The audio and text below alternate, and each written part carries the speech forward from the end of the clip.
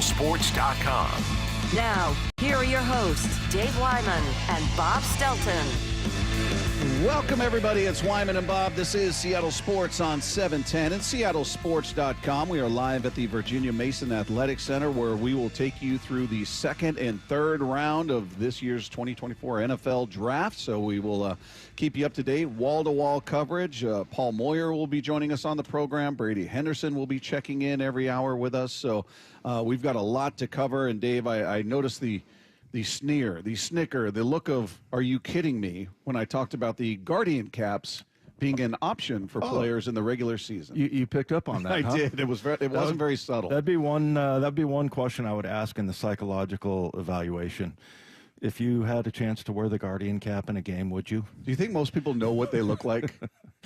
Yeah, how would you describe it? It almost looks like the inside of the old helmets that we had with the air pocket. But it's on the outside of the helmet. Right. So it's something that anybody who's seen, like maybe watched the news or watched NFL Live and they show training camp footage, because that's the only place you would see those, right, is in training camps. And it's a padded crown, if you will, that sits on top of the football helmet. And I remember, what was it, 2 years ago, 2022 was the first year, and I think I asked you, where the hell is that? What do they have on their head there?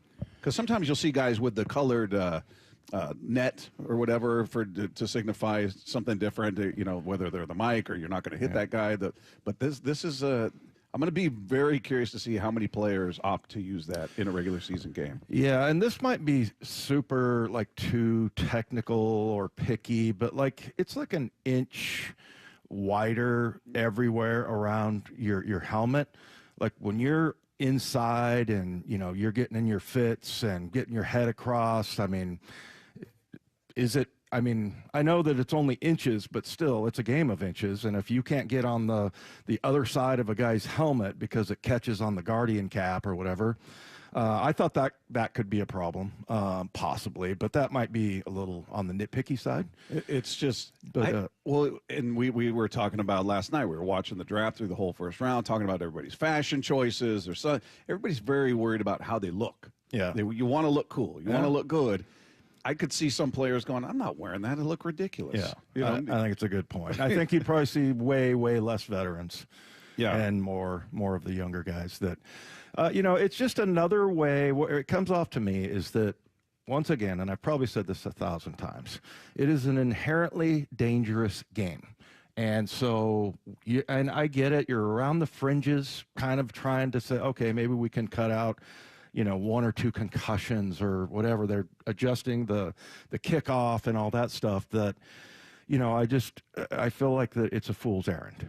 I really do. You're gonna get, your bell rung. I mean, it's just not normal to go and smash somebody in the head when you're wearing a plastic helmet, and so are they. I mean, it's a collision sport, Dave. It's what people do, and it's what draws people to the TV to watch, because it's not something most people would do or can do at this level. So you watch with a level of, wow, I can't believe they're doing that. Same reason I watch boxing my whole life, MMA, and partake. It's a unique thing that not everybody is up for, but everybody understands what it is they're getting into. But and also, I think a lot of people might listen to what I have to say and say, well, you're just being an old man and, at least try. Yeah, I'm all for trying.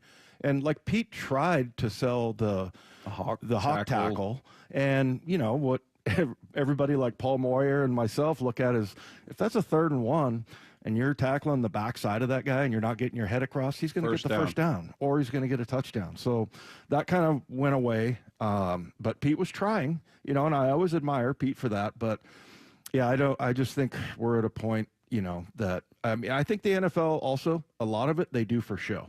We're trying to protect our players, and we this and that. And in some kind of, maybe it's not a small way, maybe it's a bigger way than I think. I think that there are some people that are like, why are you trying to ruin a great game? Why are you trying to get another penalty? It's already so good.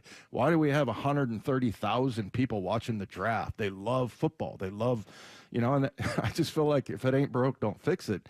But yeah, when it comes to, I get it. I like that they're trying to do that, but I just think it's kind of silly in the end, because it's a dangerous game. Yeah, I'm with you. We'll see how it goes out there. We got Paul Moyer who's going to join us. He's just standing off to the side. You should sit down with us. It's the new and improved Paul Moyer. Have a seat. He's so slender. He turned to the side. I couldn't even see him. Yeah. How are you, Paul? I'm good. I was letting you have your opening. You know, Well, hey, you're here. You're part of the team, man. You jump in whenever you want. You know, then I jump in. You know, when you guys go, God, we need some filler time here. No, no. You're our. Well, you and Dave are the analysts. I'm just teeing you up today, man. You guys are going to hit these out of the park. And also, Bob's tired of listening to all my crap. I've been saying it for 2 weeks. Yeah, so we're going to rely heavily on you. Bob is. Are there others, Paul? Listeners as well? I listen every day, you know, on my way home, and no, this is. All right, that's it. Well, what do you think? We'll get done. into all the draft talk. The second round will start at 4:00 for anybody panicking. They're not talking about what's going on. Nothing's going on yet. So we got you covered. Don't you worry about that. But what do you think of that? I mean, anytime we bring up any sort of disagreement with a safety measure, it's deemed, well, you're old. Well, why is that an old school philosophy? Because it's what brought people to the game in large part. It's what they marketed for decades. Crunch Course. That used to be a DVD I had as a kid. Crunch Course. Every big hit. And that's NFL sponsored, licensed. It was out there. It's what they built the sport on, yet now it seems like I'm with Dave. Try it, man. I don't want guys to suffer permanent damage, but part of the appeal is the violence of the sport, to be honest. It's still violent. I mean, they've taken. Obviously, they tried to downplay that, you know, with these new rules. I think the helmet thing, I look at it, it looks kind of silly to me. I'd be a little embarrassed to wear one, but I'm about style, right? So, of course, when I go outside, I want my shoes to be polished, and you know, I don't want a navy blue and a black sock. I mean, there's just certain things that I'm very That's detailed the difference on. between you and I. Yeah, well, you picked that up. So, Do you buy any of that at Costco or no? No, Dave doesn't know. No, there's no Costco stuff. That's funny because I do have some Costco pajama bottoms, but I wouldn't go outside with them. Do you remember what was it? Mike Kelso? Who was the Buffalo? Yeah, I was just going to bring him He up. wore that big Martian guy from like the Flintstone helmet. It was kind of The weird. Great Kazoo. Great Kazoo, thank you. Yeah. And it looked odd, but it protected him. Obviously, through the years, you know, baseball didn't used to have helmets. They got helmets now. Hockey didn't wear helmets. You know, football at one point didn't have helmets, face masks. You know, things obviously changed along the way. I think it doesn't detract from the physical nature of it. If you feel like that's something that needs to protect you, I would have a hard time with it if I've never worn one before. So to mandate it, that would be difficult. Yeah, and they're not, just to clarify. Right. They're It's giving an players the option. And maybe they get used to it through practice. But, Dave, you also remember when the offensive linemen had to wear those knee braces? The team said you have to do it. When was that? Oh, man, it was back in probably the late 80s, 90s. Early They 90s. mandated knee braces. Not during the practice. NFL. Oh. Not the NFL. But the Seahawks said every offensive lineman during a game, you will wear them. They'll be taped up. And it was uncomfortable for them. You know, each team was different with that. So I look at this one, too. If you're comfortable with it, that helps you, so be it. Did you wear a mouthpiece?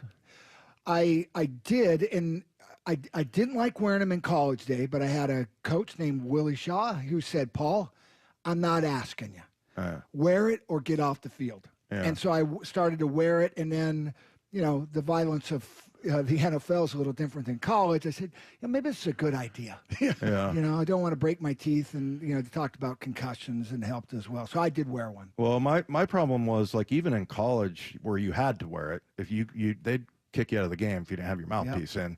Not kick out, but, you know, go to the sidelines. First of all, it gagged me. I hated it. So I would always cut mine down so it was just covering like the first couple teeth. But then, you know, I started calling the huddle and all that stuff, and you need to be able to talk. And I didn't want to keep pulling it out and, you know, so I just stopped and didn't. And I never had a problem. I never had a chipped tooth or anything like that, but Not until recently. Yeah. yeah, that's right. I did. That was on the trip down to Arizona. Somehow that happened. The other thing was, and it's kind of weird because they don't require this either. You had to wear knee pads. You had to wear thigh pads. You had to wear hip pads. You had to. Back then, you even had to wear a tailbone pad. And I would, man, when I say a pad, I mean I would put a piece of, you know, what you could barely even see. It was like paper. I said, no, they're in here.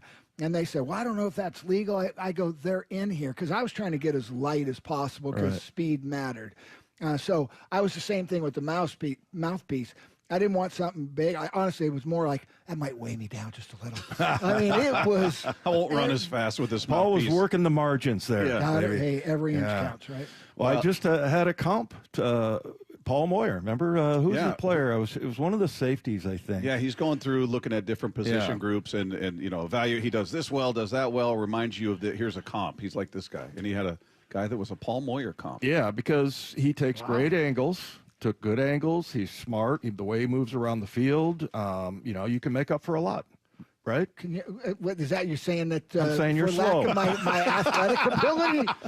I was going to see if you were going to wander into that one. Supposed to be a compliment, Paul. Always heard. So I used to say, well, you're a really smart guy. You know, Paul, you were an overachiever. I go, so what you're saying is, but you would be a really good coach. As soon as you hear that, you go, okay, All right. athletic ability. Here's what I said. My comp, Paul Moyer. I said, Cameron Kinchins? Yes. Is that who it was? Yes, it was. Yeah. How did you know that, Lefko? He's got it written. He has it. Okay. He thought he pulled that out of his Yeah, memory. I did think he pulled it out of his tailpipe is where he pulled it out of. But I said not a burner, but good angles on field. That's fair enough. I'm going to go find a comp for you, Dave. But I think they're centers now. Oh, jeez. No, what's the guy's name? I just want to go on a social media and see how he dresses. See if he's got the same I style. just want to see how it's good style. What was his name again? Cameron Kinchins. He's from Cameron Miami. Kinchins. Yeah. Miami. So- Paul's looking him up right now. 5'11", No, 202 pounds. I've got way more style than this guy. He ran a 4.65. I was faster than him, Dave. Yeah. What'd you run? My fast was with 4.55. On grass, it was like 4.6. But Mine was 4.54. yeah, well, that's because at Stanford they were smart enough to make it so it was. He's running downhill. You're pretty much. Rabel runs a 4.45. Oh, get ready. The text is coming. He's going to text me right now. 4.37.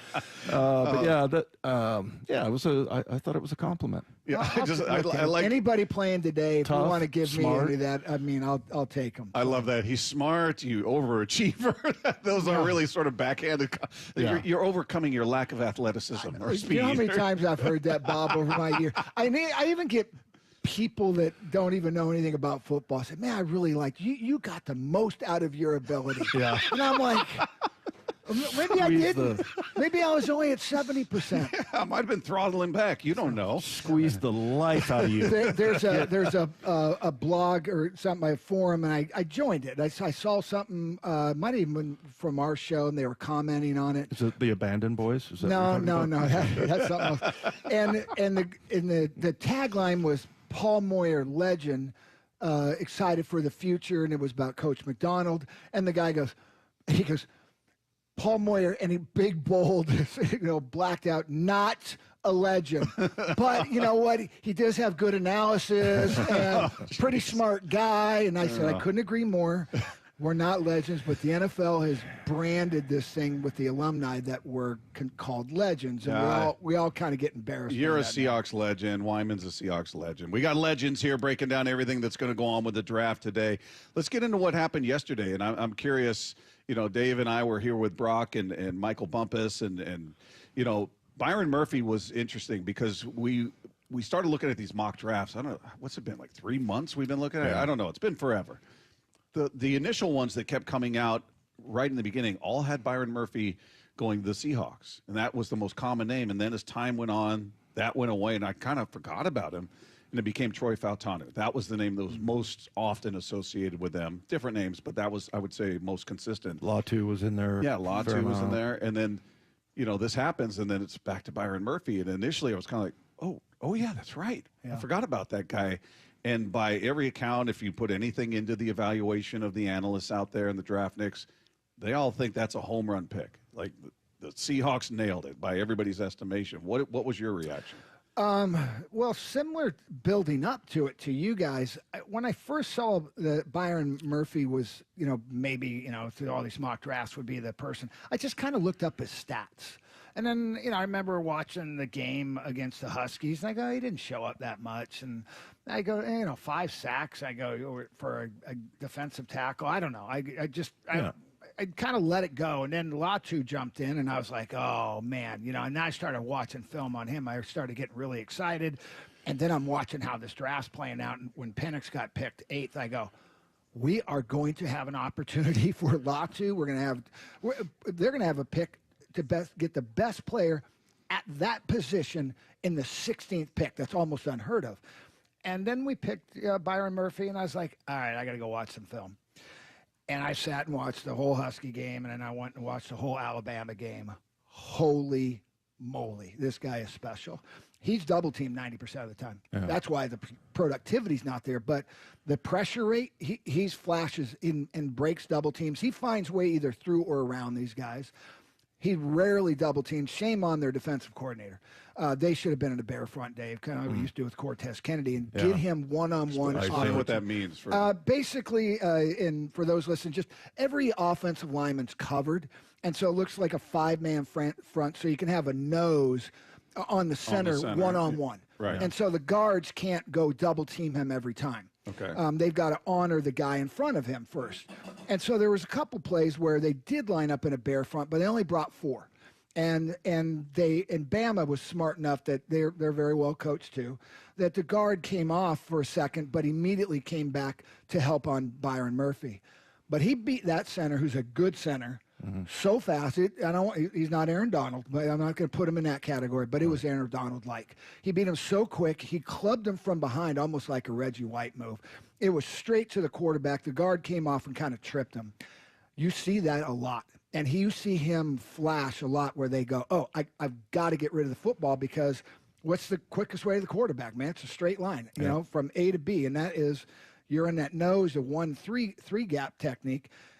Man, you get penetration there. It is so disruptive to the eye to the quarterback. And it gets better because I don't know if he's better against the run. It's harder to double team him always on the run, right? Because the way they zone block and things.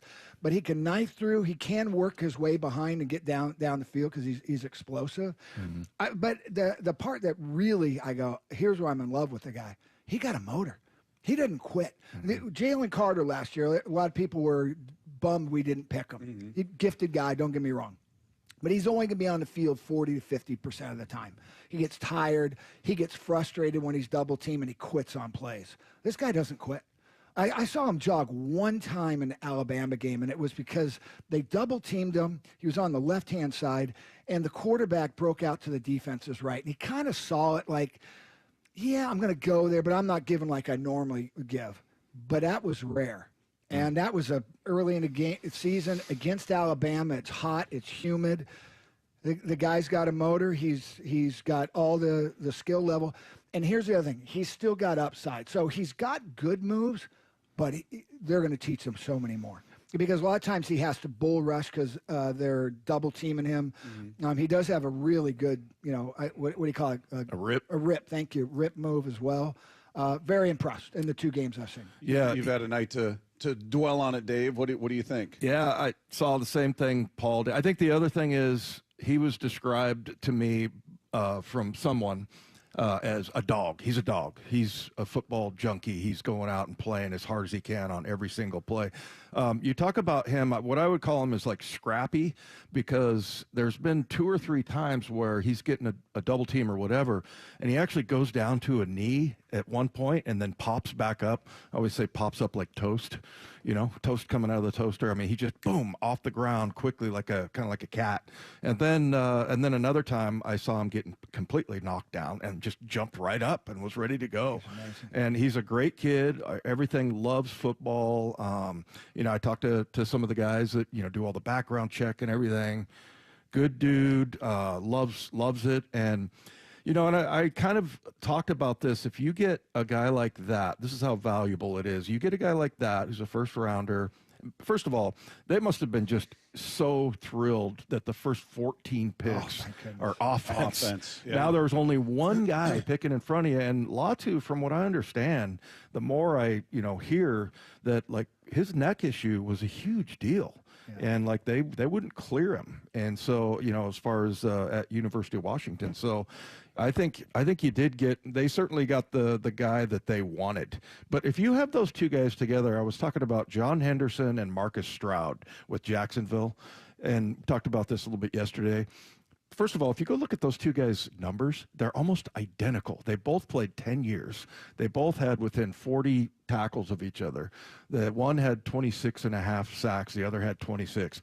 But my point is that those two guys were so dominant. We talked to Brock yesterday about it, how, when Brock was in Indianapolis and they would play Jacksonville in the AFC South, he said like half of their running plays they had to just scrap. They couldn't move those guys. They can't move them on the inside. So when you have those two pillars in there, now he's a rookie, but still he's a very special rookie. And then you get Big Cat in there. You got some other, Jaron Reed had a good half a year anyway. I mean, all of a sudden, the more you think about it, it's also addresses the trenches. You didn't get anything on the offensive side. And we thought maybe Fautanu, I thought he was going to get taken there. But the more I look at it, the more I like it. Yeah, I think one of the first things Coach McDonald said when he got here is the way they designed blitzes. He goes, look, I'm not trying to free these guys up. It's hard to get scot-free, where no one blocks you. What we try to do is you can get a one-on-one situation, and we're counting on you to win. And so we're going to have that. So now I look at, all right, now you got Draymond Jones. You got Leonard Williams. This guy can win one-on-one. And when you can get somebody, I look at the 49ers, Bosa. Bosa's a really good defensive end. Do not get me wrong. But what's special about him, to me, it changes the attitude of the defense. It's his motor. It's his desire to get to the ball and to be able to win one-on-one. This guy has that. Mm-hmm. He's really explosive, really good hands. He's 21 years old. He's not 22 until September. So he's young. I'm really happy with the pick. That's Paul Moyer there. It's Dave Wyman here as well with Bob Stelton. Brady Henderson is here. He's going to be joining us around the bottom of every hour up until the Seahawks pick, and he's going to join us next as we continue live from the Virginia Mason Athletic Center. Seattle Sports on 710. Seattle Sports, your home for Bob and Stacy. Let's talk about Michael Penix. He went at number 8 to the Atlanta Falcons. Weekdays 10 to 2. When Atlanta signed Kirk Cousins, you're thinking they got their guy for the next 3 to 4 years. Honestly, I don't mind Michael Penix sitting for a year or two and learning. Me personally, if I'm a GM, if I have the time to do so, I want to draft a quarterback, let him sit behind a veteran for a year or two. Either way, I'm happy for Michael Penix. I'm glad he went in the top 10. Streaming live on the Seattle Sports app. Dave Wyman here to talk about a revolutionary treatment for prostate cancer. It's Swedish, called CyberKnife. I want to bring in Dr. Moyer, medical director of the Swedish Radiosurgery Center, with the most experienced prostate cancer treatment team in the Northwest. Dr. Moyer, what makes Swedish CyberKnife so effective? The CyberKnife allows us to target prostate cancer with better than a millimeter of accuracy. It adjusts for patient motion on the fly in real time, and it avoids giving radiation to other surrounding vital organs. Plus, the treatment can be done in just 5 quick sessions. I understand it's the most technologically advanced treatment available. Correct. Plus, the CyberKnife is more affordable, it's less invasive, and has minimal side effects compared to other treatments. Our research shows that after 10 years, more than 90% of patients are free from cancer progression. To learn more about CyberKnife for prostate cancer, go to swedish.org/CyberKnifeProstate, or just give them a call, 206-320-7187. Business. It's all the things that keep this world turning. And behind every one of these companies is a partner helping to keep it all moving. It's why the local flower shop and your favorite pizza joint, the startup and the stadium, hospitals and hotels, banks and restaurants nationwide all choose the advanced network, cybersecurity solutions, and round-the-clock trusted partnership from Comcast Business, the company that powers more businesses than anyone else. Comcast Business, powering possibilities. See why Comcast Business powers more small businesses than anyone else. Get started with fast speeds and advanced security for $49.99 a month for 12 months with a 2-year contract. Plus, ask how to get up to an $800 prepaid card with a qualifying internet package. Don't wait. Call or go online to switch today. Ends 5/5/24. Restrictions apply. New customers only with 50 megabits per second internet and security edge. Eagle bill and auto pay required. Equipment, taxes, and fees extra. To me, stress-free means I don't have to worry. Everything will turn out great with little or no effort. That's exactly why more people choose Subaru Puyallup. Brock here. Look no further than Subaru Puyallup for the very best. Stress-free, huge selection, pricing, and ownership experience. Stop by, or if you know what Subaru you want, choose Subaru Puyallup's stress-free direct online car buying right there at SubaruPuyallup.com. Part of the great Harnish Auto family. It's my friends down at Subaru Puyallup, your stress-free dealership. Washington Wolfpack, our very own Arena Football League franchise, opens their inaugural season May 5th at Angel of the Winds Arena in Everett. This star-studded team features nationally renowned pros alongside some of the best local talent in Washington State. Join the pack at 4 home games in May. Purchase tickets at WashingtonWolfpack.com or Ticketmaster. The AFL is known for high-flying action, scoring, and entertainment. Bring your family closer to the action than any other level of football in Everett, Washington. Go Wolfpack!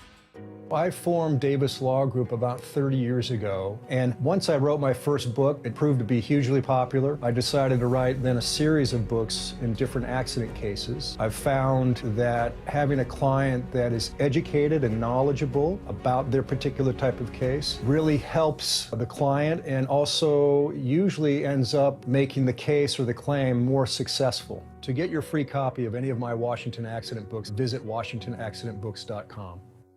Byron Murphy, defensive tackle, Texas. Catch round 2 coverage of the NFL Draft on the video stream at SeattleSports.com starting at 4 p.m.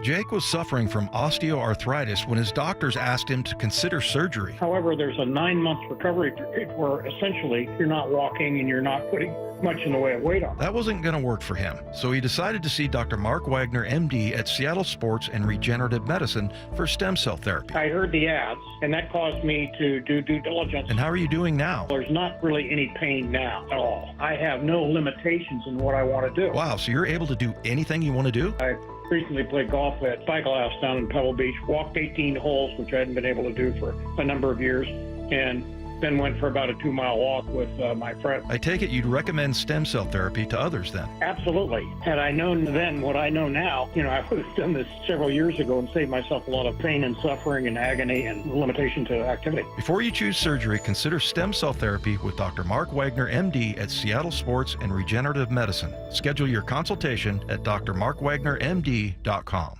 Are you tired of yo-yo dieting and frustrated with fad diets that feed you processed foods or use drugs and injections that suppress your hunger? And despite your good intentions, you're losing motivation and feel overwhelmed trying to lose weight because you've had nothing but slow, unreliable results. I'm Dr. Ryan Coogan with Eastside Weight Loss Clinic, and we know the secret for fast and lasting weight loss using real healthy foods and lifestyle strategies to help you become you again. Schedule your free consultation online at eastsideweightlossclinic.com. Yeah, it's Mike Salk here. One of the great parts of this program is you get the results you want by eating real food. It's nothing prepackaged. There's no box meals. You go to the grocery store and you buy real food, fruits, vegetables, meat, etc. It works. Our program has successfully helped thousands of people lose up to 10 to 20% of their body weight in 60 days. You can start our program in person in Kirkland or virtually from anywhere you live. Schedule your free phone consultation today by calling 425-588-0080 or eastsideweightlossclinic.com. Dr. Ryan Coogan, D.C. Results may vary. Wyman and Bob.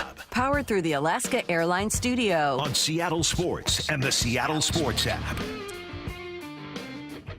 Welcome back, everybody. We are live at the Virginia Mason Athletic Center. It's Wyman and Bob. We got our guy Paul Moyer here, and joining us throughout today's show will be our analyst Brady Henderson. You see his work on ESPN.com, does a great job covering the Seattle Seahawks. And Brady, I asked both these guys now that they've had time to sort of marinate on the move made by the Seahawks. And the Seahawks, by the way, just sort of universally being praised for this. I haven't seen many of the analysts or draftniks saying, what are they doing? Everybody seems to love it. Now that you've had almost 24 hours to sit on it, what do you think of the move? Yeah, when you get what is widely considered to be the best defensive tackle in the draft at 16, and it's even if it's not like an immediate need in terms of numbers, but there was certainly a need there in terms of impact players up front. Yeah, I don't know how anybody could really quibble with this pick. I mean, I think the decision that they faced there at 16 was, do you pick Murphy or do you trade back? And obviously we all know the incentive they have to trade back without a second-round pick.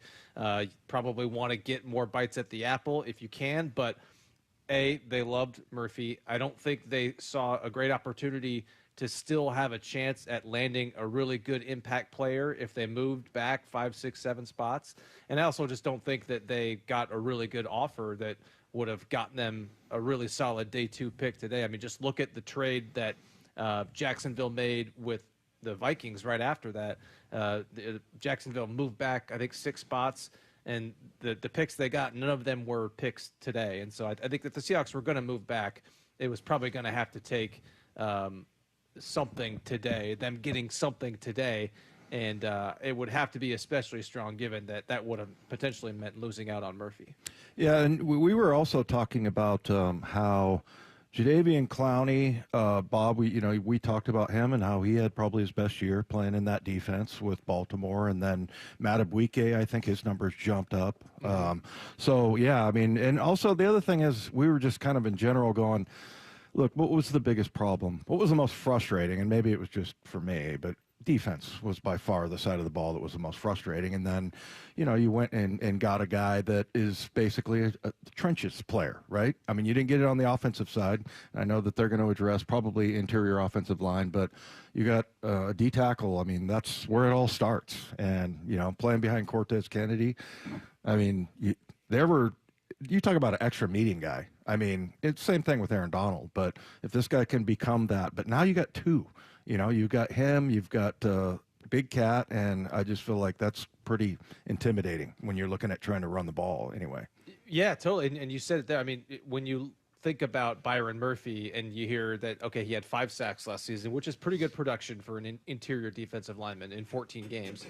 He also led the country in pressure percentage as a defensive tackle. So you think of him as him making his big impact there, and I think he will, but he also is an excellent run defender. I mean, you put on highlights of him, and don't pretend like I go and watch, hours upon hours of tape, and I know exactly what I'm watching, but I know enough to know that this guy looks like he could be a stud against the run, and as we all know, that's been the Seahawks' Achilles heel the past 2 seasons. I mean, they have, I think they were 30th 2 years ago, 31st last season, and when you combine the 2 seasons, they've had the worst rush defense in the NFL in that span. And so they just badly needed impact players up front there, even if they didn't necessarily need it numbers-wise. Like, they've got a lot of bodies there, and I think it's going to be interesting to see how they work all those guys in. But you needed a big-time player like that, and they got it. I think the impact part's important. First of all, we started in the draft at 16 with a top 2 pick. I mean, that's incredible to me. And I think the Seahawks have a lot of really good football players. And I think you do trade back if I got to fill in 4 different positions. We don't. I mean, certainly we got to fill in, some interior linemen, some depth at linebacker would be helpful. Everywhere else, I think we're set. You got to find Pro Bowl players, and when teams go and game plan, I got to account for him. And I think he's a guy you got to account for. I'd like to get Coach Grubb in here, because what was their game plan when Texas played Washington, or when Washington played Texas? Yeah. Because when you watch that game, they double-teamed him just about every single play. When they decided they wanted to move a little away from him, they would fan out and do a little bit more zone protection, and they would keep Johnson in, who's a really good blocker. And oftentimes they had, who was a tight end kid too? Westover? Westover. They would keep 7 guys in and allow some of their deep routes to go. They were worried about him. They made him chase too. So they'd say, okay, we're going to run. We're going to design some things to at least try to tire him out. I want to know, did you go into the game and say, that guy can't beat us? And that's the difference. That's something we don't have right now.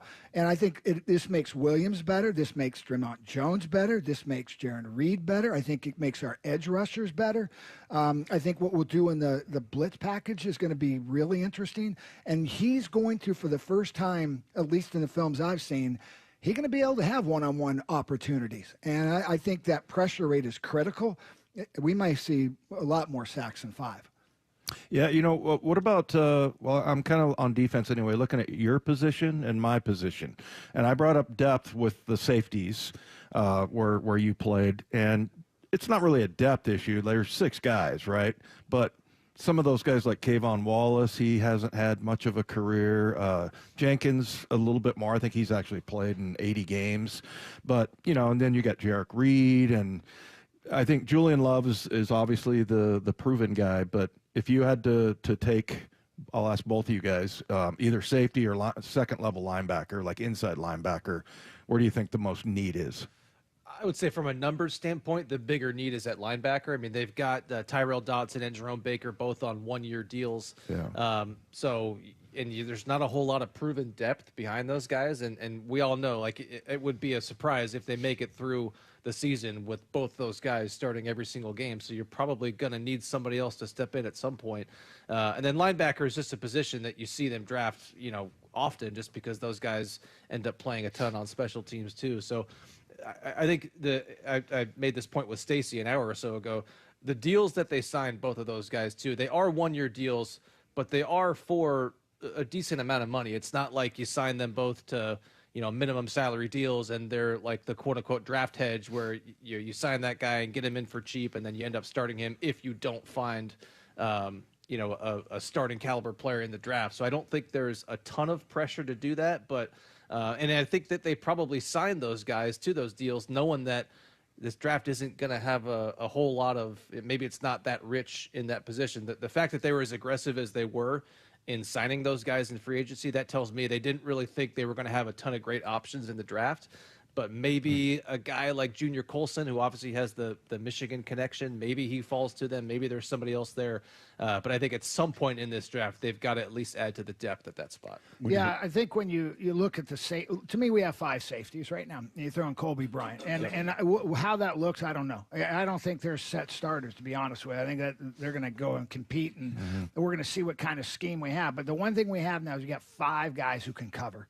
You go look at the 2 linebackers. You got 2 linebackers who can cover. They can run. They can blitz. They're undersized. We're giving up 20 pounds from Bobby Wagner and Jordan Brooks. But, okay, now I'm starting to see what kind of defense he wants to accumulate. I think it's linebacker, though. There's some guys there that I don't need the guy from Texas A&M Cooper. I don't need a 250-pound guy who can run a 4.4. Don't get me wrong. I'd take him. But he's not really a cover guy. He's more of a traditional middle linebacker. Jeremiah Trotter, undersized, about 228, 230. Not a speed guy, but he can cover, and he's quick, and he can blitz. He's got great instincts against the pass. So I'm looking at, those guys may fall too, right? I mean, because this is about best player in our scheme too, not just best player. And I think, Murphy, same thing. McDonald talks about you've got to be strong up the middle, and you got to hit him in the mouth. Well, Murphy will hit you in the mouth, and he's quick enough also to protect double teams. I mean, he can get low. I mean, I've seen him against Bama double team, and these are 330, 40-pound offensive linemen. He gets low, and he can still hold his own, even though he's, around 300 pounds. So for me, yeah, there's a dynamite safety. I love him, but I think the need, and there's potential guys there that can cover at linebacker. Hopefully not. Is it, we picking 81? 81. 81. Yep. Yeah, hopefully. That's Paul Moyer. He's going to be with us throughout the evening. Dave Wyman here breaking it all down. Brady Henderson will join us each hour and give us his perspective on what's happening out there as we get set for round 2 of the NFL draft. Brady, we'll talk to you soon. Okay, and sounds often. Good. Yeah, I'll be back. Don't go too far. Yeah, don't stray too far. You're going to stress Lefko out. Don't go too far. All right, coming up, we will set the scene for what to expect on day 2 of this draft as we come to you live from the Virginia Mason Athletic Center at Seattle Sports on 710. Seattle Sports, your home for Brock and Salk. Byron Murphy, he's the next Seattle Seahawk, and he is going to be a defensive lineman that everyone else is going to have to deal with. Weekdays 6 to 10. He is strong, man. Off the charts. Freak show. If you blended Aaron Donald and Grady Jarrett, honestly, if you took those 2 guys and blended them together, you would have physically this guy. You have to then have the immense power and leverage those guys have, and Byron Murphy's got it. Read up on the latest news and opinions at seattlesports.com.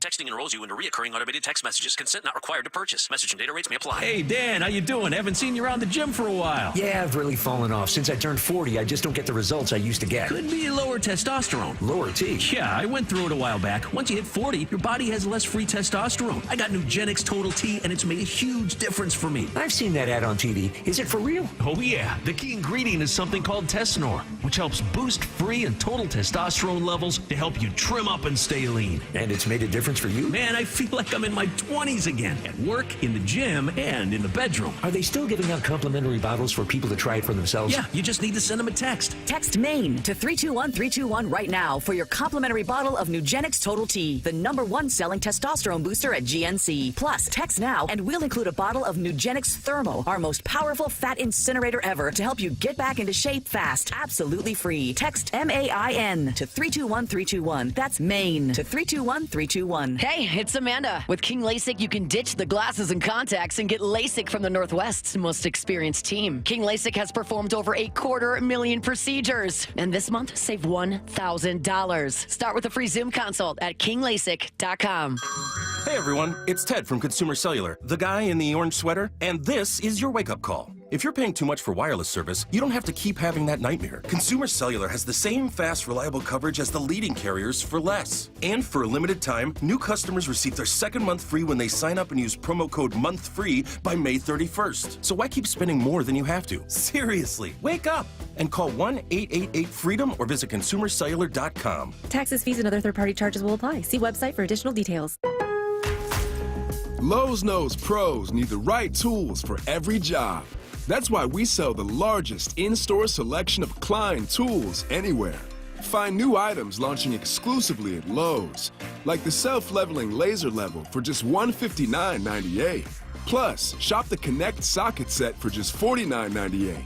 Get Klein tools in-store and online today. Because Lowe's knows tools. Lowe's knows pros. Hey guys, do you know your T-level?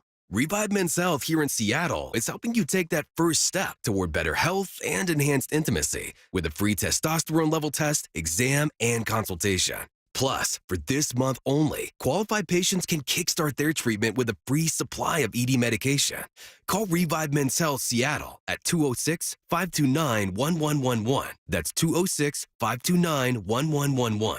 Or visit ReviveMen'sHealth.com. Seattle Sports has your chance to win 2 tickets to see Hans Kim at Snoqualmie Casino on May 25th. Just head to seattlesports.com/win to enter and to see contest rules. That's seattlesports.com/win for your chance to win. Bonneville International radio station contests are open to participants 18 years of age or older that are residents of Washington State unless otherwise specified. Employees or agents of the station, Bonneville International Corporation, other area radio stations, or any entity associated with the contests are not eligible to win unless the station otherwise specifies at its own discretion. Persons who have won in the last 60 days from a station contest or event may not be eligible. Full general contest rules are available on seattlesports.com or in person at the station during regular business hours. Byron Murphy, defensive tackle, Texas. Catch round 2 coverage of the NFL Draft on the video stream at seattlesports.com starting at 4 p.m. You want more speed? Well, then you're in luck because Xfinity just increased their internet speeds and they're faster than ever. And with super fast internet and a reliable connection, you could do more of what you love whenever you want. More gaming, more downloading, more video chatting, and more cozy nights on the couch streaming your favorite movies and TV shows. If life with more speed is sounding pretty awesome, well, that's because it is. And it's time to get more out of your internet with faster speeds from Xfinity. Now through June 21st, get 150 megabit Xfinity internet for only $19.99 a month for 12 months with a 1-year contract. That's double the speed for the same great price. Go to Xfinity.com, call 1-800-XFINITY, or go visit a store today. Requires paperless billing and auto pay with stored bank account. Restrictions apply. Equipment taxes and other charges extra. After promo, regular rates apply. Actual speeds vary and not guaranteed. So make the call today to 1-800-XFINITY. I'm Bradley Johnson with 1-800-DUI-AWAY, and I want to talk to you about baseball. It's game day. The stadium roof is open. Our club's putting up a fight. They're cold brews in hand. But outside, the police are getting ready to spot fans trying to steal their home base. Maybe the night threw you a curveball. An officer made an error. Or perhaps the bases weren't the only thing loaded. At 1-800-DUI-AWAY, we know it's not 3 strikes, it's 1 strike. And you're facing the Grand Slammer. 1-800-DUI-AWAY is here to help, even if we have to go into overtime. So call 1-800-DUI-AWAY or go to 1-800-DUIAWAY.com to set up your free private consultation. When you're on defense, it's full count, bottom of the ninth. You want your closing pitcher on the mound. 1-800-DUI-AWAY. 1-800-DUI-AWAY. Wyman and Bob. Powered through the Alaska Airlines Studio. On Seattle Sports and the Seattle Sports app.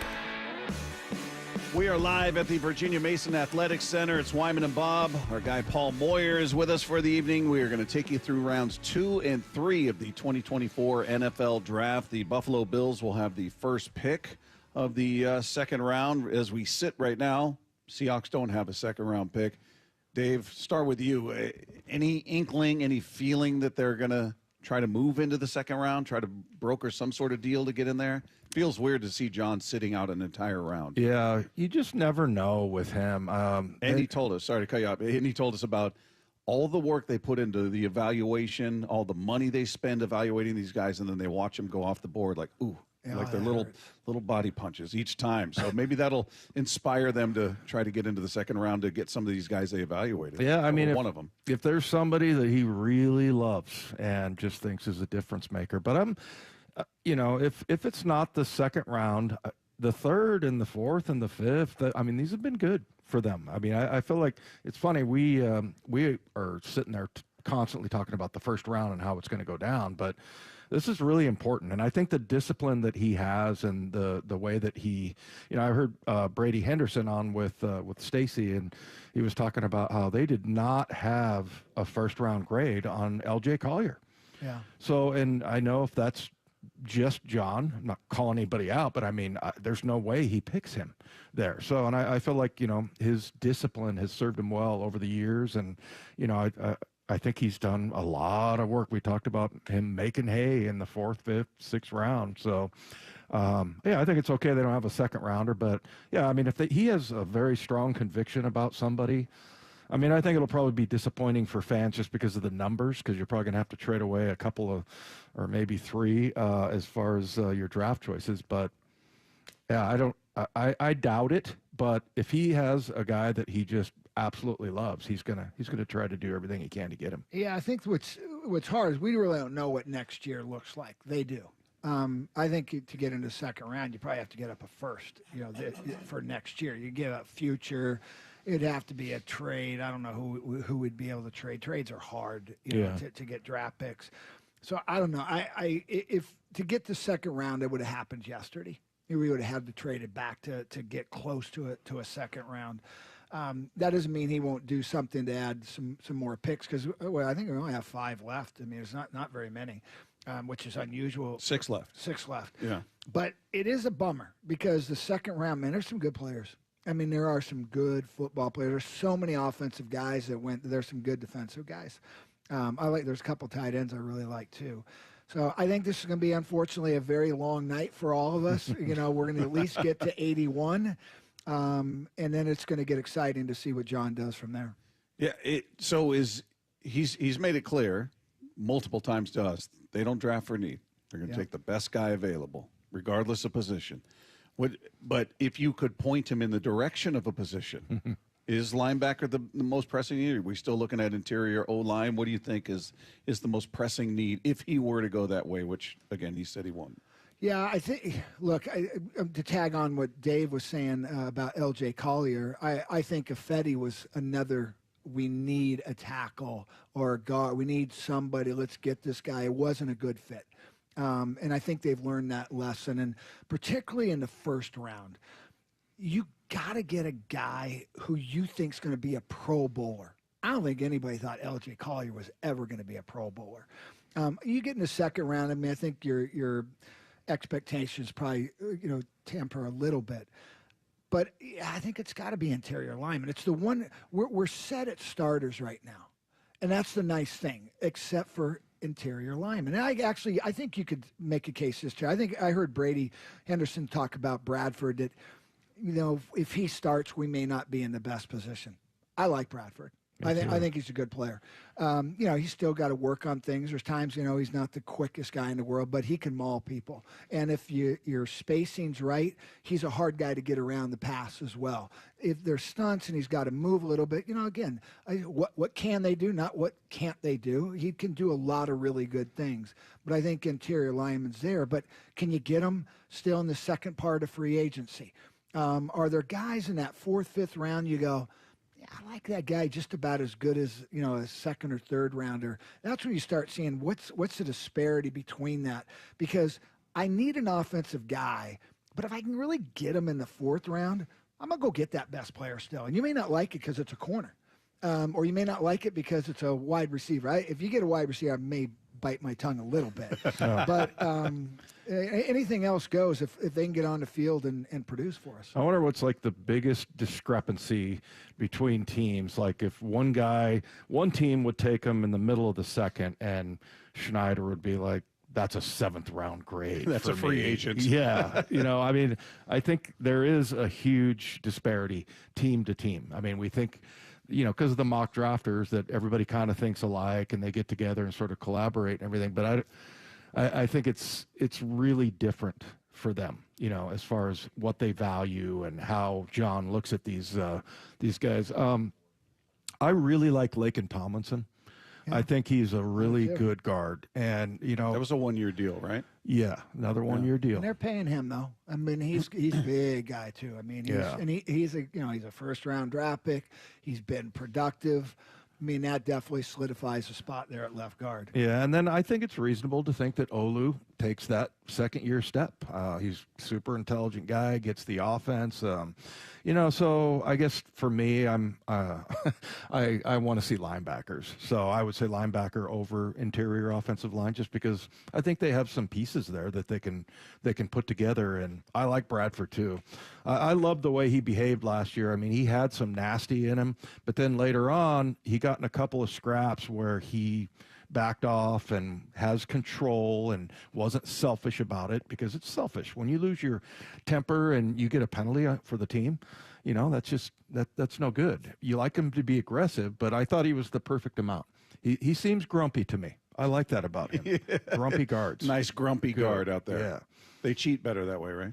Yeah, they all cheat. They do. And I know we got a break here, but you can get a guard that has a 28-inch vertical and runs a 5.4 and still be a good guard. You can't get a linebacker that runs a 5 flat and has a 30-inch vertical, but he's a really good college player who will thump you. I've got to get him in that 3rd round, 4th round. I think Paul just described me. No, you can run. You're a strong man. That was his shot. You knew it was coming. No, I don't do that. I'm an uplifter. You know that. That's Paul Moyer, Dave Wyman, Bob Stelton with you. Our Day 2 coverage of the NFL Draft is coming your way next as we continue live from the Virginia Mason Athletic Center. This is Seattle Sports on 710.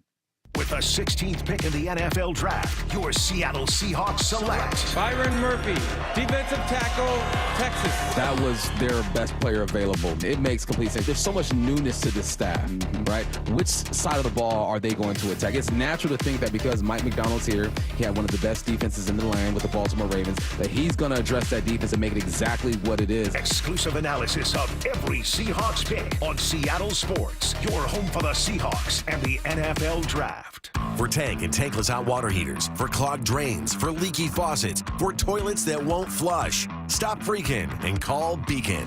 Beacon Plumbing, Heating, and Mechanical is your trusted source to solve all your plumbing needs. 1-800-FREAKIN or beaconplumbing.net. Dave Wyman here to talk about a revolutionary treatment for prostate cancer. It's Swedish, called CyberKnife. And who better to explain it than Dr. Moyer? He's part of the most experienced prostate cancer treatment team in the Northwest, specializing in Swedish CyberKnife. Dr. Moyer, what can you tell us about a prostate cancer diagnosis? Well, being diagnosed with prostate cancer is life-changing, but realize that there are a lot of excellent treatment options. What makes CyberKnife so effective? Well, the CyberKnife targets radiation precisely on the prostate cancer and spares the surrounding vital organs. Swedish CyberKnife patients report a better quality of life and fewer side effects during and after treatment compared to other options. Also, the treatment is completed in just 5 short sessions. Accurate, precise, and with proven results. Learn more about CyberKnife for prostate cancer at swedish.org/CyberKnife prostate or give them a call, 206-320-7187.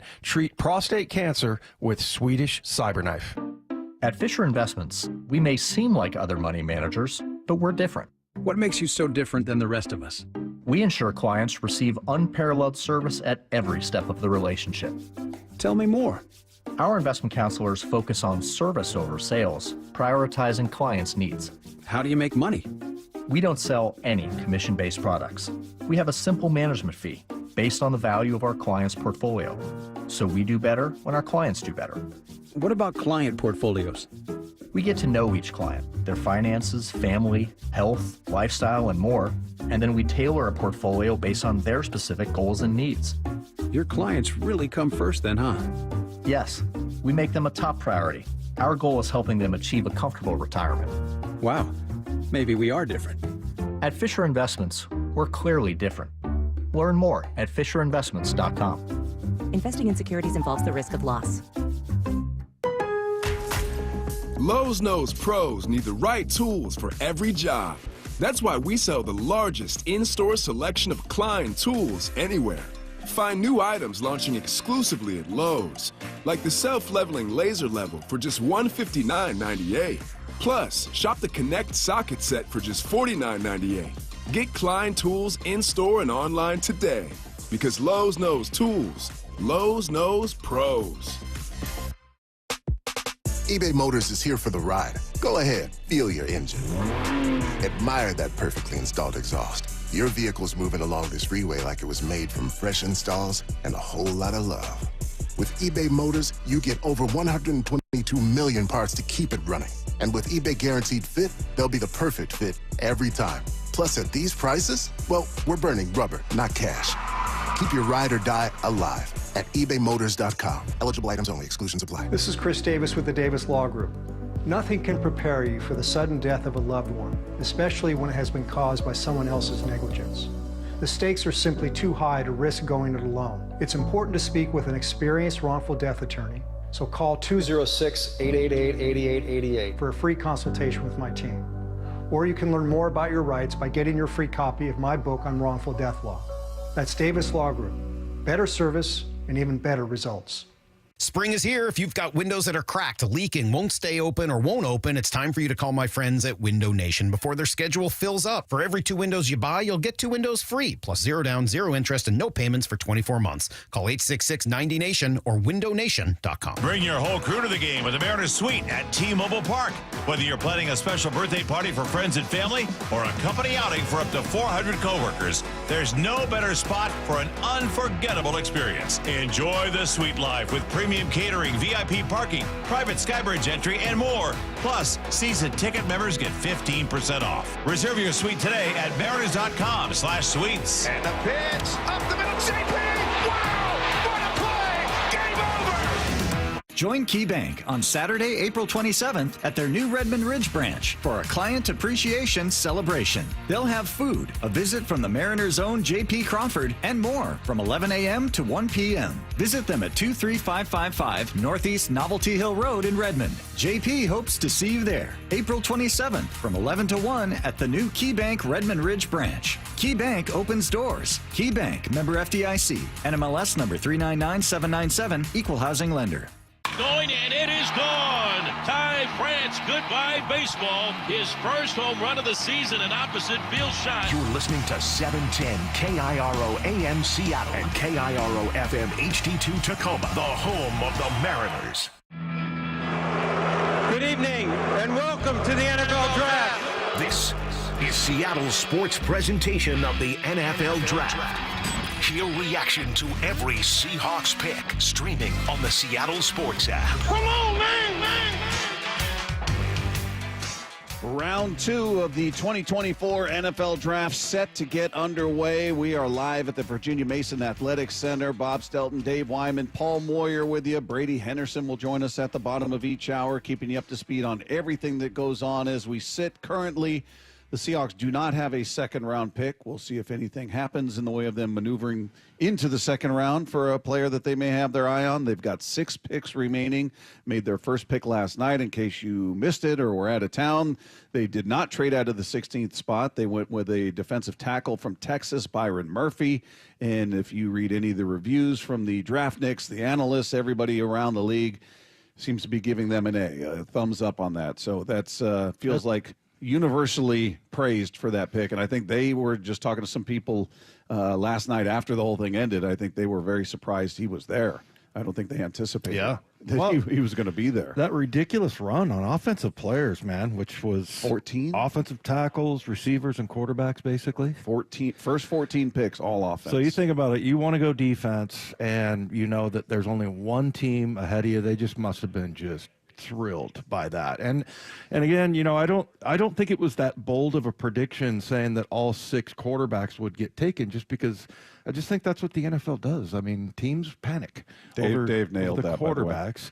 I made like 14 prognostications, Paul, and I was 1 for 14. Oh, you're a mentalist. That was pretty good, though. He said he thought all 6 quarterbacks would be taken before the Seahawks picked. I kind of thought, was hopeful. I thought certainly 4, but I thought Nick's would be later. I thought Penix would probably be later. I felt like we see every year people reaching with quarterbacks, and and you see the hit rate. It's typically like, I don't know, not awesome, 50% or yeah, we've been talking about 2021. Of the 5 quarterbacks that were taken first, 4 have been traded. Yeah, that's why picking a quarterback. And look, and that's going to happen in this draft. Yeah. I think Williams is very gifted, but we'll see how he plays in the pocket. That's not been his strength. I mean, you can't just always break the pocket to make plays. Daniels, I saw him at Arizona State. I was like, he wasn't a gamer. I mean, he's really slight. He's bulked up, and he obviously had an incredible year last year. But I don't think his 2 wide receivers at Washington are better than the ones at LSU. So we'll see that too. And then everybody else has, question marks. I think Penix is probably the most ready, best thrower in that draft. Yeah. I didn't think he would. I thought he would be gone before we got there. I didn't think he'd get past the Raiders. Really? I think the Knicks one threw me off just because you read so much. But you watch the guy in film, I'm like, he doesn't miss. And I get it, they're only 6 yards, but those 6 yards still average about 15 yards. And so you take those if need be. And that's the game today. Everybody say, you got to throw it deep. Well, guess what? That's not this league. This league is about crossing routes, what the 49ers do, the Rams have done, and you take shots when need be downfield. So we'll see. And that's why I think this is so incredible, because all 6 of those guys are not the best player in this draft. Yeah. The other players are the best players in the draft, and we got, whatever the math is on that, is, top 10 pick. Yeah. I thought he was probably thrilled. And then one other guy we looked at, Paul, Spencer Rattler at South Carolina, and that's kind of how I came across that Xavier Legette kid that got drafted last night. Just watching him, incredible, just a big dude. But Spencer Rattler, kind of a mid-round pick. He transferred from Oklahoma. He got beat out, I think, by Caleb Williams. He did. And then, he goes to South Carolina, and like instantly, and this is where I was kind of drawing some similarities to him and Russ. He's taller, and Russ is faster, but he was one of those guys that transferred to South Carolina, and I don't know exactly when it happened. I know for Russ, it was right after spring ball. He was elected captain, but this guy was a captain his first year in there, took over the offense, and had a good year. And I'm just wondering if maybe he's like a 4th-round projection. I bet he goes higher than that. Yeah, I do. He's also a guy that the Seahawks brought in. Yeah, to have a conversation. I mean, with. I hope he goes back farther than that. I liked him. I liked his attitude. If you ever watched him when he was interviewed as a freshman, when he was at Oklahoma, he had a phenomenal freshman year. And so for Williams to actually go to Oklahoma at that time, because he was by far the number 1 recruited kid in high school. They're like, what are you doing? But he had that self-confidence, and then, he didn't start right away, but, about 3-4 games into the season, they made that switch. it shook, Spencer's confidence. He certainly didn't go to as good a team as Oklahoma was offensively at that time. Mm-hmm. But I thought he righted the ship last year. And there's some guys just kind of have that it fact. You'd want to go hang out with the guy. Mm. Yeah, you would follow him. You're kind of a Dave Craig type, though maybe not as obnoxious. Sorry, Dave. Sorry, I love you. Not as goofy. No. How about that? But but I think he's a born leader, and I think guys would definitely rally around him. Yeah, Bob is terribly amused by every time we have Dave Craig on, him and I get in a fight, basically on the air. And then the last Do you one. get a word in with him? Yeah, it's hard. One time we started he just started talking. Yeah, we didn't even introduce him. We didn't set the interview up or anything. He was talking. He just starts going. So yeah, when I see him, Dave, I don't even say how you doing. Yeah, he lets me know. Yeah. I get a kick out of it. I could understand how after a while you'd probably feel worn down, but just being a spectator, and it's like watching a tennis match with him and Dave. I just watch him go back and forth. Yeah, it's like, do you have to he always calls BS on everything, and I'm like, really, Dave? I mean, I think it feels like he's just taking the opposite side of whatever you're taking. He always wanted to be our older brother or father, right? And he's still that way. Like, no, you don't want to do that. So he's always correcting you. But I will say this about Dave. He's definitely humbled himself. He's always been a great guy, but he's a really good guy now. Yeah. I find him entertaining. And he was a really good quarterback. Yeah, I mean, he had an unbelievable career, really. Played a long time. Roger Goodell up there speaking with the crowd, the assembled mat. Look at that ocean amazing. of people. Isn't that crazy? Yeah, this is for the second round. What's the covered thing they're in? In this here? Yeah, is something they made just for this? Yes. Wow. Because I'm thinking, if the Seahawks get it, where's it going to be?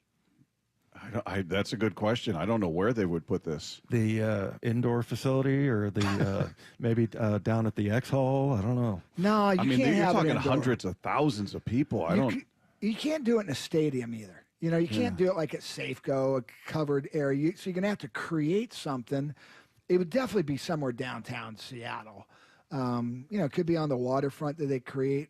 Maybe it's in the tunnel. It is amazing. They shut 99 down. It is amazing how big this thing has become, and it gets bigger every year. And I've told Dave this many times. And when I was working at Sporting News, we'd go to the draft every year and broadcast from there. And it was at the theater in Madison Square Garden, and then they moved it to Radio City Music Hall, where you're just talking about a few thousand people. And it's contained in a theater, and that's how it was. And now with this, to see this, and you're talking hundreds of thousands. It is ridiculous, and now it's become a boon to the local economy in all these cities, and everybody's vying for it. It's like the Super Bowl. They all want it to come to their city because everybody comes from out of town, and the restaurants start popping, and the hotels and rental cars, and all the money that gets poured into the local economy. I remember Mark Cuban when he said, you guys are getting oversaturated. Your day's going to come. Did he say pigs get slaughtered or something like that? Wasn't that the line he Pigs threw get fat, hogs get slaughtered. Yeah. And no, wrong on that one. You missed that stock, because this thing has just expanded, and everything they touch. There's globally. Yeah. Now all of a sudden they're going global. You've been to Germany. We've been to London. And it's bizarre how crazy it is when you go there. Yeah. I mean, everybody is just there. The mania around it. Well, in Germany, it seemed like every fan had a jersey, an NFL jersey, and a bunch of different teams, really. But a lot of Kansas City fans, I believe, but a bunch of front runners. Yeah, but and you know what? The other thing is, there's been some really kind of funny moments. Remember the whole drama with Elway and Marino, and they did a whole documentary on. It's called Elway to Marino, I think. And my agent Marvin Demoff figures prominently in that. Then we played the other day. It's Tobin. I think he passed, actually, but Indianapolis Colt GM, and how he just started ripping Mel Kiper. I remember, because they ripped him on the picks. I was coaching at the time, and they were kind of interesting picks. and Kuiper crushed him, and he came back and it was hilarious. Destroyed him. We don't have to take anything that Mel Kiper says we have to take. And you just Mel might have been right on how that does one, he though. know? He's never even put on a jockstrap or something like that. So Do you, hey, good Dave, stuff. Do you think that Goodell, he's more endearing now? I actually have learned to like him. I used to not like him at all, but I think this has helped. Yeah, I think he's stayed on my good side, if that matters to him. But certainly it does. Yeah, I mean, I think he does a good job. Well, he lets him boo him now, and he takes He it. kind of takes it. Yeah, he leans into that. Well, and he lets the guys hug him, too. I thought that guy was going to squeeze the life out of him last night. I can't remember with the tackle. Who was it? Latham. Yeah, jeez. Poor guy. Well, who's the baseball commissioner that got booed and he took it personal? Oh, I mean, he was Manfred or Manfred. Yeah, I mean, he was That's what our boy El Hombre genuinely upset about it. And then Goodell comes out like, bring it on, man. It's become a shtick now. It's really cool. See, stop it. Now you're going to make me like Roger Goodell. He's making $40+ million a year, so hurt. he get paid to take that kind of stuff. Yeah. Yeah, so the Buffalo Bills officially on the clock as round 2 is underway. We'll come back, tell you exactly what's going on with the Bills and everything else going on in the second and third rounds, which will take place today. And we've got you covered here. Dave Wyman, Paul Moyer, Bob Stelton with you live from the Virginia Mason Athletic Center. This is Seattle Sports on 710.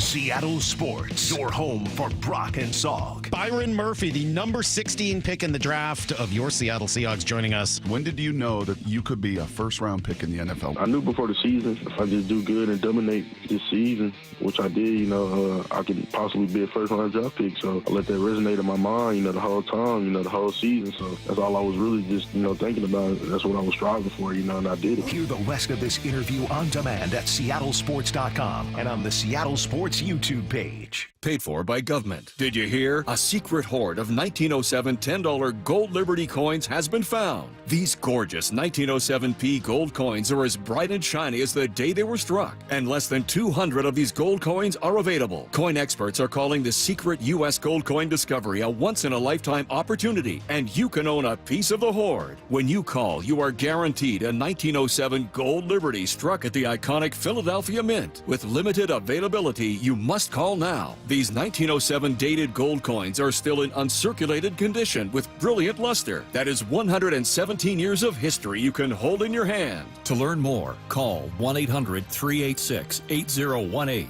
Call now and you'll receive a free bonus, a $50 value free with every order. Call 1-800-386-8018 now to secure your 1907p $10 gold Liberty coins before they sell out. That's 1-800-386-8018. Made to shine. Real stories from Shane Company customers. I couldn't believe all the colors of stones you could choose from to create an engagement ring at Shane Company. I didn't even know there were like 16 colors of sapphires. And they had so many diamond shapes. I just didn't know what to get. They asked me where we met, and I told them we fell in love in the Caribbean. They showed me their light blue aquamarine, and I was like, that's it, the color of the sea. It was perfect for her ring. Exquisite diamonds and vibrant gemstones in a rainbow of colors. Shane Company. Fine jewelry since 1929. 1-877 Cars for Kids. KARS Cars for Kids. 1-877 Cars for Kids. Donate your car today. Donate today at carsforkids.org. That's cars with a K. Your car can be picked up as soon as the next day. Receive a tax deduction and vacation voucher. 1-877 Cars for Kids. Donate your car today. Now accepting donations of land, homes, buildings, or any kind of real estate. Everyone knows by now that Wayscar Ford Isuzu in Auburn is the best place to sell your car without the hassle of trying to sell yourself. But what about the hassle of buying a new car? If you're like me, that can be a really stressful experience, and you want to go to a place with people you trust. I'm here with my friend, Mark, from Wayscar Ford. And Mark, you guys have been family-owned and operated, and that's really important to you. Tell me why. Yeah, Stacy, we don't pressure anyone to buy a car. Family-owned and operated dealership for over 100 years doesn't stay in business for over 100 years by not taking care of their customers. The one thing I can promise is absolutely no pressure, and every car we sell, new or used, comes with a 5-day or a 500-mile 100% money-back guarantee. If you change your mind for any reason, no problem. Bring the vehicle back for a full 100% refund. So whether you're buying or selling a car, Wayscar Ford Isuzu is the place to go. They have the highest Google ratings of any Ford dealer in the Puget Sound region with thousands of reviews, and that trust is so important. Go to wayscarford.com. That's wayscarford.com. Business.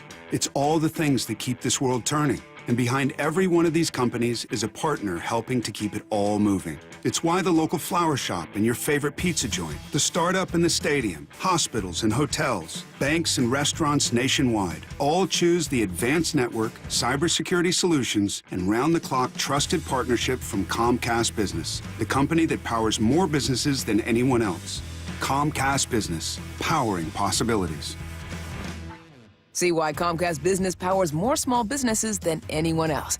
Get started with fast speeds and advanced security for $49.99 a month for 12 months with a 2-year contract. Plus, ask how to get up to an $800 prepaid card with a qualifying internet package. Don't wait. Call or go online to switch today. Ends 5/5/24. Restrictions apply. New customers only with 50 megabits per second internet and security edge. Eagle bill and auto pay required. Equipment, taxes, and fees extra. You're listening to the 2024 NFL Draft. Hear reaction to every Seahawks pick on Seattle Sports and streaming live on the Seattle Sports app. The second round of the 2024 NFL Draft is underway. The Bills have made their selection. We'll let you know as soon as they make that announcement. Defensive back Aaron Williams, who was a second-round pick by the Bills back in 2011, is up there to make the pick for the Bills, and he's saying hi to all of his friends in the stands there before he announces the pick here for the Bills. And we'll keep you up to date on all of this. We'll send you out there on a couple of the picks. We'll keep an eye on the West, the division that the Seahawks are in. When the Cardinals pick, when the Rams pick, and the 49ers pick, we'll send you out there. But they go with a wide receiver out of Florida State, Keon Coleman, 6'3 1/4", 213-pound wide receiver, now headed to the Buffalo Bills. So they lost Stephon Diggs. They go with a receiver here. Well, and when they traded back and they lost that last pick, which was a wide receiver, the fastest guy in the draft.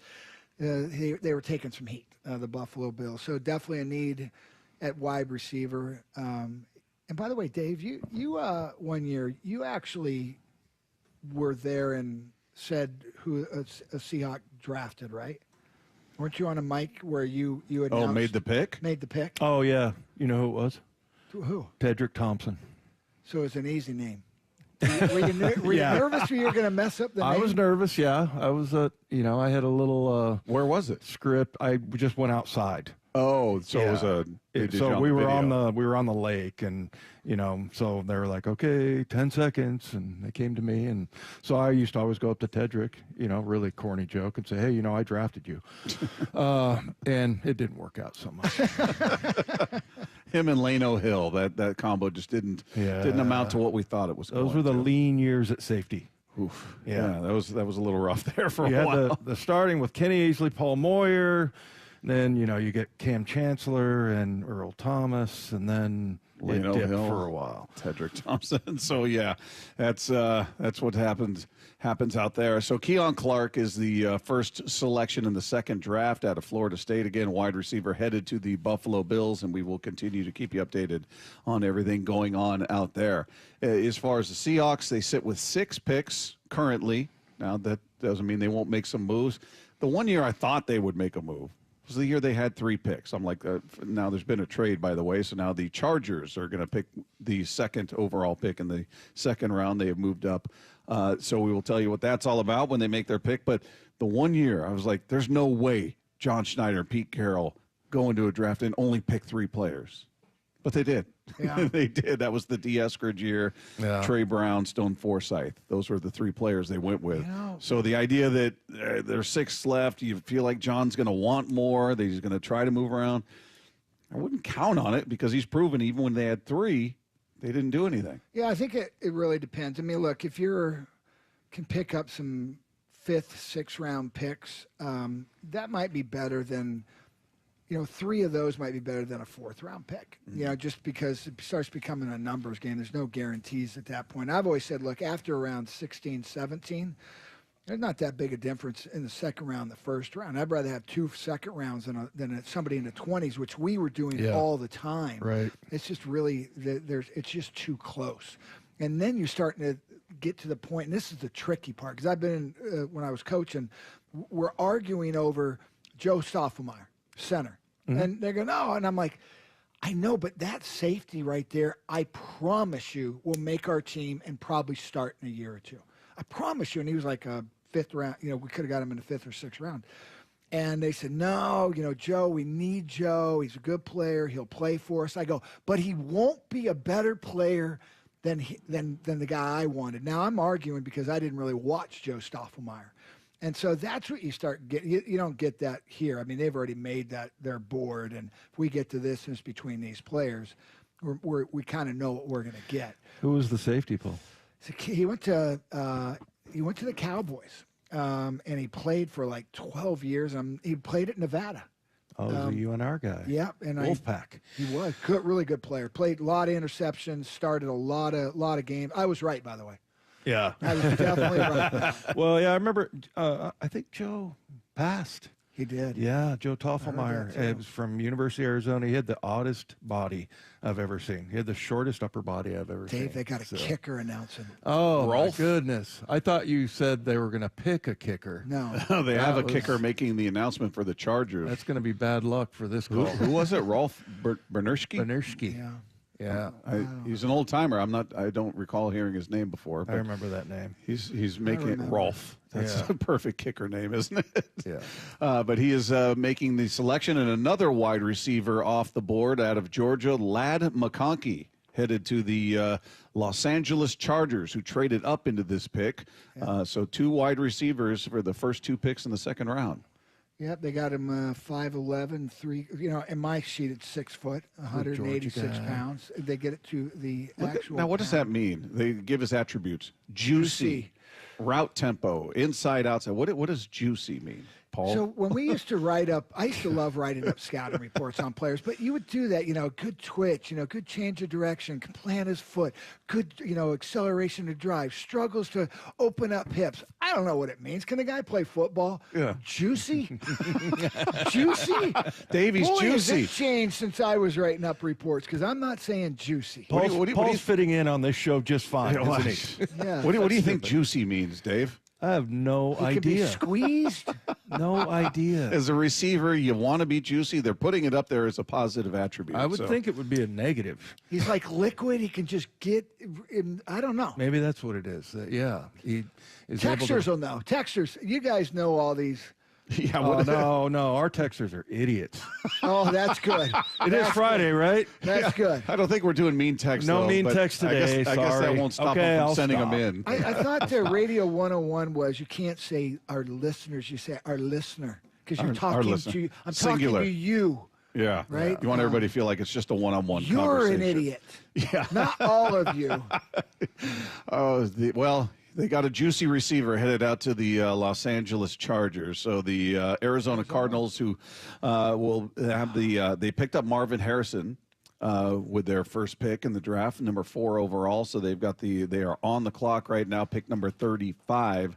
They went with an edge rusher with the 27th pick out of Missouri, Darius Robinson. So we'll see what the Cardinals do. I bet they get the kid from Illinois, Newton. He's still there, which is weird because he was actually rated ahead of Murphy.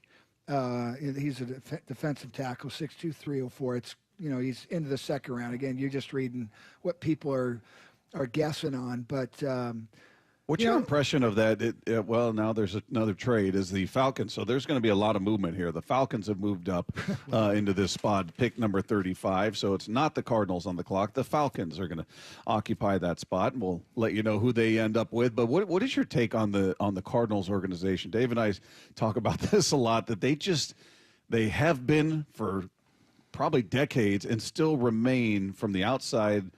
They look to be dysfunctional. Just whether you're talking front office, talking about the guys they lean on, they bet on, it just doesn't seem to pan out for them. They don't seem to be able to get it right. Does it start with the Bidwells, and that's going to be the problem? Oh, look, the organization starts from the top down. I mean, you have to have great owners, great leaders.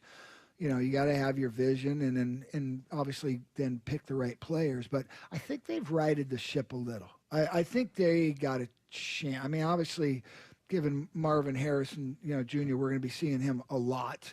I think maybe even Kyler Murray's been humbled a bit. We'll see. I thought he played a little better. I thought he played a little better last year than in years previous.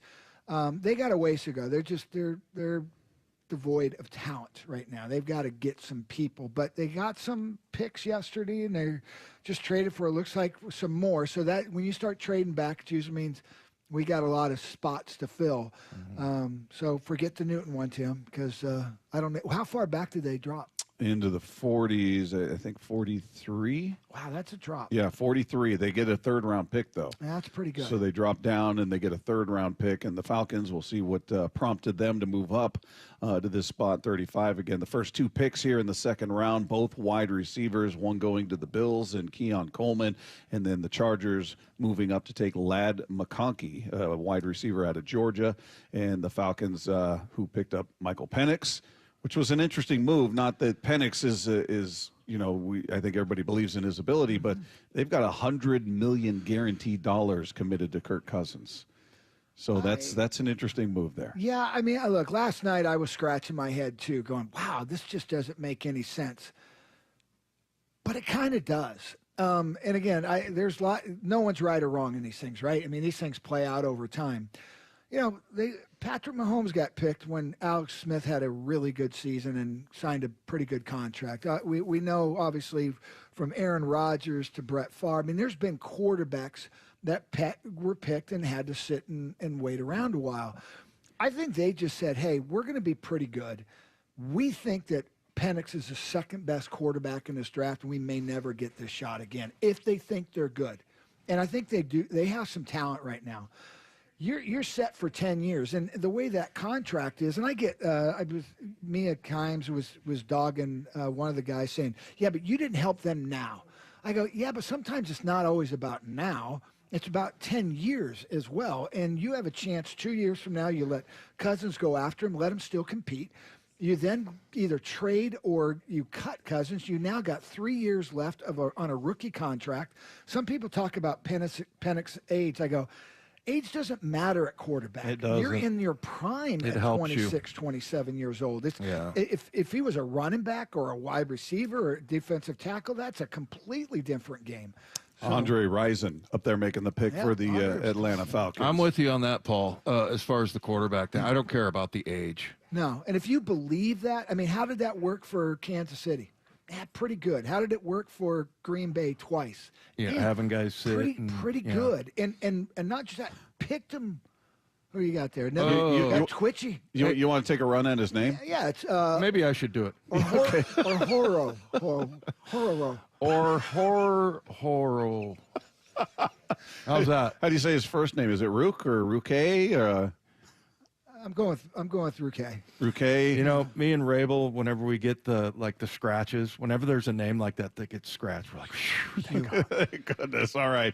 So the Falcons take a defensive tackle out of Clemson. They move up into that pick, making a trade with the Arizona Cardinals. So now the Washington Commanders are on the clock. We'll keep you up to speed on everything going on in the second and third round happening today as we are live from the Virginia Mason Athletic Center. It's Seattle Sports on 710.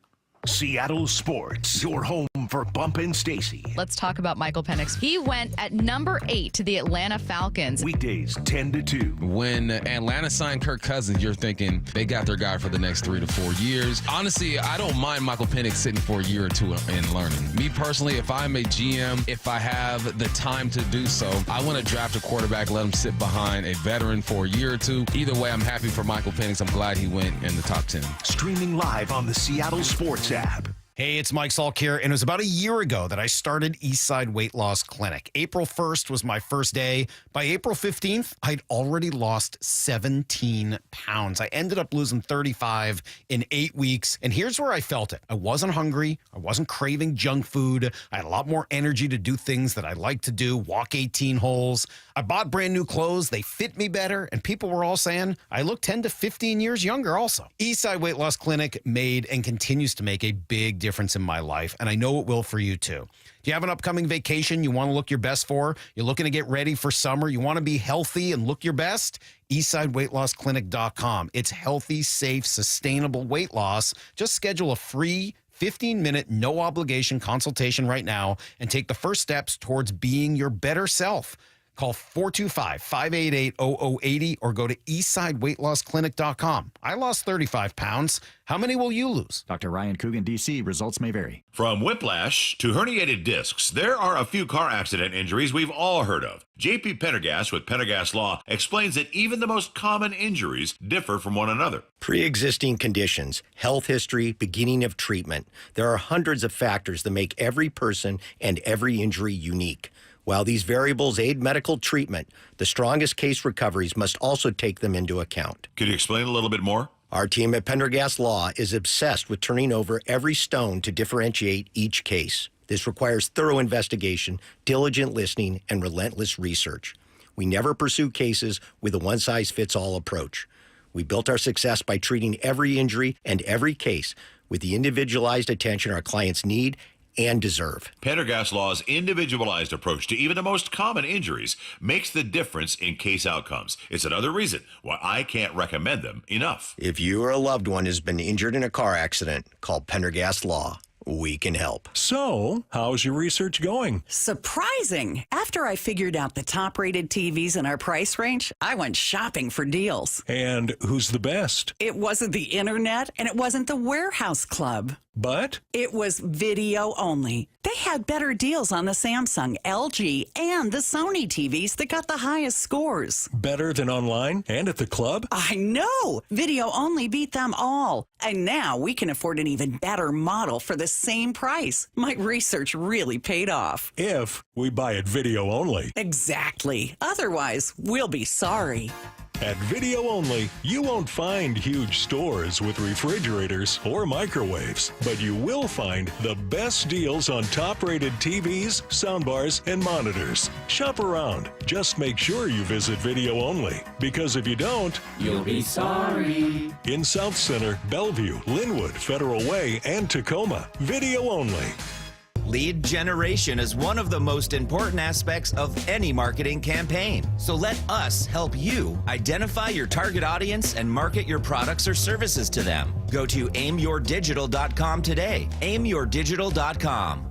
Be there Saturday, April 27th from 11 to 1 at KeyBank's Redmond Ridge branch for a client appreciation celebration at 23555 Northeast Novelty Hill Road in Redmond. Enjoy food, meet J.P. Crawford of the Mariners, and more. KeyBank, member FDIC. I'm getting vaccinated with Prevnar 20, a Pfizer vaccine. So am I, because I'm at risk for pneumococcal pneumonia. If you're 19 or older with chronic conditions like asthma, diabetes, COPD, or heart disease, or are 65 or older, you are at increased risk for pneumococcal pneumonia. Ask your doctor or pharmacist about Prevnar 20, pneumococcal 20-valent conjugate vaccine. It can help protect you against pneumococcal pneumonia in just one dose.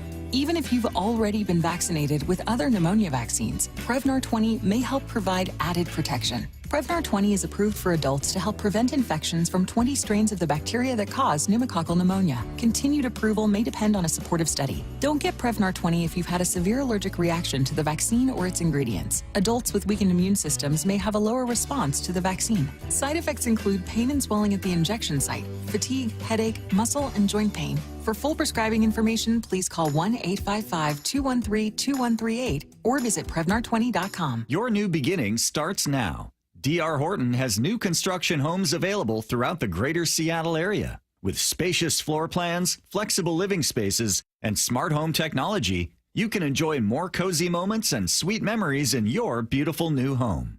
With new home communities opening throughout the Seattle area, D.R. Horton has the ideal home for you. Visit drhorton.com to learn more. D.R. Horton, America's builder, an equal housing opportunity builder. You're listening to the 2024 NFL Draft. Hear reaction to every Seahawks pick on Seattle Sports and streaming live on the Seattle Sports app. Round 2 underway of the 2024 NFL Draft. As our coverage continues live from the Virginia Mason Athletic Center, Dave Wyman, Paul Moyer, Bob Stelton, and our guy Brady Henderson of ESPN.com has joined us back on set as the Commanders about to unveil their pick. They got the great Darrell Green, 28th overall pick by Washington back in 1983. is up there to make the pick for Didn't he the run like a Commanders. 4.2 40 or Didn't something? Paul chase him down in a game one time? I did. But I woke up. He's slow though, Dave. It was like the DK Metcalf. He took a good angle, Bob. Yeah, but you know what? They called a penalty on me because I did the thing behind. He pulled his waist down. And, Hip drop. Oh, you did see. not. I interviewed him when he was, I think, 44, and he told me he could still run a sub 4.4. That's ridiculous. That's what he was saying. Well, if he believes it, that's fine. But I don't. I'm not buying that one. Who was holding the clock on that one? I don't know. I think he had it in his hand. He started it after a couple steps. But Brady, there's already been a bunch of movement in the way of trades to start out this second round. So I would imagine that may continue. But a couple of receivers go off the board. And then I don't know if you want to take a swing at that the third pick of the second round. Okay, I got it for you. What is it? It's Duke or Rorho. There's Duke. Where did the D come from? I think you need an extra Horo in there. Rook. I'm sorry. It's Rook or Rorho. I think you're missing a Horo. Nope. I went on their thing. The beat writers said so. The OH, this first one is silent, so it's or Rorho. Jerzon Newton. Oh, there we go. Out of Illinois, defensive tackle, headed to Washington with the fourth pick in the second round. Brady, any surprises that the Cardinals traded out of their spot because they pick up a third rounder in order to move down to, I think, 43 is where they went. Yeah, 43. Yeah, that's a team that's traded. I mean, they did it in last year's draft in the top 10, and they did it again this year. I think with Jerzon Newton going here, he is only the second defensive tackle coming off the board. And it happens at pick number 36 here. So yeah. I think that's another reminder about like why the Seahawks took Byron Murphy as early as they did. I mean, I'm not saying he was at all a reach, but my point is that position is pretty hard to find, and I think they felt very fortunate that a guy like that was available to them. There's just not that many guys, certainly not in this year's draft. If the next defensive tackle isn't getting taken until the mid-30s, then I think that's a sign that there just weren't that many guys like that at that position available at the top of this draft, and they had to feel very fortunate to get Murphy at 16. Yeah, I like Murphy athletically better than what I just saw there. That's just a strange body. That was a strange body, but he's pretty athletic and could run, but he just looks like maybe he needs to get in the gym a little bit and shred down a little bit. He'll be out there with Bobby Wagner in Washington. Well, Bobby will be up early. I mean, he'll be up at about 3 o'clock our time. Yeah. So he'll be in the gym every day, and again, wish Bobby well. I just think his best days are definitely behind him, and hopefully they do right by him by not playing him every single down. Because I just don't you think he wanted that? I felt like he wanted that, and I swear have to be told, Dave, he had a deal with Pete or somebody like, okay, but I'm playing 100% of the snaps because it's ridiculous. I mean, he was in his 12th year, and he played, I think, 98 or 99%. Yeah, and from what I understand, that that was not the plan going into the season. I mean, I remember hearing, I think, Clint Hurts say, like in training camp, that the plan was not for him to be an every down guy. And they were still planning on playing him quite a bit, but the plan was to spot him more than they did. And for whatever reason, I mean, even early in the season when, I would have thought that Jordan Brooks would eventually take over as the guy who plays 100% of the snaps. Certainly wouldn't expect it early when he was coming off the ACL tear, but it never really happened. I thought that transition would eventually happen, and it never really did. I think there was something in Wagner's contract to where he was incentivized to play as many snaps as possible, but that still should be a decision that your coaching staff makes, and that was surprising because it didn't seem like that was the plan. Well, and somebody told me at one point that he would not come off the field, and I don't think that was here in Seattle, but I was like, wait, how does that work? The head coach isn't in control of him? But they swore that was the case, that lots of times he would just wave him off, like, no, I'm not coming out of the game. Well, I think if you played him just on first, look, I think last year there's sometimes you need everybody to see it. And it was pretty evident he can't cover anymore. I mean, he can't be in passing situations for a defense to be successful. but he could still blitz. He could still read Great things, blitzer. and he could still, had enough speed to still be able to run things down. His change of direction changed. He couldn't change direction anymore, and he couldn't run with the guys. So why would I didn't for the life of me understand why didn't they pull him out on passing situations and put a Jamal Adams at one point, or anybody who can cover and break on a quarterback. So that was my thing. And if you can do that with him at just in first and second down, I think he can be more quality than quantity. It'd be interesting to see how they use him in Washington, if they acknowledge that he doesn't do those things well, or if they're just going to go, hey, this is Bobby Wagner. We're going to let him do what he's done his whole career, what they feel like he's done, even though his skills have diminished. Just an update, another Washington Husky is off the board. Jalen Polk, wide receiver out of Washington, headed to the New England Patriots here. So 3 wide receivers off the board in the first 5 picks here in the second round. So Jalen Polk headed out to the New England Patriots, and the Tennessee Titans, their pick is in, so we'll unveil that as soon as they do, let you know what's going on there. But do you anticipate with the familiarity, he's got a familiar defensive coordinator out there in Washington, that he's used differently? No. I mean, I think that they'll have talked about that look, they paid him pretty good money to go there. My thing is his productivity's not there. I mean, you can't play every snap and not have a forced fumble or recovered fumble and not an interception. I mean, you've got to be productive. It can't be just a gather of tackles. And I really like that line, I think, Dave, that you either Bump or you created. You've got to be impactful in this game. So I don't know. I mean, I think there's a value to him. And look, he shows up. He's a smart guy. He's going to get you probably in the right calls. I think there's a lot to that. And I think maybe if you have a dominant defensive front, which they were pretty good at one point. Yeah. Maybe that helps, but the Rams had a pretty dominant front. And again, he was that same person, but he can blitz. And there's some things that you can do. You cannot put him in passing situations more than anything. Can I ask Brady a question? You do whatever you want. You're Paul Moyer. No, I'm sorry, Go Paul. right ahead. No. I'm just. Brady said he's not taking questions. No, I'm thinking This about is a man with 2 phones, by the way. the NFL. Sorry, I know it's kind of a weird look, but Adam work Schiller. phone, personal phone. I just do 2 chips. 2 chips? No, I'm teasing. Okay. 1 phone for me. Just Arizona's trading back, Yeah. a bunch, and they were certainly shy of talent last year. They still got some decent big names. Just where are the Rams better? Where are we now? Are the Rams better? Are the 49ers possibly? If they lose Ayuk, we'll see what happens. Do they take a step back? Does Arizona close the gap? Just your thoughts going into this right now from a talent standpoint. Yeah, well, I don't think that the talent gap between Seattle and the Rams was as big as it looked on the field. I think the Seahawks got out-coached in those games against the Rams. I mean, certainly the Rams had Aaron Donald. They still had Matthew Stafford, who carved him up in the second half of that first game.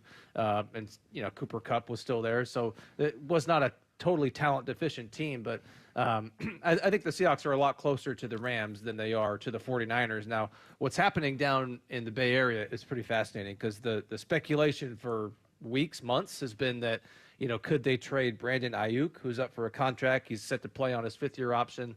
Sounds like they haven't made all that great of progress. They've got what is already like a very top-heavy kind of salary cap structure with, the highest paid player or top 5 paid player at left tackle, tight end, running back. Deebo Samuel's getting paid a bunch of money. Fred Warner, one of the higher paid inside linebackers.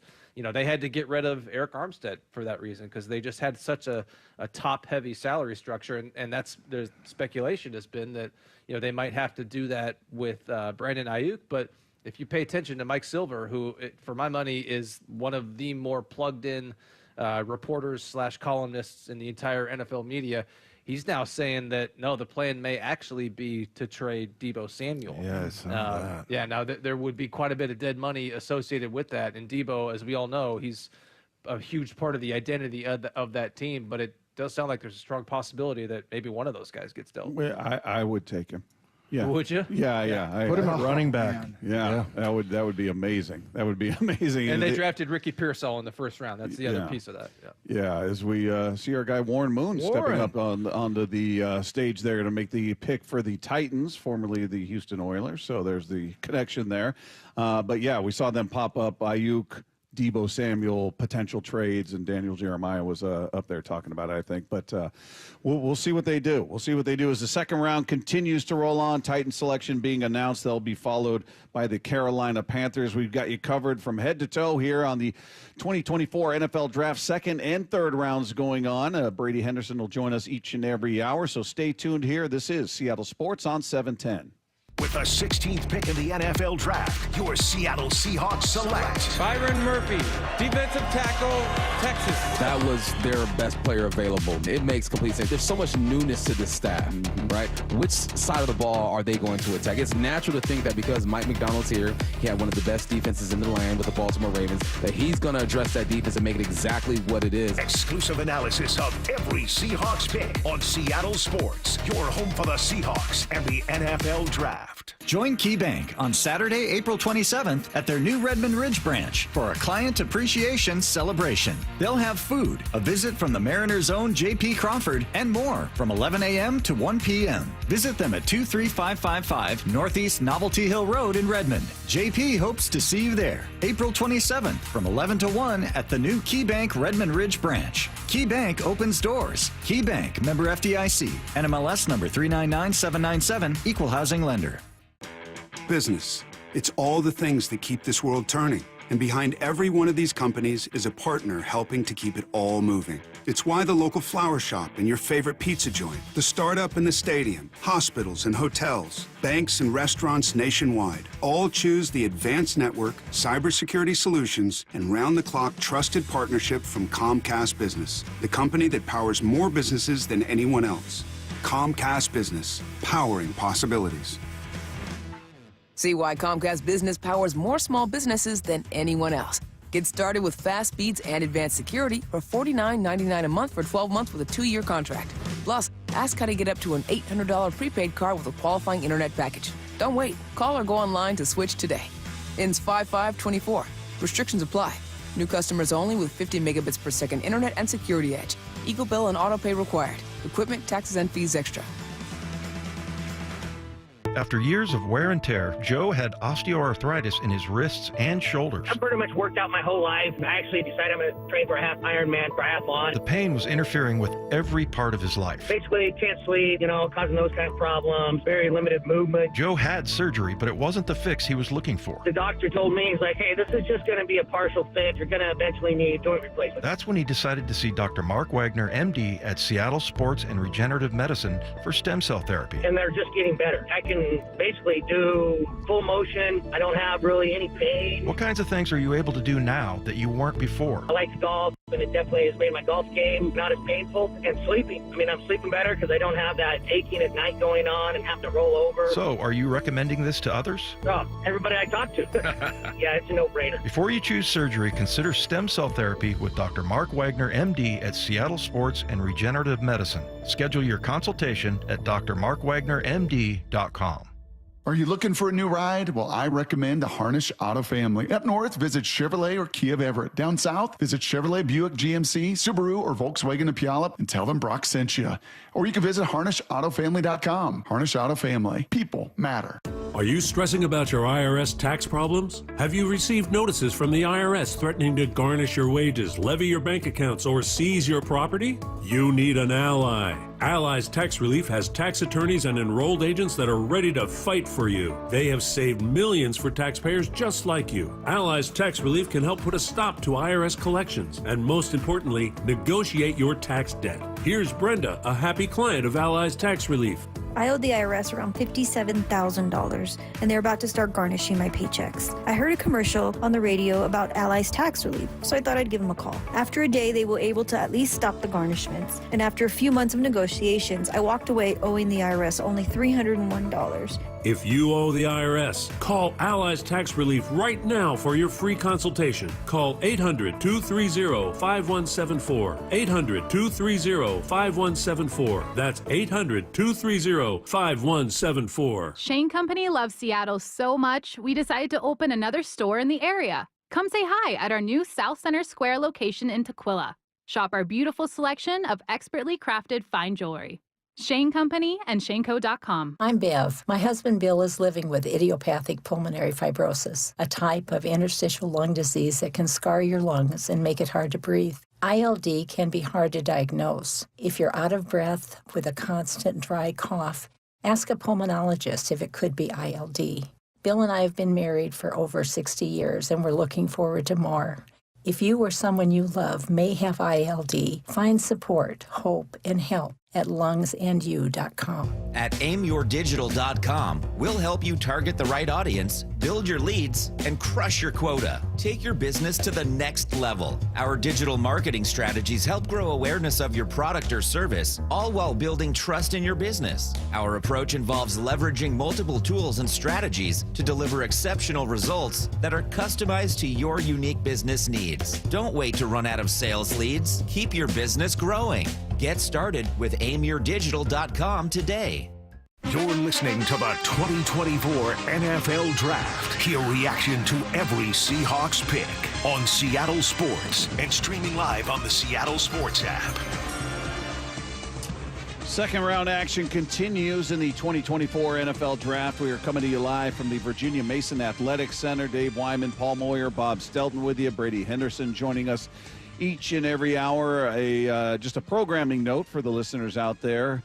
At 5:30, we will turn you over to the Mariners pregame show. But for those of you that want to follow along with our draft coverage, we will continue on the live stream at seattlesports.com. So you can watch every bit of the second and third round picks going down. Seahawks do have a pick in the third round. So if you're interested in staying tuned to that, just head to seattlesports.com at 5:30, or you can just stay tuned and listen to Mariners pregame at 5:30. Totally up to you. I would just get a screen to watch the Mariner game. You could listen to that, watch it, what have you. But keep the stream going and listen to the draft coverage, because this is A-plus stuff here. This is gold. I agree. Well, or they could just watch us, and then they could listen to the game. Yeah. But I think watching the game and listening to us is probably the right call. You think the Mariners are more entertaining to watch than the three of us sitting? You know, I mean, I don't know. The textures, how entertaining are we to watch? They'll let us know. Sure Don't you worry about that. The Eagles have a pick that is in. They moved up to pick number 40. The Rams just took a defensive tackle out of Florida State, Braden Fisk, or Fiske. I'm not sure how you say that last name. Right before that, the Titans went with a defensive tackle out of Texas, Tavondre Sweat, who Brady reminded us had been in the news for all the wrong reasons recently. So perfect fit for Mike Lefko's Titans out there.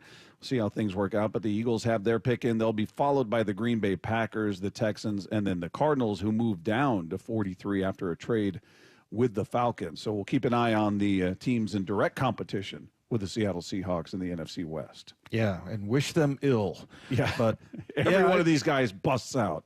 Yeah, you know, we were talking earlier a little bit about Arizona and the franchise and just how it comes from the top down and everything. And there was that article last year about it was from The Athletic, and so it was very long, very detailed and everything. And I was talking about this yesterday, Paul. I just want to get your take. But it was like you read a little bit, and it was like, big deal, no big deal. And then you read a little bit more, and it was like, okay, that's kind of cheesy and stupid. Something about turning the lights off and, you know, having women wear long sleeve shirts, no short sleeve. I mean, just really clown stuff, you know. And then you start, and it like piles up to the point where it's like there's like 20 different stories about how screwed up they are culturally there. Was one of them you couldn't look at Bidwell or say good morning to him or something like that? Wasn't that? No, that was the owner of the then Redskins that everybody hated. Daniel Snyder? Snyder, yeah. There's somebody that works here that used to work for that franchise, and he said good morning to him in the hallway, and his little assistant came back and said, don't address the owner anymore. Like, don't say good morning to him. So, yeah, I mean, we all know about that franchise and how that was run there. So, yeah. There's obviously some bad ownership, and these guys who run these businesses, and then they get these NFL or even a sporting franchise. They're not run the same way, right? I mean, it really is a top down. You got to treat everybody right, to get everybody moving in the right direction. And Bidwell, he's just strange, man. They're strange people. They've made strange hires over the time, and we've been very fortunate. I had obviously the Nordstroms, just class act, and you look at their nicest business. Guy in the world, nicest guy, and their customer service, right? Nordstrom still to this day is great customer service, how they treat people, and they wanted that with the 12s also, and then. We had Ken Behring, and Ken was just not a good owner. It's just, and it probably a little bit how he ran his organization, and it was all about the owner, right, and how they made decisions. Yeah. And he made decisions. When you start letting your son think that he knows more about guys who've been in it for a long time, and you start hiring buddies, and that's what they started doing. Yeah, he made his son the GM. They started hiring buddies, man, and not good. Least impressive owner I've ever And met. then we get Paul Allen. And again, now we get a professional. There you got Cooper DeJean from Iowa. DeJean. Yeah, out of Iowa, going to the Philadelphia Eagles with the 40th overall pick. Yep. That's breaking the mold there. Yeah. Breaking the mold. Haven't seen one. And Jason Sehorn. I worked Jason Sehorn out. Brian Davis. He was at US. Brian Davis, Coach Brian Davis. Yeah. He could run. And we're talking about white corners. I mean, you don't see those. And this kid, he can run. He's 4.46 playmaker.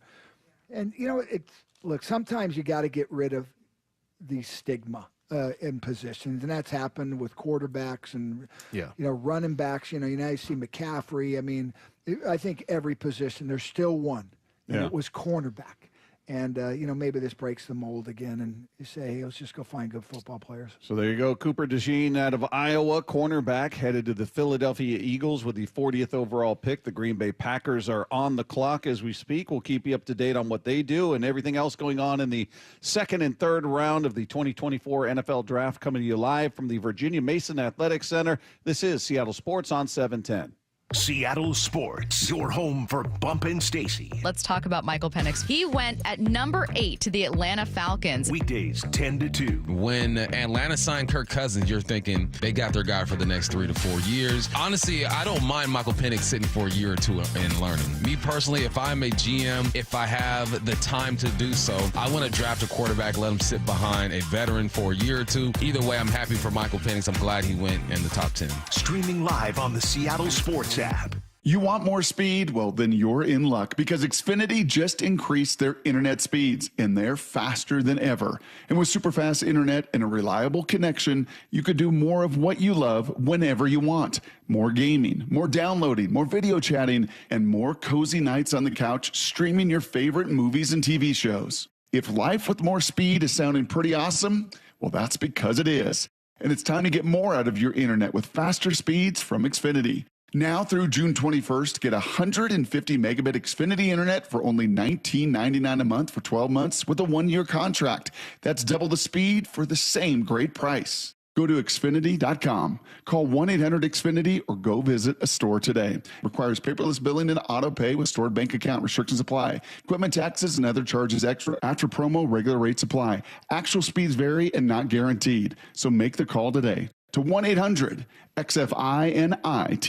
If you need bold banners to boost your business, but you're on a budget, think Staples. Posters, flyers, signs, and menus for less? Think Staples. Staples can print anything you need to move your business forward. Now at Staples, save $50 on your print purchase of $150 or more. Same-day service available on hundreds of items if you order by noon. And all backed by Staples' Print Perfect guarantee. So it's done right or it's printed again free. Staples, your local print and marketing expert. And 6-1, visit staples.com/print for details.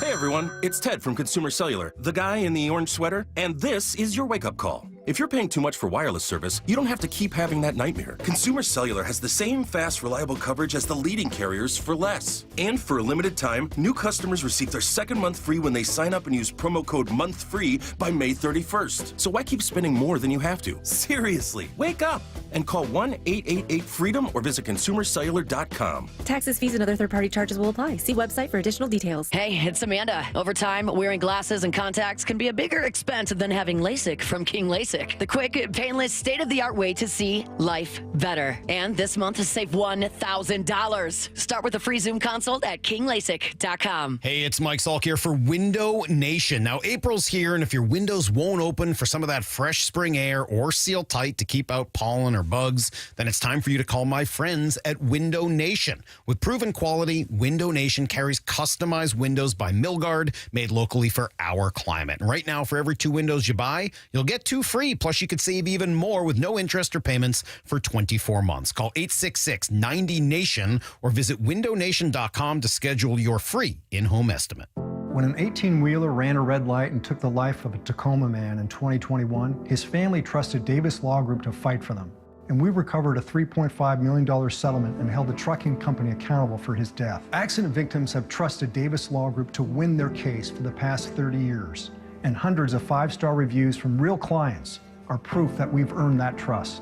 Call Davis Law Group today for a free consultation or get my free book on trucking accident law at washingtonaccidentbooks.com. Hey guys, do you know your T-level? Revive Men's Health here in Seattle is helping you take that first step toward better health and enhanced intimacy with a free testosterone level test, exam, and consultation. Plus, for this month only, qualified patients can kickstart their treatment with a free supply of ED medication. Call Revive Men's Health Seattle at 206-529-1111. That's 206-529-1111. Or visit ReviveMen'sHealth.com. It's the easy way to donate your car. Donate today and your car can be picked up tomorrow. Call 877-CARS-FOR-KIDS today or donate online at carsforkids.com. Remember, that's cars with a K. carsforkids.com. The 2024 NFL Draft is on Seattle Sports. 710 KIRO AM Seattle and KIRO FM HD2 Tacoma. Your home for the Seahawks and the 2024 NFL Draft. Good evening and welcome to the NFL Draft. This is Seattle's sports presentation of the NFL Draft. Hear reaction to every Seahawks pick, streaming on the Seattle Sports app. Come on, man! Second round action of the draft continues. 2024 NFL Draft. We are coming to you live from the Virginia Mason Athletic Center. Bob Stelton, Dave Wyman, Paul Moyer with you. A couple of picks happened while we were in the break. We've had 3 cornerbacks in a row.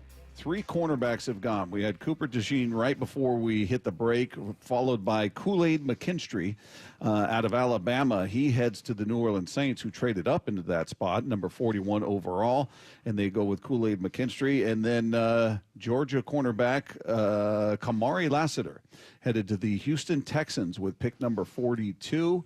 And the Arizona Cardinals, their pick is in. We'll wait till they unveil that. But they traded down to this spot with the Atlanta Falcons earlier, so we'll see who the Cardinals come up with here. Yeah, they say it needs a lot. Cornerback is one of them, though. Defensive tackle. Is that what it says? A lot? No, I'm just messing there. But they do. I mean, last year, they just, some of their guys were older. Even Buda Baker took a bit of a step back. I think his was more injuries. And golly, man, 3 years ago, they were loaded. I mean, they had talent across the board, defensive line, and it fell quickly for them. So, they've obviously traded back a bunch, one in the first round and the second round to keep picking or getting additional picks. And, I think they've closed the gap, too, talent-wise. And when I say that, I go, they've gotten close to the Seahawks. I think the Seahawks have gotten close to the Rams. I would even say I think we may have more talent than the Rams because when the Rams lose Aaron Donald, that's a big drop. If the 49ers happen to lose, whether it's Ayuk or – man, could you – I can't imagine them getting rid of Deebo Samuel. Deebo Samuel's so valuable. That wouldn't make it. Man. But he's hurt. He gets hurt a lot. Yeah. But that's a difference maker, and it's also, that sets a tempo for their team. I mean, he's so special. You know, I love what Mike McDonald brings to this this division because, you know, I was talking to somebody who worked for the Rams and pretty closely with Sean McVay, and over the last couple years, I guess he kind of cocky sounding, but he was like, I don't worry about the Seahawks. I know what they're doing. Who McVay said that? Mm-hmm. That's son of a gun. Yeah, I mean, yeah, and they've had good success against defensively. Defensively, because Dave, we know, and again, it worked. I mean, I always tell people, I go, it worked. There was a really good scheme for a long time. The game changed dramatically. And we struggled even back when the game didn't change defensively, protecting the middle of the field, deep crossing routes. We never changed. Yeah. And so he's looking at, I got to believe he's looking at, if they're not going to change, I know how to beat them. Yeah. Well, now he doesn't, though. Right. And that's why I was saying Mike McDonald, I love what he brings to the division. Also, you know, with Kyle Shanahan and all the things that, I mean, you got a guy that's like a teacher. He's really smart. And I haven't met him yet. We're going to get a chance, I think, to talk to him possibly later. But he is he's one of those guys that's just, he's had success from the very beginning. Bob and I interviewed a coach that hired him as his freshman high school coach. He had they went 9-0 and they had, was it 7 shutouts or Something 8 shutouts? Ridiculous like that. Like his very first job coaching. And, you know, obviously it's high school and it was a freshman team or whatever, but I mean, he just has an idea of how to get it done. And, you know, I wonder how complicated the stuff he was running on with those guys. You know, I remember teaching. You got to teach it. Yeah. I mean, I was coaching the 6th, 7th grade team, you know, and I would sometimes we're going to run this cover 2. And if this happens, and like, no, we can't do that because these guys are 15, 14, 13 years old. So. Oh, and I went to high school, Bellevue High School, and I'm like, okay, I'm going to bring my blitz packages in and my schemes. And Butch Gontroff said, he goes, Paul, you got 30 minutes with them a day. He goes, what are we? Are we going to play cover 2? Are we going to play soft corner? Are we going to play bump? He goes, whatever it is, of those 30 minutes, you better spend 20 of it just teaching them what we do. Yeah. We'll do a little game planning later, but this is still about blocking and tackling, and these guys are worried about their pimples because the girl they're going to see in school tomorrow. Let's go into the dance. Pretty much. Yeah. You know what? I got to tell you, Butch Gontroff, one of the better people I've met. He's amazing. I had a chance to have coffee with him, and he talked to me a little bit about maybe coaching, and yeah. Awesome guy. Let's send it out, get the Cardinals pick here. Leonard Davis, 2nd overall pick by the Cardinals in 01, is making the pick. Here he is with the Cardinals, number 43 overall.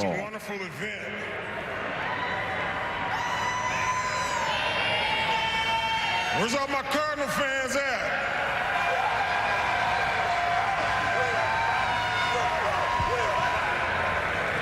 With the 43rd pick in the 2024 NFL Draft, the Arizona Cardinals select Max Melton, defensive back, Rutgers. All right, another cornerback off that. That's 4 in a row. I think that's Bo Melton's brother. Is that right? Okay. Yeah, 5'11", receiver from Rutgers. 5'11", 187. So 4 cornerbacks in a row here. Well, when you get it in, you start getting into this part of the draft, they become a run-on positions, right? Just because there is a lot more need in this part of the draft than in the first round. So, yeah, you know, again, Arizona. You just don't take anything they do seriously, or I think they're dangerous. Again, we know Kyler Murray. I mean, he's a talented guy. I mean, he's hard to get down. I think we'll have something for him. By the way, Brady Henderson, we asked him about talent. Mm-hmm. He said, you know what? He goes, I don't think the talent's that far from the Rams. He goes, I thought we were out-coached. And I think it's kind of what you were saying, particularly defensively when McVay would come up, against us. And even if they didn't have the best talent, they still were a problem for us. Yeah.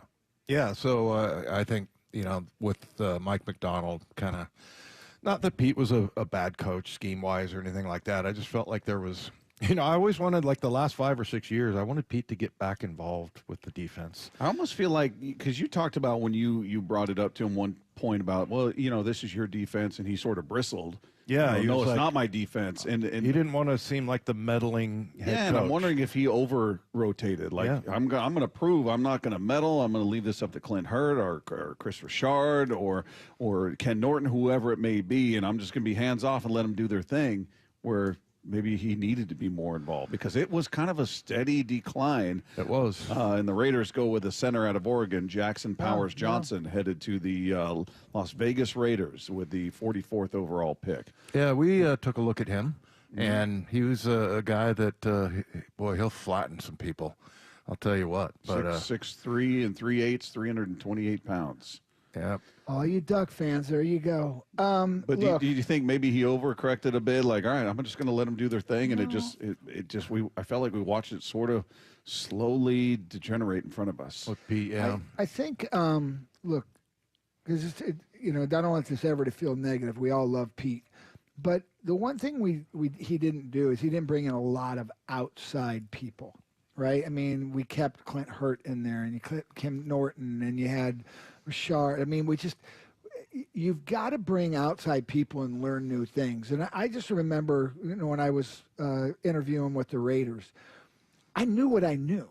I knew how to put that on the board. I knew if they asked me something, how would we make that adjust? I knew that world. If you don't know that world, how am I going to – I can give in my opinion on it, but I'm not 100% sure. He knew what he knew when the Seahawks, played cover 3 and they had the kick step, whatever we called it, and it worked. The nuances of today's game, I don't know if he knew that as well. This didn't mean he didn't know X's and O's. So now you bring a guy like Mike McDonald. This is the new world. A lot of the stuff comes from college. Usually, is where they try this stuff, and then you get these young coaches. You got to bring those guys in with new ideas, and you got to give them the opportunity. That's how you learn. I remember Chuck Knox telling me, he goes, "You need to leave here. You need to leave here after a couple of years. You need to go learn other schemes from other coaches and how to communicate with people." So I just think that's what it got to. And so now what's Pete going to throw in? We're going to play what and by the way, what did we play last year? I don't know what we were. I really don't. Were we 3 deep? Not really. Were we 2 deep? Were we a quarter? Were we a quarter half? Did we blitz? Sometimes we did. Were we man? Not that much. That's what my take on that. Yeah. Well, and that's what's, I think, going to be interesting is, Mike McDonald might be, you look at the draft choices and signing of Leonard Williams. I think the biggest thing is going to be, is going to be Mike McDonald and his new system. I think the first linebacker of the draft has been taken. Edgerrin Cooper. He's a player now. Texas A&M headed to the Green Bay Packers with pick number 45. So just over 6'2", 230 pounds. First linebacker of the draft off the board. He's number 45, and I was picked number 45. Were you? And I think that's where the similarities end. That's right there. There you go. He's really good, and he can run fast. The Carolina Panthers are on the clock as the second round continues. We will keep you up to speed on everything happening in the 2024 NFL Draft. One programming reminder coming up at 5:30. On our station here. We'll turn you over to the Mariners pregame show, but the draft coverage continues on the video stream at seattlesports.com. We will take you through the second and third rounds where the Seahawks currently have a pick, so there'll be much to discuss. Stick with us. We're coming back live from the Virginia Mason Athletic Center, Seattle Sports on 710.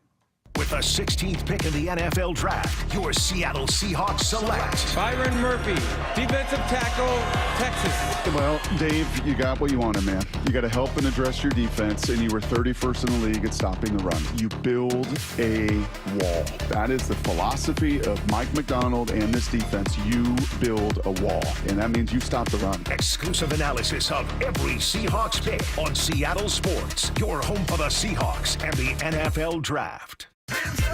Representing the legacy of soul music, it's Music Soul Child in concert. Music, please. Saturday, April 27th, Muckleshoot Event Center. Music Soul Child. Tickets on sale now at muckleshootcasino.com/entertainment. Music Soul Child, Saturday, April 27th, Muckleshoot Event Center.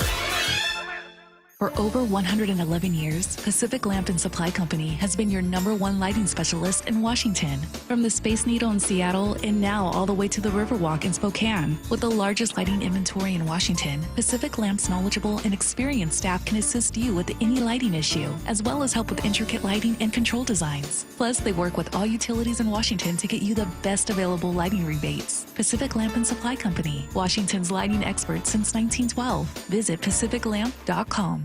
Xavier Holmes, Alex Jackson. From day one, charter public schools set us up for success. We learn from teachers who create tailored lesson plans and collaborate with classmates from diverse backgrounds. As a result, many of us outperform students in traditional public schools. And we all walk away better prepared for our futures. Learn more at wacharters.org. Paid for by Washington State Charter Schools Association. Every business faces challenges, but complicated, expensive, and uncertain shipping shouldn't be one of them. With USPS Ground Advantage from the United States Postal Service, you can avoid all the noise. No more unexpected surcharges, hidden fees, or complex rate structures. It's just easy, cost-effective, and dependable shipping. Tune your business's frequency to success and turn shipping to your advantage. Learn how at USPS.com/advantage. USPS Ground Advantage. Simple, affordable, reliable. Get in zone, AutoZone. Welcome to AutoZone. What are you working on today? Thinking about gas mileage. You know, changing your oil with a full synthetic oil like Valvoline Advanced can help your engine get more miles. Right now, you can get 5 quarts with an STP Extended Life oil filter for only $35.99. Get started on your next job today with the parts you need when you need them at AutoZone or AutoZone.com.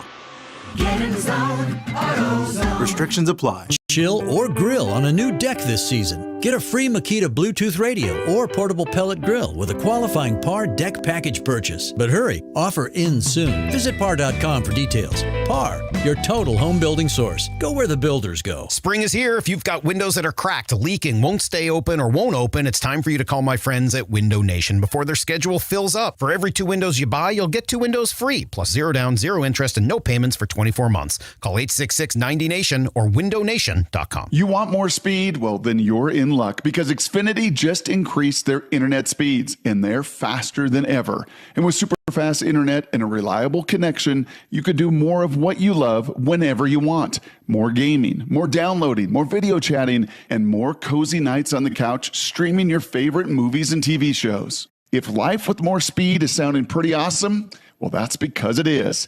And it's time to get more out of your internet with faster speeds from Xfinity. Now through June 21st, get 150 megabit Xfinity internet for only $19.99 a month for 12 months with a 1-year contract. That's double the speed for the same great price. Go to Xfinity.com, call 1-800-XFINITY, or go visit a store today. Requires paperless billing and auto pay with stored bank account. Restrictions apply. Equipment taxes and other charges extra. After promo, regular rates apply. Actual speeds vary and not guaranteed. So make the call today to 1-800-XFINITY. You're listening to the 2024 NFL Draft. Hear reaction to every Seahawks pick on Seattle Sports and streaming live on the Seattle Sports app. Second round action happening as we come to you live from the Virginia Mason Athletic Center. Bob Stelton, Dave Wyman, Paul Moyer with you. Brady Henderson joining us each hour. Again, another reminder for those of you just tuning in at 5:30, we will turn you over to the Mariners pregame show as they get set to take on Arizona in town. So that's happening. But for those of you that want to stick with the draft coverage, it will remain on seattlesports.com. You can watch all of the draft action as we take you through the second and third rounds that will be happening today. We've got you covered on everything going on there. So a couple of options there. Just a reminder, 5:30 Mariners pregame. Meanwhile, the Giants are their pick is in, so Jacksonville is on the clock. Pick number 47 for the Giants. But looking at where the Seahawks sit, they still have 6 picks to go. Paul, we probably asked you this last week when you were on, but do you feel like, and it's all subjective depending on how many holes you see on this team. They may have bodies, but that doesn't mean they have their guy, right? So I don't know how many holes you see on this team, but do you look at it and say, well, they've got more holes than they've got draft picks? They're going to be filling in. There's going to be some free agents that are going to be difference makers because not every draft pick is going to come in and make an impact, obviously. Yeah, I don't know if I think there's more holes in draft picks because I've said this before. I think you have to count on we've had 2 good drafts the last 2 years, and you got to count on those guys to develop. You know, we talked about Morris and Young, defensive line. So I wasn't thinking, do we have to get a defensive tackle this year? I thought we had the bodies, but we needed some young guys to step up that, were unnoticed last year. I think I really do think we've got to get some linebackers. I mean, you can't go in and just say, these 2 guys, and let's hope they don't get hurt and play the whole season. You've got to get some people there that they think. I like Radigan, though. I mean, if he's healthy, I mean, I think he's a pretty good backup. But offensive line, I mean, you would think this is where you got to stack a bit. But look, you got a 3rd-round pick, and then you got a 4th. And then after that, what do you do? Do you find best player? Do you go for need at that point? Wasn't Abe Lucas a 3rd-rounder? Yeah. Yeah. So, I mean, I think not only that, but also I just think you can count on a couple of guys, maybe not all of them, but I would say Derek Hall, and I would say Olu. We'll see what happens with Bradford, but that second-year jump. You'll count on those 2? Second-year jump, that happens with those guys. With those 2. Yeah. I mean, or it could be somebody else, but, I mean, that's going to happen. I mean, it happens every year. It's just that, you feel naked, right, going, oh, man, this guy's not really a starter. We're not good at that position. He's never played before. But if you trust, Schneider's ability to draft – then you got to trust that those guys are going to develop. Because he told us that the other day, Bob. Remember, he was like, it's not just about what you are right now as a player. It's where you're going to be. Mm-hmm. And those are the things that they look at. And he didn't give us all the specific indicators of what he looks for, but maybe we'll ask him that next time we talk to him. But, yeah, I mean, I thought that was interesting in that, and I don't know about you, Paul, but I came back my second year, and it was just like a breath of fresh air. I mean, I was like, my rookie year, I was like, I don't think I can play this game. I was terrible, and by my standards anyway, and by Rusty Tillman's standards too. He let you know. Yeah, he told me that I looked like his grandmother covering a kickoff, and then there were some expletives in there. But yeah, so you come back your second year, and to me anyway, that was where the biggest jump took place. I think second year goes one of 2 ways. I mean. Some guys take a step back, and those are the ones that often don't get back. Yeah, they don't make it. But you're right. The game, obviously, it slows down, particularly if you have the same coaching staff. Just terminology. You're not thinking anymore. You know your role. You know what it's. You go into a film room, you're not sure what they're going to correct you on and what they're going to get mad at you about. The second year, you do. And you try to avoid that, at all costs. And the coaching staffs are different. I've had coaching staffs that they really didn't correct if you missed a tackle. What they did is they praised the plays.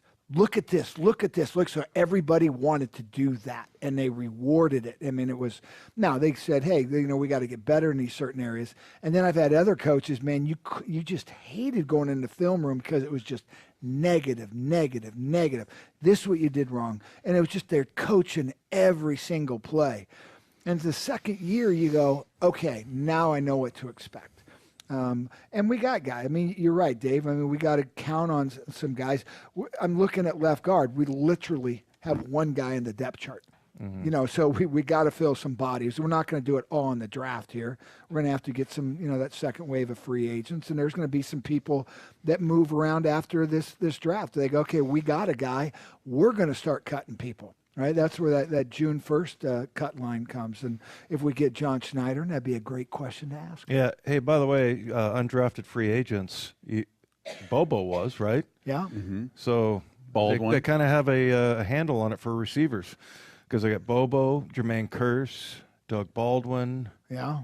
So those are pretty. But yeah, I mean, that's always cool to me too. And now you don't count on that. To me, I count on, in a couple of positions, maybe 2, maybe 3, guys take that second year jump and become pros. But getting a rookie free agent that it seems pretty rare. Well, every year, though, wide receiver or every year there's a free agent that you go, wow, I really like him. And they know that, well, we'll probably put him on the practice squad. I'm wondering if there's somebody on the practice squad that they have, they're sitting in here, they go, oh, we're really excited to see this guy. Jonathan Sutherland. I think, he's one that makes six safeties. Safety, yeah. Yeah. Yeah, we'll see if some of these guys pop. As far as defense, you still have Mike Morris, who it'll kind of be his rookie year because he didn't play it all last year, so we'll see what he brings to the table. As well as we continue rolling through the second round, the Bengals have the 49th pick in the draft, and that pick is in. We'll let you know what that is coming up, but we will continue to take you through all of the action of the second and third round. You can follow us at seattlesports.com is where that coverage will continue. Meanwhile, Mariners getting set for action. Their pregame show will come up at 5:30, so baseball fans, you can tune in there, or you can tune into both. Keep the stream going. We might lose Moyer. Seattlesports.com. Moyer's not going anywhere. Moyer's hanging out with us here. We are live at the Virginia Mason Athletic Center. This is Seattle Sports on 710. Seattle Sports, your home for Bump and Stacy. Let's talk about Michael Penix. He went at number 8 to the Atlanta Falcons. Weekdays 10 to 2. When Atlanta signed Kirk Cousins, you're thinking they got their guy for the next 3 to 4 years. Honestly, I don't mind Michael Penix sitting for a year or two and learning. Me personally, if I'm a GM, if I have the time to do so, I want to draft a quarterback, let him sit behind a veteran for a year or two. Either way, I'm happy for Michael Penix. I'm glad he went in the top 10. Streaming live on the Seattle Sports app.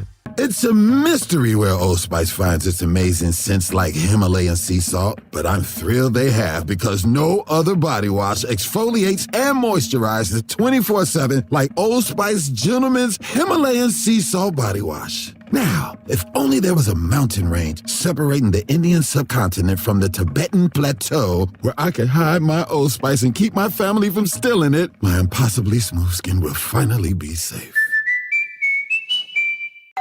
Pizza's here. Oh, great. I'd love some, but I'm worried about my stomach issues. If you're worried about having diarrhea, gas, bloating, stomach pain, or loose, oily stools, it may not just be stomach issues. It could be a condition called exocrine pancreatic insufficiency, or EPI. With EPI, the pancreas doesn't release enough enzymes to break down food, but EPI is manageable. Use the symptom checker on identifyepi.com and talk to your doctor. That's identifyepi.com.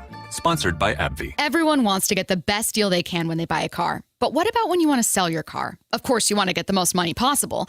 But how do you get the most you can without trying to sell it yourself? Well, that's where my friends at Wayscar Ford in Auburn step in. Not only will they buy your car today, but that's just the beginning. Once they resell your old car, they send you another check for 50% of the profit of the sale of your old car. They've already given back over $600,000 to their customers. Mark, GM of Wayscar Ford, joins me, and it's such a great offer. But to clear up any confusion, is this like a consignment, and how can you offer this? It's not a consignment, Stacy. In a consignment, the dealer that's trying to sell your car hasn't paid you yet. We pay you right up front. No more insurance, no more maintenance. All that's gone. After that's done, we pay half the profit. It's that simple. There's no magic to this. All the money we're saving by not buying at auctions, the shipping fees and the travel, we're giving it back to you. That's how it works. So get the most money possible at Wayscar Ford Isuzu in Auburn and let them do the work.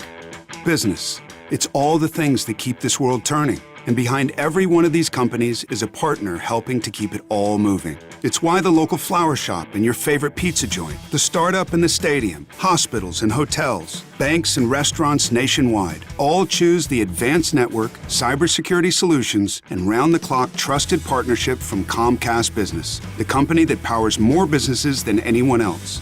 Comcast Business, powering possibilities. See why Comcast Business powers more small businesses than anyone else. Get started with fast speeds and advanced security for $49.99 a month for 12 months with a 2-year contract. Plus, ask how to get up to an $800 prepaid card with a qualifying internet package. Don't wait. Call or go online to switch today. Ends 5/5/24. Restrictions apply. New customers only with 50 megabits per second internet and security edge. Eagle Bill and auto pay required. Equipment, taxes, and fees extra. Texting enrolls you in a recurring automated marketing text messages. Consent not required to purchase. Message and data rates may apply. If you're a man over 40, feeling like you're falling off in your workouts, career, maybe even in the bedroom, it could be lower testosterone. But you can do something about it. Men across America have beaten the slump thanks to Nugenix Total T. Let's hear from some Nugenix callers. This is Ron from Dallas. Unlike other supplements that might lead to jitters or crashes, Nugenix provides a steady increase in energy. I've experienced consistent energy levels throughout my workouts, helping me maintain the intensity from start to finish. Frank from Chicago, you're on air. It works, and it does everything everyone else is saying. I'm in my mid-40s. Sex drive improved, more energy, and I feel stronger. Don't wait. Text ACTIVE to 321-321 right now for your complimentary bottle of Nugenix Total T. It's the #1 selling testosterone-boosting brand at GNC and Walmart. Do it now, and they'll also send you a bottle of Nugenix Thermo X, their newest, most powerful fat burner ever. Absolutely free. Text ACTIVE to 321-321. That's ACTIVE to 321-321. These statements have not been evaluated by the FDA. This product is not intended to diagnose, treat, cure, or prevent any disease. Have you considered surgery or even joint replacement? Hey, it's Dave Wyman, and before you make that decision, see Dr. Mark Wagner, MD, at Seattle Sports and Regenerative Medicine. Why? Because he gives it to you straight. Dr. Wagner said my right knee needs replacement, and I appreciate his honesty and expertise. My left knee is fine right now, but the minute it isn't, I'm heading to Dr. Wagner for his expert opinion.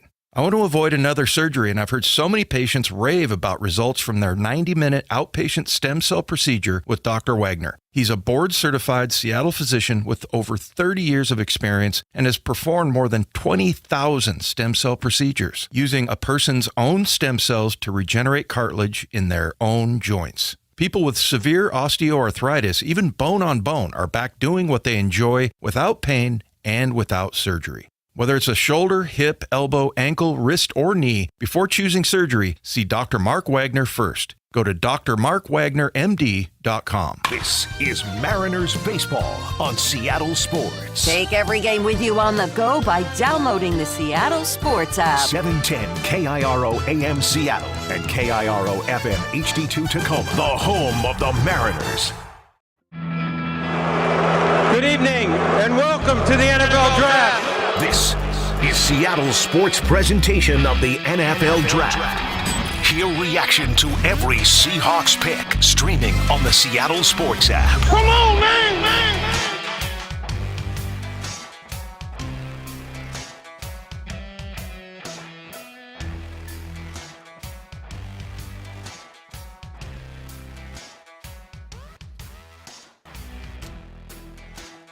The 2024 NFL Draft continues to roll on. They're up to pick 51 of the Pittsburgh Steelers here in the second round. So far, no moves made by the Seattle Seahawks to find their way into the second round. Bob Stelton, Dave Wyman. Paul Moyer is wandering the building here somewhere, and we've got our guy Brady Henderson back on set with us. They had a run on cornerbacks, 4 in a row. 4 cornerbacks taken in a row, Brady.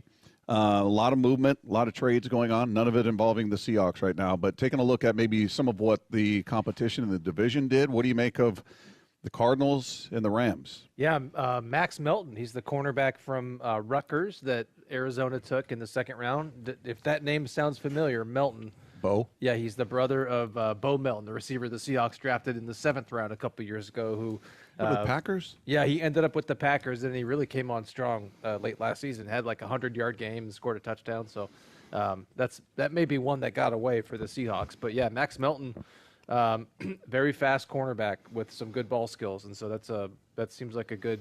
I don't know much about him beyond that, but that seems he was a guy that I've heard good things about, and that seems like a good pick for Arizona. It's a hell of a gene pool because you got a guy that can play corner, and a guy that can play wide receiver in the NFL in your family. That's good bloodline. They were making each other better. Iron sharpens iron. Maybe. Yeah, in the backyard Yeah. at the Melton household. I know, yeah. My brother used to just beat the crap out of me when he was older, and he ended up playing defensive tackle at Stanford. Which didn't make sense. You're both on the same side of the ball. So. No, he was an offensive tackle, actually. But, was he? Were you but guys I'm doing just saying Oklahoma when we're drills in the backyard? Yeah, basically tackle football. Smear the odd guy, that kind of thing. Yeah, I've heard of that. That kind of stuff is what we would do. And tackle basketball. Yeah, everything involved tackling. Yeah. Baseball, it didn't matter. So the Rams go with a defensive tackle out of Florida State. Yeah, Braden Fiske. So here is my suspicion, guys.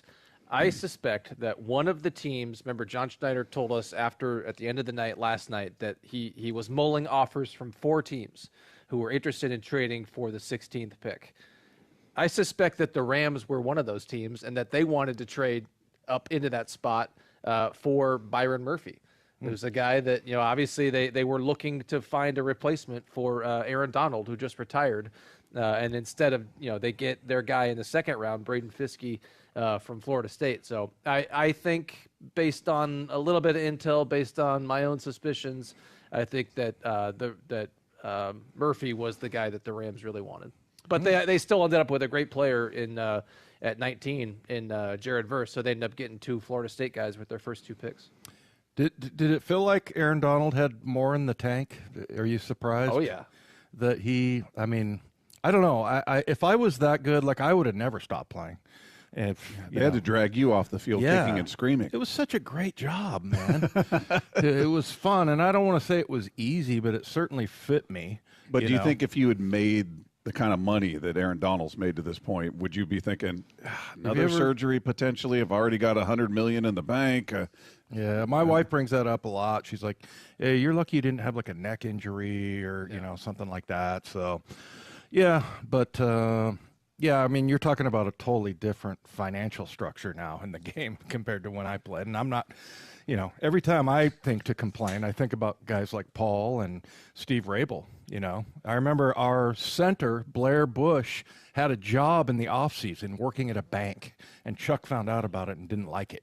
So, yeah, what's he going to say about it? He was like, why isn't he concentrating on football? Oh, he's got bills, Yeah, I was going to say, he's trying to put food on the table back in those days. I worked in the off-season one year just to kind of start learning business. And What'd you do toward the end of the career? I had a friend who owned a door and molding shop, and I just wanted to understand the business part of it and sales. And so I did it 1 year. I didn't love it because I was like, man, I'm not really making any money here. And I'd probably rather go play golf in the off season. But I was just thinking about career, life after football.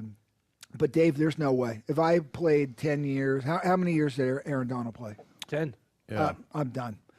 It just, in what I know now, just the wear and tear on the body, my neck, my back, my knee, my hip, my everything. There's nothing. My finger that's dead. And I loved the life. I would never change that because, this is where I am now because of it. But there's a point where you have enough money, and it is a tough sport. The defensive line, you're constantly hitting. You got to stay in shape year round, and it's not just being in shape like we've talked about. To get it in shape. You've got to be at the top of your game, and it's just tiring. Yeah, and that guy was like 300 pounds with a 6-pack, so he was working his tail off. But I remember I covered the Rams during their playoff run. The end of the 2021 season because my colleague was on maternity leave. And I remember after that Super Bowl, right, he makes one of the plays to seal the game for the Rams. And afterwards there was speculation about, would he potentially walk away, and he didn't shut the door on it when asked about that. So I feel like this had kind of been brewing for a few years. So not surprising in that sense, but it is surprising to some degree in the sense that the guy was still kicking butt. He was still maybe not peak Aaron Donald, but he still seemed like he was Aaron Donald. But peak Aaron Donald was so far and above the rest that if he came back to the pack a little bit, he's still better than everybody else. Well, I'll ask you a question. Aaron Donald had just retired. Byron Murphy today. Where are they? Oh, that's a great one. If you're building a team for one season, well, I'm just saying if Aaron Donald didn't retire and we've got Byron Murphy, I go, who's a better player at this point?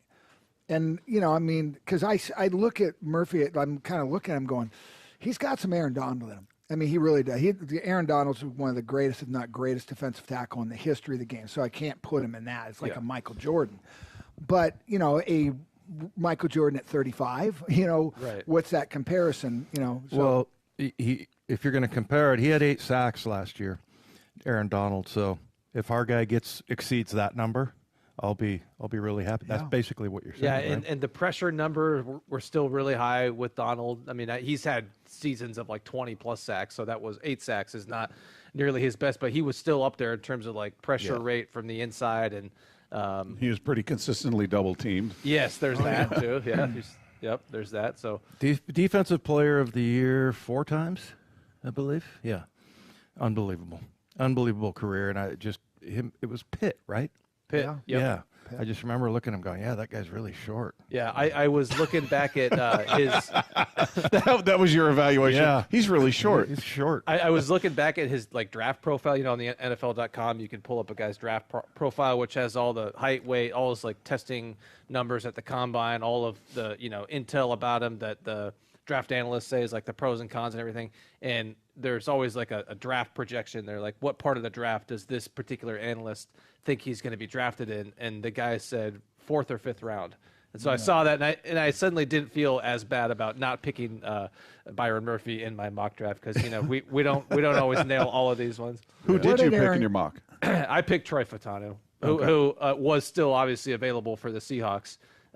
So I think that may have just been a combination of they don't value that position as much, and they felt very fortunate that Murphy was there. They had him rated higher, and you never know. I mean, they're just with some of these prospects, you never know if there's an injury that hasn't really gotten out. So who knows? So let's say Murphy went to Indianapolis, and now you got Latu there, and you got Fatana. Who would the Seahawks have grabbed? See, I think they wouldn't have taken Latu either, just because of the neck injury. And you're right. Yeah, you're right. and I've had a suspicion for a while that this team has gotten a little more careful in terms of draft prospects with coming out of college with significant injury concerns. I mean, they kind of got burned with Darrell Taylor. Obviously, he's gotten on the field and he stayed healthy, but they did not think he was going to miss his entire rookie season with the leg injury. They've seen 2 of the best players in franchise history have their careers end prematurely because of neck injuries. And so when I looked at Latu, I just kind of felt like he was not a player. Maybe they wouldn't take him off their board, but I had a hard time seeing them take him in the first round. You surprised it's hard to believe that a guy he failed the physical. He failed the physical at UW. They weren't going to play him there. Yeah, but he didn't fail it at UCLA. Yeah, but I mean, if you get one fail. I had a herniated disc that they would have failed me, and the other one said, "Yeah, you had the surgery. We'd play you." So I'm like, it's doctor to doctor, team to team. Yeah. But no, I think you're right though on the Latu part. But they did go. They traded up to get DK, who had a neck injury, and that's why he fell to the bottom of the second round. As a lot of people thought he may not be able to play. I wonder what the difference is between those 2 injuries, and whether his is.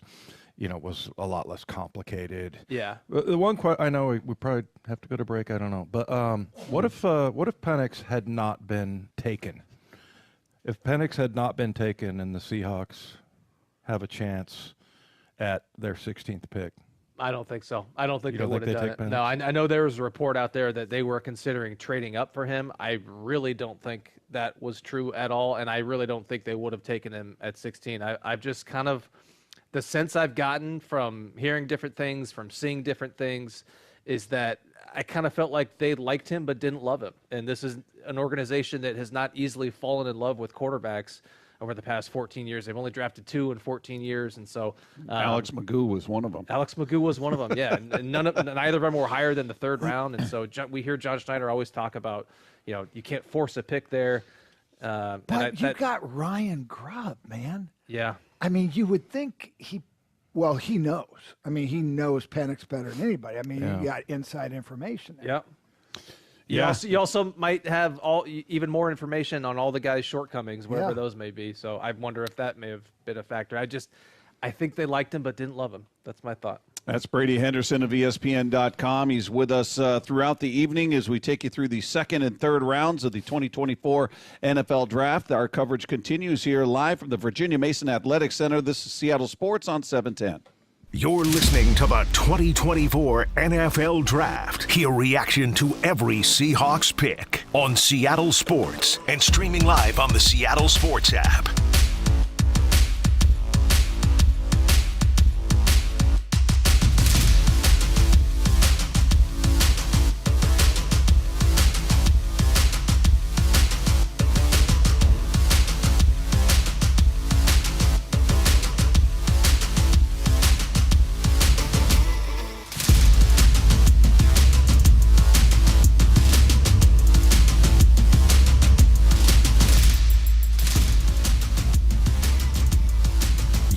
listening to the 2024 NFL Draft. Hear reaction to every Seahawks pick on Seattle Sports and streaming live on the Seattle Sports app.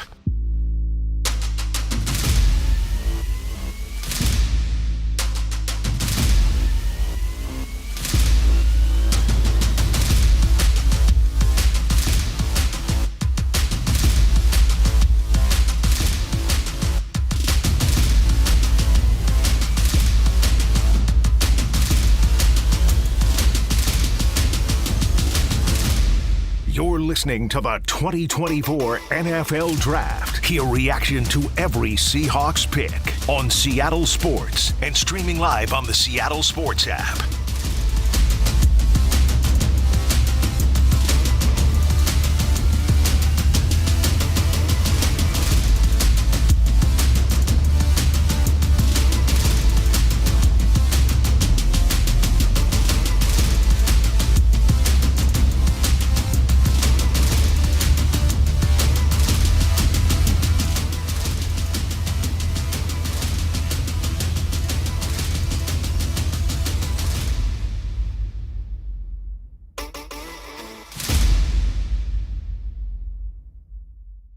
You're listening to the 2024 NFL Draft. Hear reaction to every Seahawks pick on Seattle Sports and streaming live on the Seattle Sports app.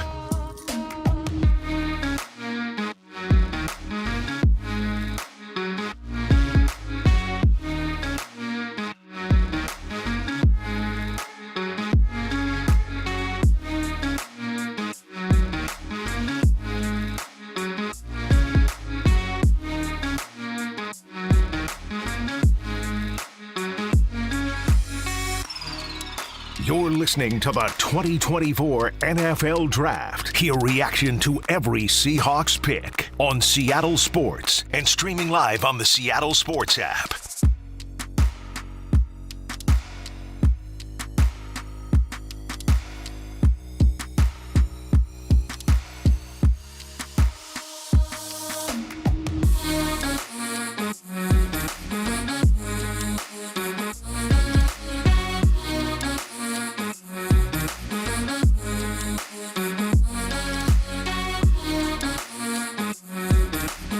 Listening to the 2024 NFL Draft. Hear reaction to every Seahawks pick on Seattle Sports and streaming live on the Seattle Sports app.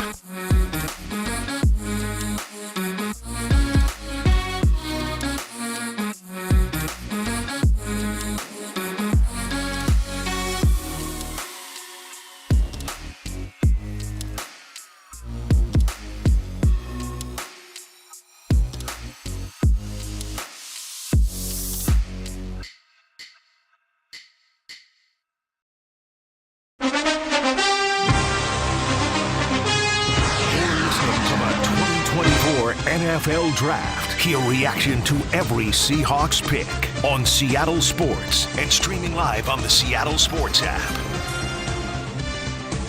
2024 NFL Draft rolls on, and we've got you covered here live from the Virginia Mason Athletic Center. Bob Stelton, Dave Wyman, Paul Moyer taking you through all of the action. The most recent pick going to the Cleveland Browns, Michael Hall Jr., another defensive tackle, just under 6'3", 290 pounds. Going to the Cleveland Browns with pick number 54 as they are rolling through. Seahawks have pick number 81, which will be in the third round, unless they make a move here at some point.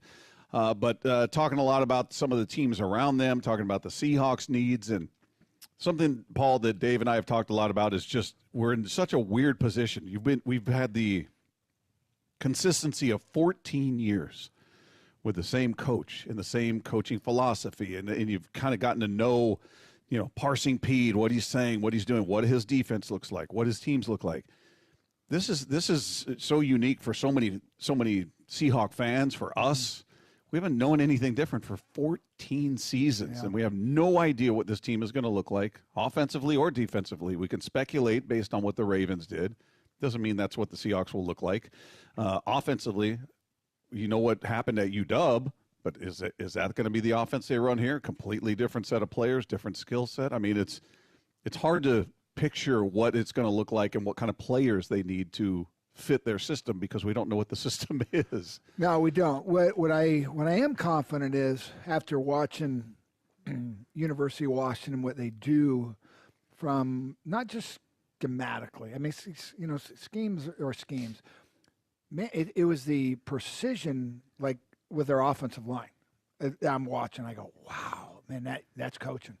And then Mike McDonald, you go watch them and how they know exactly where to go and how to look up receivers and how he would get opportunities for people one-on-one. So I'm really excited about, the X and O part and how they teach it. I think the weirder part is, what's Pete doing right now? Hanging around UW. But no, what's he doing right now in this draft? Oh. He for 14 years, more than that. I mean, but for 14 years, he was in a draft, and he wasn't pulling the trigger like John is, but he's pretty involved. And and as John would say, or at least I heard him, I read between the lines, is not that he ever overruled me, but he had a really strong personality of what he wanted, and it probably made John question himself at times. And so he ran this organization. The press conference last night was different because the press conference used to still kind of be run by Pete. And then John would take over because he knew all the players. But Pete was involved in that. And when he would call, talking to the players. And then you got Mike McDonald, who probably took a little more of a backseat to John in the press conference. And he's much more serious, and, welcome. And it's just a different personality. Yeah, it's just I'm just wondering, Pete, what he's doing last night and today. Is he watching the draft? Is he upset? I don't know. Is he critiquing it, going, yeah, I wouldn't have gone with Murphy. I would have gone with this guy. Yeah. Why'd you draft that guy, Johnny? Yeah, Johnny, I would have gone. You should have taken a look at this guy. Yeah. Yeah. Well, and I remember, didn't Mike Holmgren have kind of a? I think he was kind of like Bill Parcells, where it was like, who's the GM when he was? It was Ruskell. Ruskell. Ruskell was 1 year, and then was Mike Reinfeldt in there maybe? Anyway, it was it was mostly Mike though, because he ran the whole organization. Remember, Mike, he was president, general manager, head coach. Reinfeldt. No, Mike Holmgren. Oh, you think Holmgren? I know. I saw Reinfeldt this last year, down in Tennessee, because he's part of that organization. But I just remember him being involved. But yeah, he probably was. I remember something about Mike Holmgren kind of being like, I want to shop for the groceries, So well, they didn't make that change then until 2005. Yeah, that's when they brought in Ruskell, and they said, "Hey, you're going to coach now." That's right. And they probably gave Mike Ruskell. Was it Mike Ruskell? There's the space station, by the way. That is weird. It looks unlike any other draft room. The Dallas Cowboys. It looks like something out of an Austin Powers movie. Or what city are they in? What city? Yeah. What's that called? Frisco, Texas. I just bought a house there. Oh, okay. I thought you were testing us on that's not how it's pronounced. No, I just bought a house in Frisco, Texas, just about a mile and a half from where their practice facility is. Which is, I guess, where that is, where that room is? They have I don't know where they are. They have a thing called the Legacy, which they do have an unbelievable practice facility. It's I think you can actually watch it. They have an area where you can get up in this kind of a stands type of thing. Isn't there like a mall around there? Yeah, it's really nice. Shopping and it has high-end stamp shops on it. Yeah, it's very Bellevue, Beverly Hills type of money there. High end, yeah. Whatever room they're in looks really cool, and it doesn't look like any of the other rooms are showing.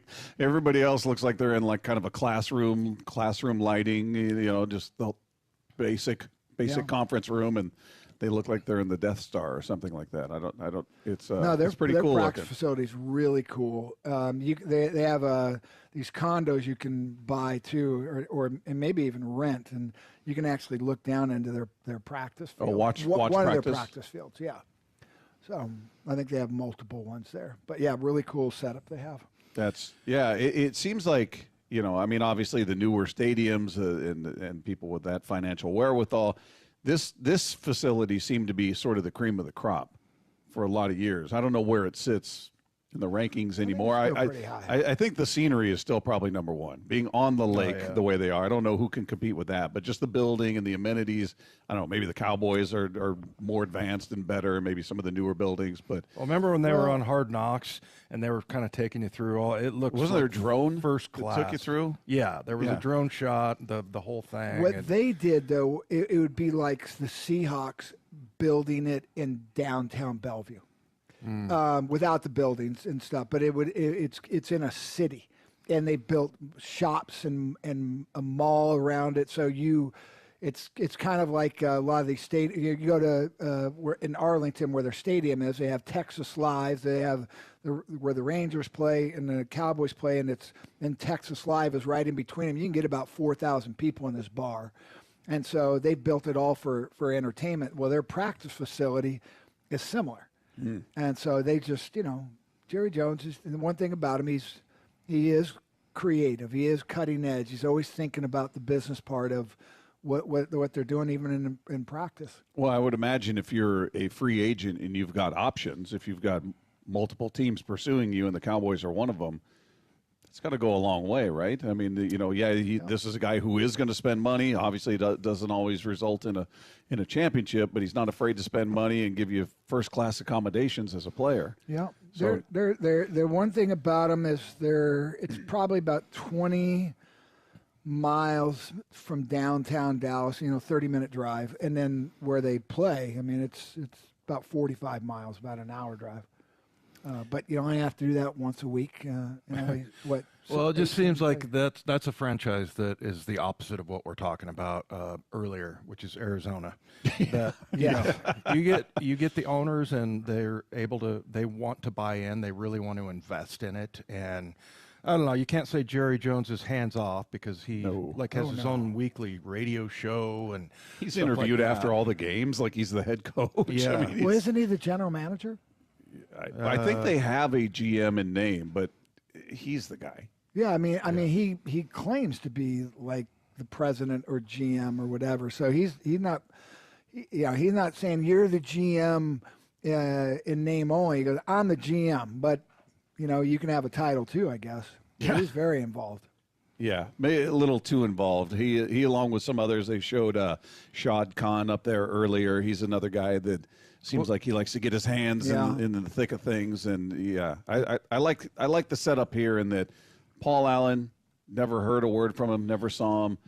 Jody Allen, I don't ever see her. I wouldn't know her if she were standing next to me. I mean, they just kind of let the football people do the football things. Nordstroms were like that too. I remember them. They would just kind of hang out over on the side. And I remember one time going over to Mr. Nordstrom and saying, "Where'd you guys get those suits?" No, you didn't. He thought it was funny. We should get you one. This was me before the game. He thought it was funny. But I mean, he was just always very, like, you saw him there, but he wasn't involved. It was totally different with Behring. But and Jody, she's usually here for the draft, though. And Paul was Oh, yeah, always here she's for in the there. draft. Yeah, she's in the room, but we don't see her around. Right. And I mean, she doesn't medal or anything like that, and neither did Paul. But yeah, so that's the way you want it. And I feel like in Arizona, everything goes the way of their owner. Cowboys are about to make their selection with the 56th overall pick as we're still in the second round of the 2024 NFL Draft. Again, the Seahawks have no pick in the second round. They do have a pick in the third round, which is pick number 81. We'll see if there's any movement with them, but we will continue to keep you updated on everything going on in this draft. Again, the Cowboys making their pick. The Tampa Bay Bucks are on the clock. We'll come back with all the details live from the Virginia Mason Athletic Center, that's Seattle Sports on 710. You're listening to the 2024 NFL Draft. Hear reaction to every Seahawks pick on Seattle Sports and streaming live on the Seattle Sports app.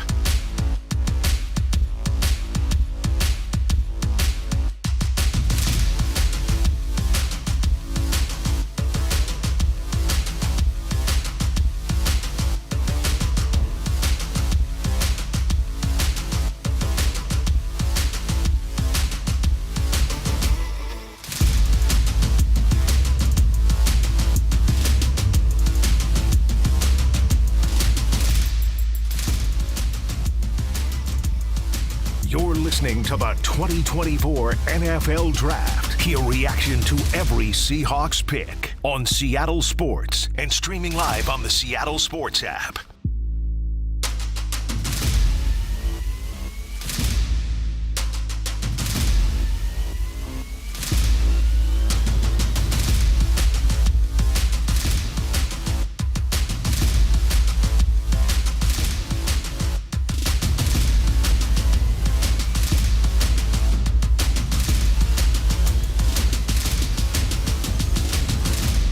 You're listening to the 2024 NFL Draft. Hear reaction to every Seahawks pick on Seattle Sports and streaming live on the Seattle Sports app.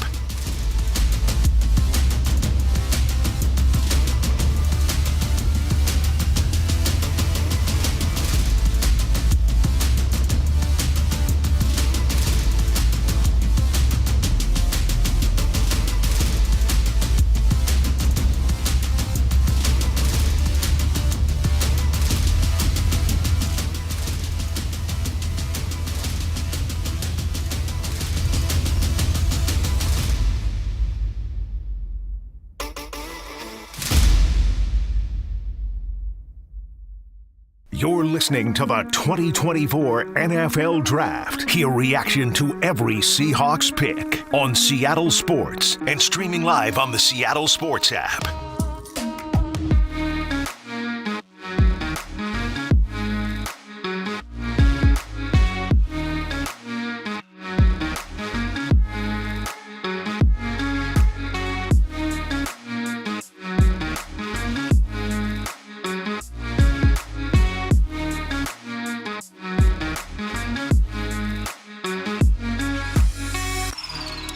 You're listening to the 2024 NFL Draft. Hear reaction to every Seahawks pick on Seattle Sports and streaming live on the Seattle Sports app.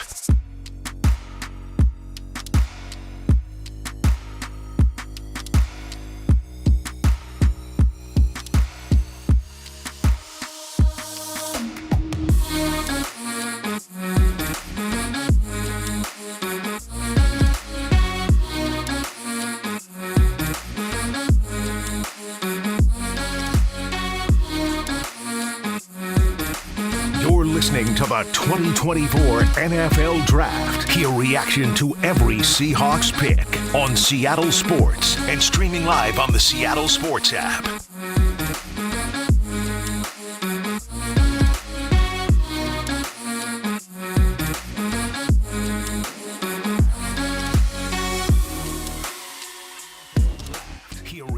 To every Seahawks pick on Seattle Sports and streaming live on the Seattle Sports app.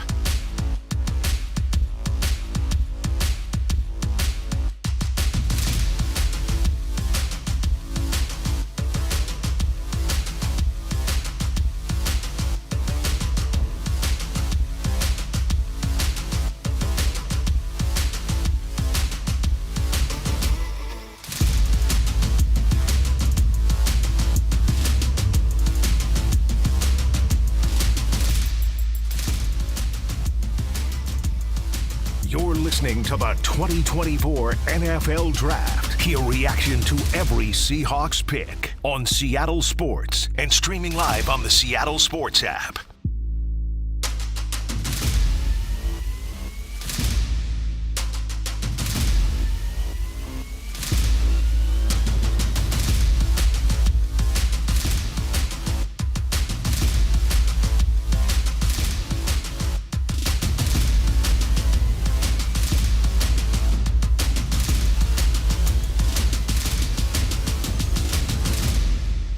Listening to the 2024 NFL Draft. Hear reaction to every Seahawks pick on Seattle Sports and streaming live on the Seattle Sports app.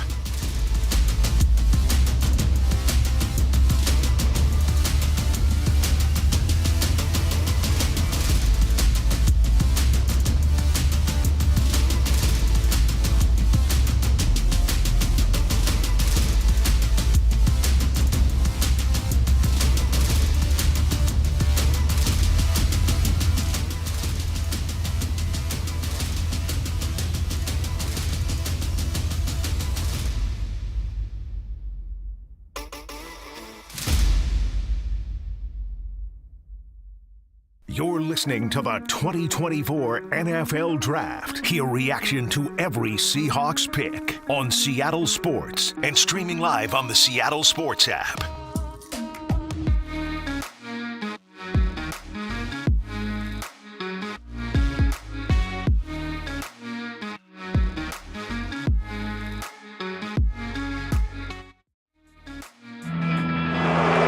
Good evening and welcome to the NFL Draft.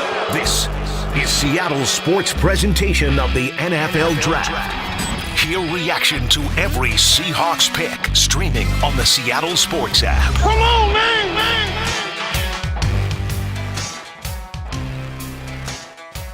It is the 2024 NFL Draft happening live from Detroit, where there's still just an ocean of people out there.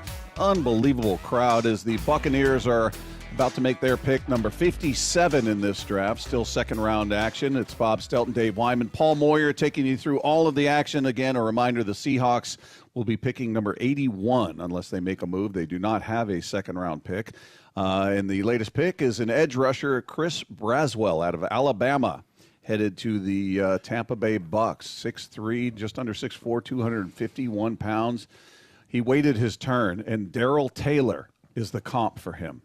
They gave the attributes. There's always 3 bullet points. One of them was he waited his turn. The last one, his comp, was Darrell Taylor. How many people are looking at that going, who's that? Yeah, but he's pretty good.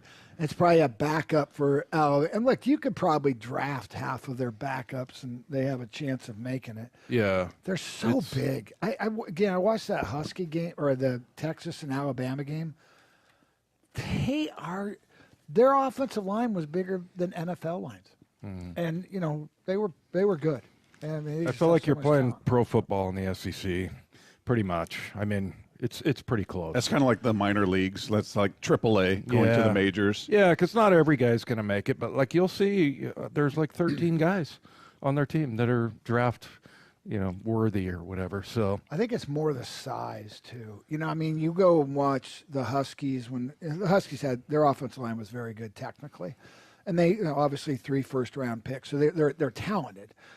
But the size difference, I'm watching Texas, and Texas was very good. They beat Alabama, and they were a good team. But then you just looked at the size difference between Texas and Alabama.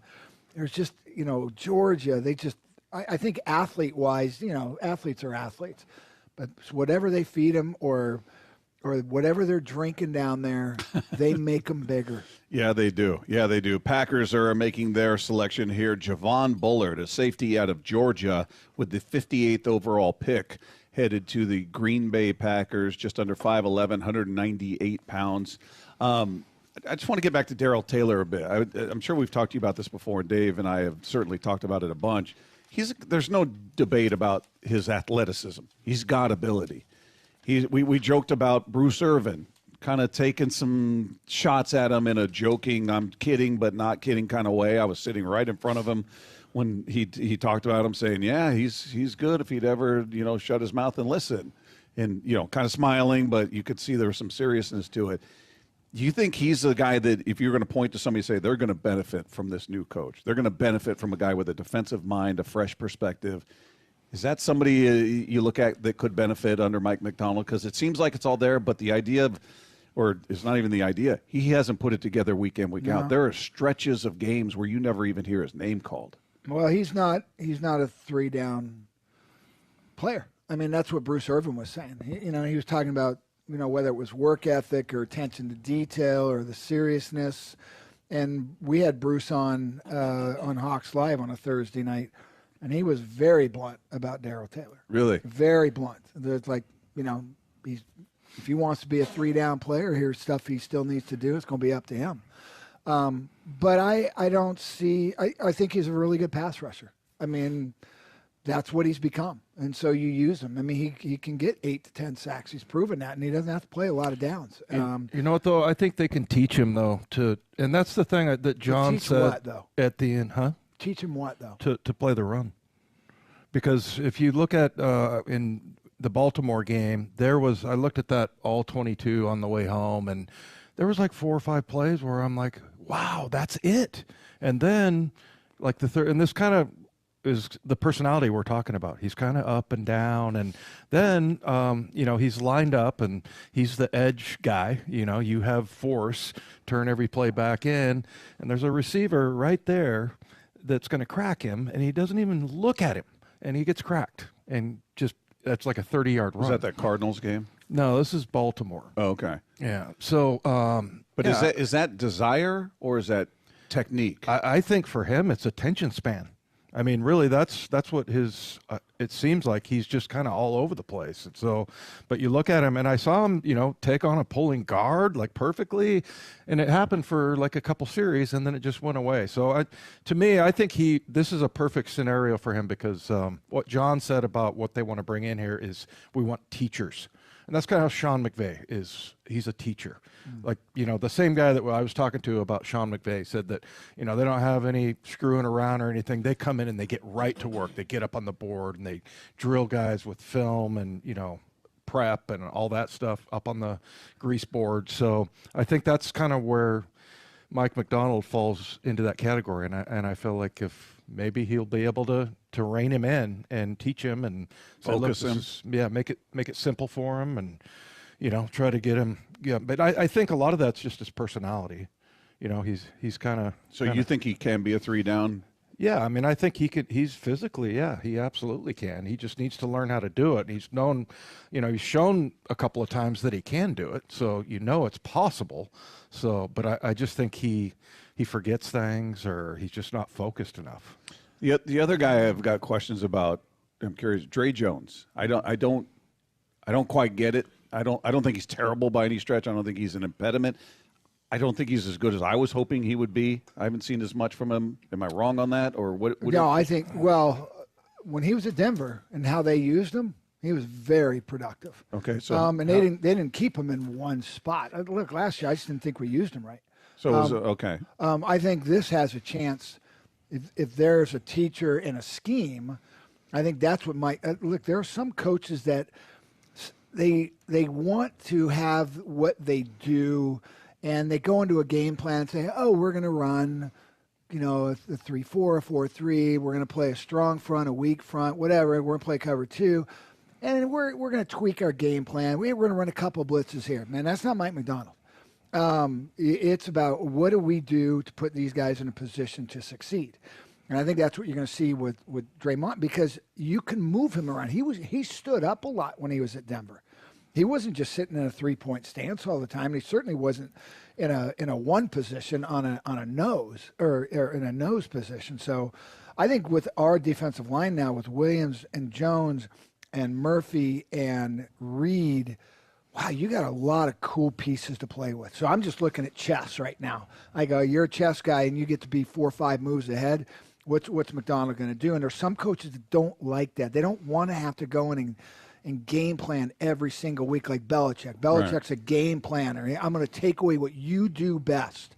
And Pete said, forever his philosophy is not what they do, it's what we do. Yeah, to an extent. But you got to go in and also say that guy can't beat us. I got to create opportunities for this guy. Is he worth the money? I mean, he signed a 3-year, $51 million deal with Seattle, $20 million signing bonus, $30 million guaranteed. I mean, we didn't get that last year. We didn't get that last year. And look, we had to get Leonard Williams in the middle of the season and trade for give up a second-round pick because we just didn't have the horses there.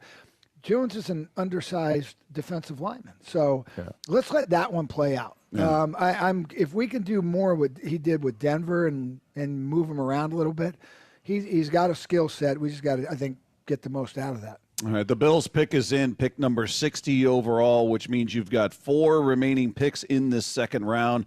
Assuming no trades, that will be the Lions, followed by the Ravens, the 49ers at 31, and then the Kansas City Chiefs at 32 in the second round. So 4 picks remaining in the second round before we get into third round action where the Seahawks will have some business to take care of, and we'll talk about all of that. We've got you covered on everything that's happening in this draft. Rounds 2 and 3 happening today. We continue to come to you live from the Virginia Mason Athletic Center.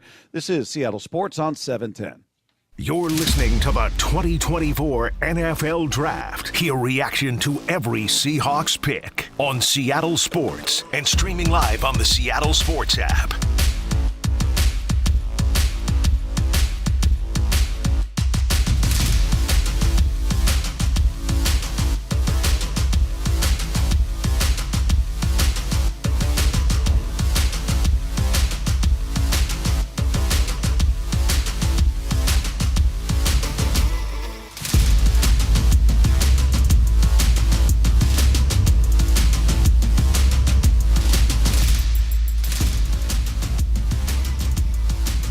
Listening to the 2024 NFL Draft. Hear reaction to every Seahawks pick on Seattle Sports and streaming live on the Seattle Sports app.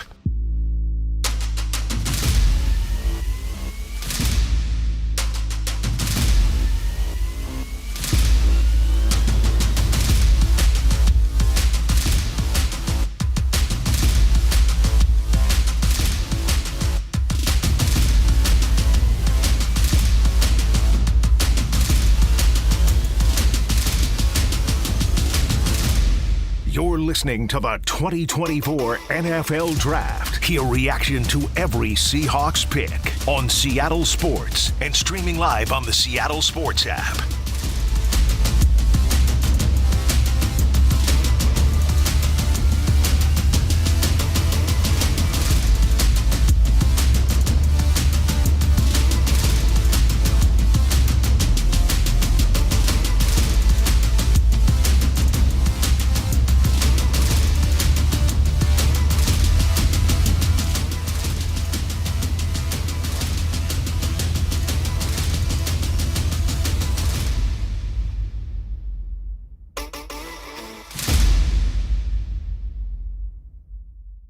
You're listening to the 2024 NFL Draft. Hear reaction to every Seahawks pick on Seattle Sports and streaming live on the Seattle Sports app.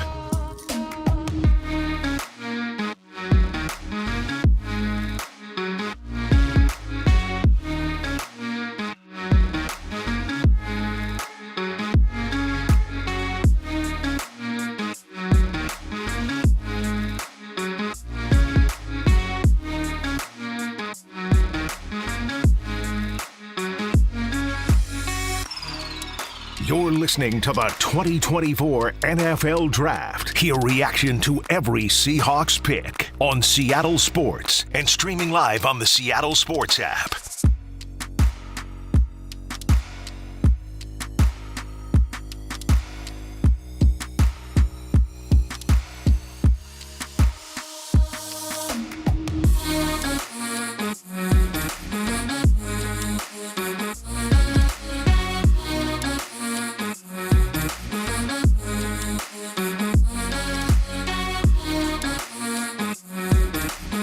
Listening to the 2024 NFL Draft. Hear reaction to every Seahawks pick on Seattle Sports and streaming live on the Seattle Sports app.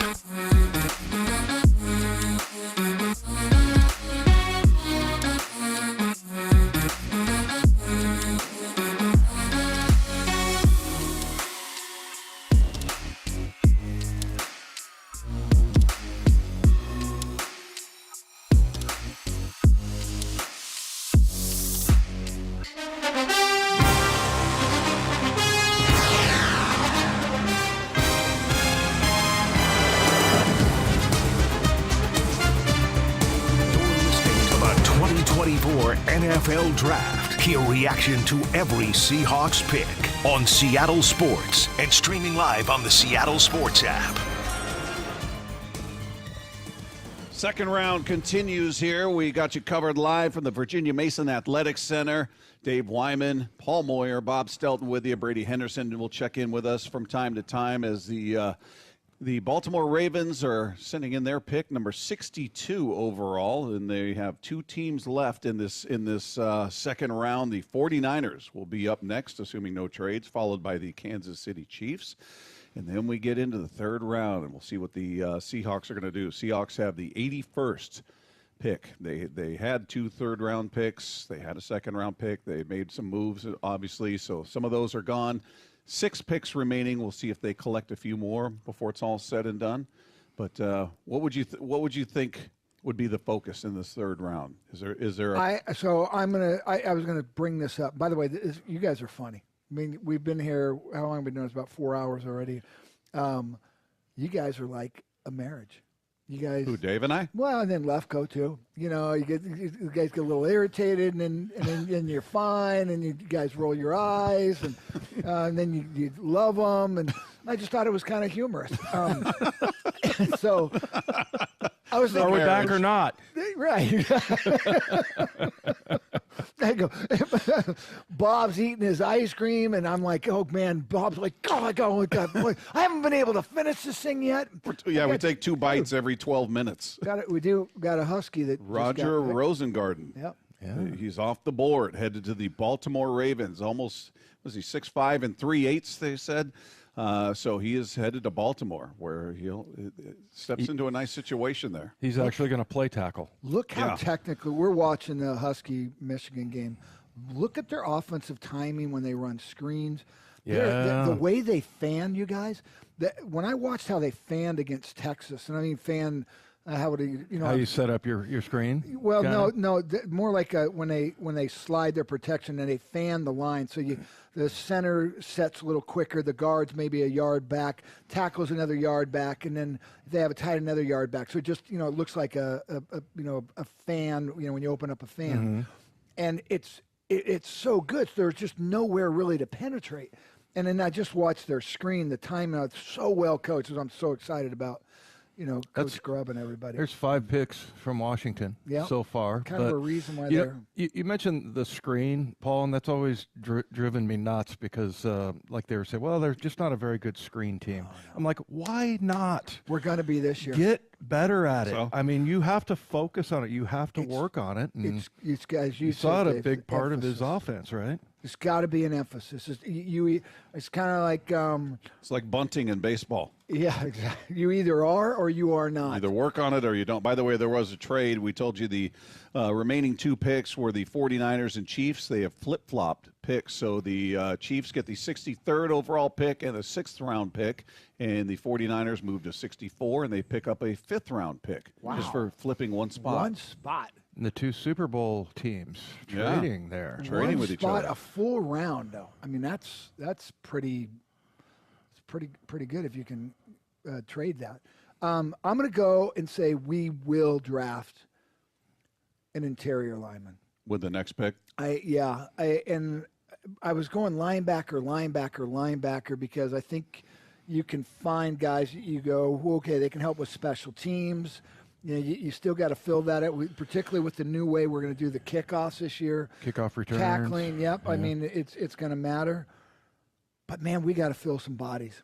And they've got to be able to compete. They're going to be able to compete that potentially you get one of our left guards or Bradford not gets hurt or doesn't develop. We got to put them in. They got to play. And so I think that will be it. Even though I think linebacker, if I was doing it just from an athlete and all that stuff, probably what I'd want. I'm going to say we're going to go interior lineman. Sorry, Dave. I'm sticking with linebacker, man. You want to take a run at this last name here? Tackle out of BYU. Why don't you go ahead and take that one? Kingsley. What's his last name? Samatea. Ooh, Moyer nailed it, I think. Yeah, I think you're right. I'm going to go with that. Thank you. That looks right. Kingsley Samatea out of BYU. Tackle. Quoting Paul Moyer. Yeah, Paul Moyer says that's how you say it. By God, that's how I'm going to say it. But that's who the Chiefs traded up for. They just went up one spot with the 49ers. 49ers are now on the clock with the final pick of the 2nd round, and Chiefs had obviously fearing maybe the 49ers would take him, or somebody that's hanging around is going to move up to take that spot. I love that. You see that trick all the time. Somebody's standing in a pool and they jump up out of the pool. I just don't think that's real. That's a lot of power. Dave, have you ever tried to do that? No. First of all, I couldn't get my knees above the water. Well, I was just curious about the depth of the water there. It looked like it was just above his knees. It's probably 2.5, 3 feet, I think. I've seen some fighters do it, and it's. I always thought it was like fake photography. Oh no, it's real. Yeah. Well, if you're that explosive, why don't you I want to know what his vertical is. Yeah. I mean, because if he that's can do more that. Yeah, If he's doing Dave, something you think is CGI or it's trick photography, then it's pretty impressive. I'll bet you, Dave, we could find his vertical. Yeah, you think? You think it How about exists that? somewhere? Well, yeah. I mean, I just Probably don't. I don't combine. get why you're. Maybe they should make that an event at the combine. Be a lot of Jumping out of a pool. There'd be a lot of banged up shins. Yeah, no kidding. The guys that can't make it. Yeah, just scraping along that cement edge. I need mine to be like 2 inches deep. I think then I could jump out of that. And you need this padded. You need the edge padded. Yeah, In case first of First of of all, all, myself. Dave, if there was no water in there, we couldn't make that jump. Yeah, you're right about that.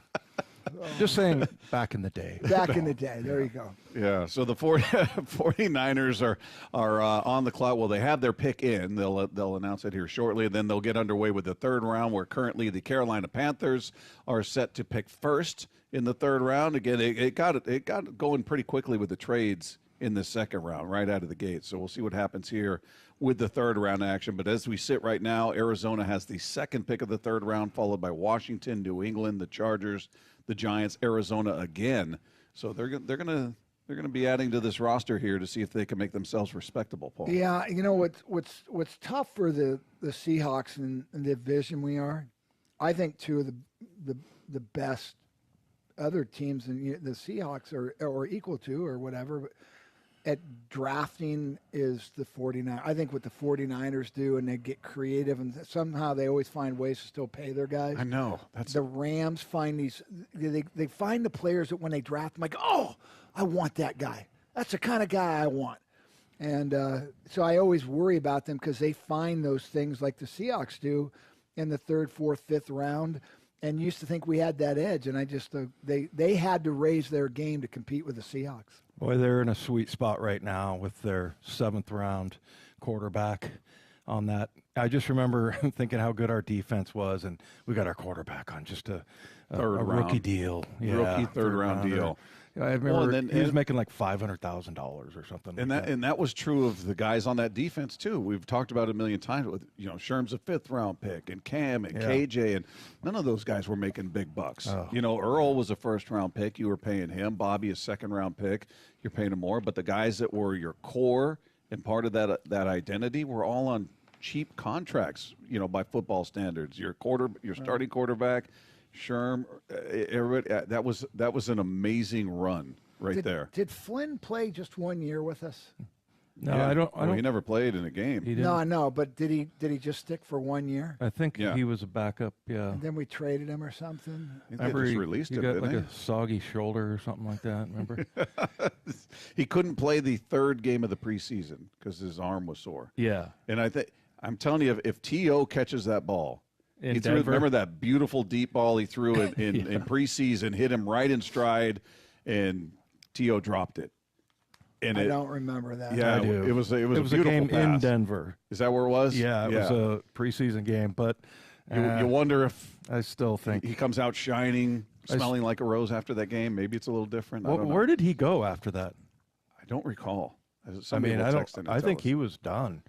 But yeah, he never. I don't think he ever started a game. I mean, we Matt got Flynn, yeah. No. I mean, look, he had that one huge game at the end of the year. Paul, I bet you there's a way to look that up. I was thinking the same thing. when he was with the Packers. Yeah, it was against the Lions. He threw 6 touchdowns. And we signed him, and I remember the first time we met Russell Wilson, and he came in, and we were all very impressed with him. He shook everybody's hand, kind of when he left, kind of called you by their name. He had his brand, go Hawks. But to Pete's credit, right from the get-go, he said, I went to ownership. I know we paid a lot of money for this guy, but we think this guy is better than the guy we just signed big bucks for, and we're going to let them compete in training camp. And I don't think Flynn, if he caught that one, I think the writing was on the wall through practice and everything. Yeah, a lot happened at practice. I remember that, and that was the big advantage for Russ. Real quick, he played in 3 games that year. At least he was active. He was suited up. Well, he went 5 for 9. I wonder if it was that Ram game where Russ threw a few interceptions, and maybe he came in. Or did we blow some teams out? Because remember, at the end of the year, we had some 50-7 games. We got really hot. Buffalo, and then we shut Arizona. out we ran the score up on the Arizona Cardinals. Yes. People were actually saying that. Final pick of the second round, Renardo Green, cornerback out of Florida State. Paul's very happy about this Why is Brock pick. Moyer here today? Brock Moyer. I wasn't in your face. The clap thing. Final selection. So the San Francisco 49ers go cornerback. Again, Renardo Green out of Florida State, second team All-ACC last year. So that is the finale of the second round. Third round about to get underway. We have got you covered on every bit of what's happening. Again, a reminder, the Seahawks do have the 81st overall pick. So number 65 coming up next. And we've got it covered for you right here as we continue live from the Virginia Mason Athletic Center. It's Seattle Sports on 710. You're listening to the 2024 NFL Draft. Hear reaction to every Seahawks pick on Seattle Sports and streaming live on the Seattle Sports app.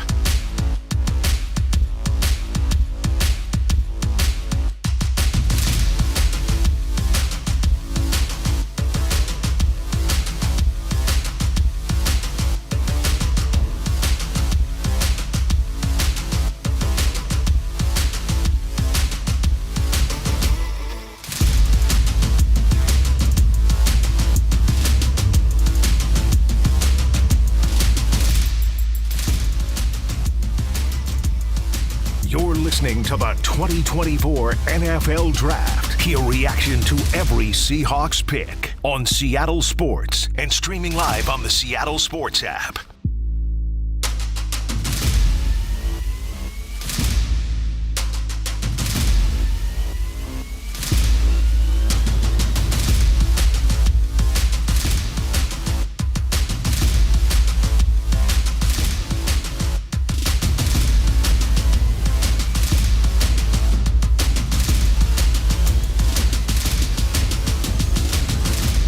You're listening to the 2024 NFL Draft. Hear reaction to every Seahawks pick on Seattle Sports and streaming live on the Seattle Sports app.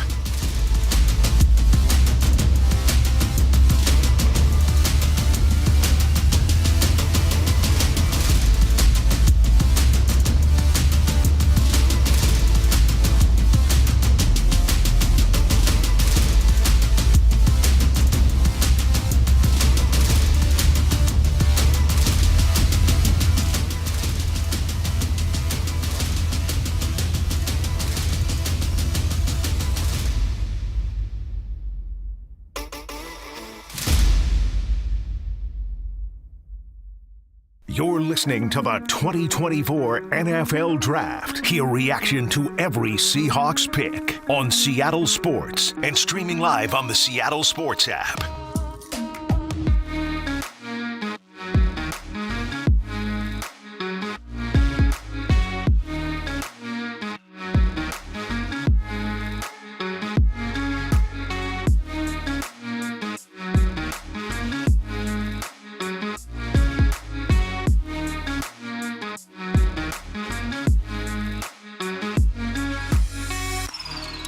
You're listening to the 2024 NFL Draft. Hear reaction to every Seahawks pick on Seattle Sports and streaming live on the Seattle Sports app.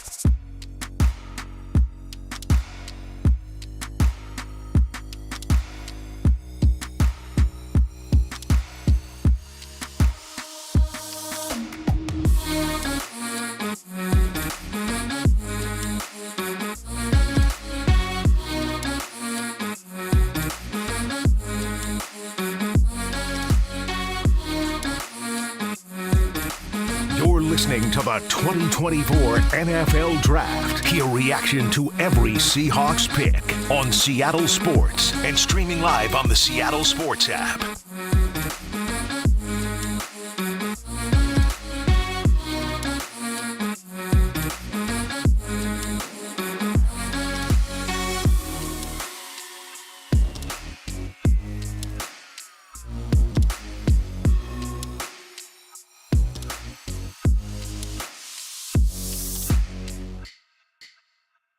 You're listening to the 2024 NFL Draft. Hear reaction to every Seahawks pick on Seattle Sports and streaming live on the Seattle Sports app.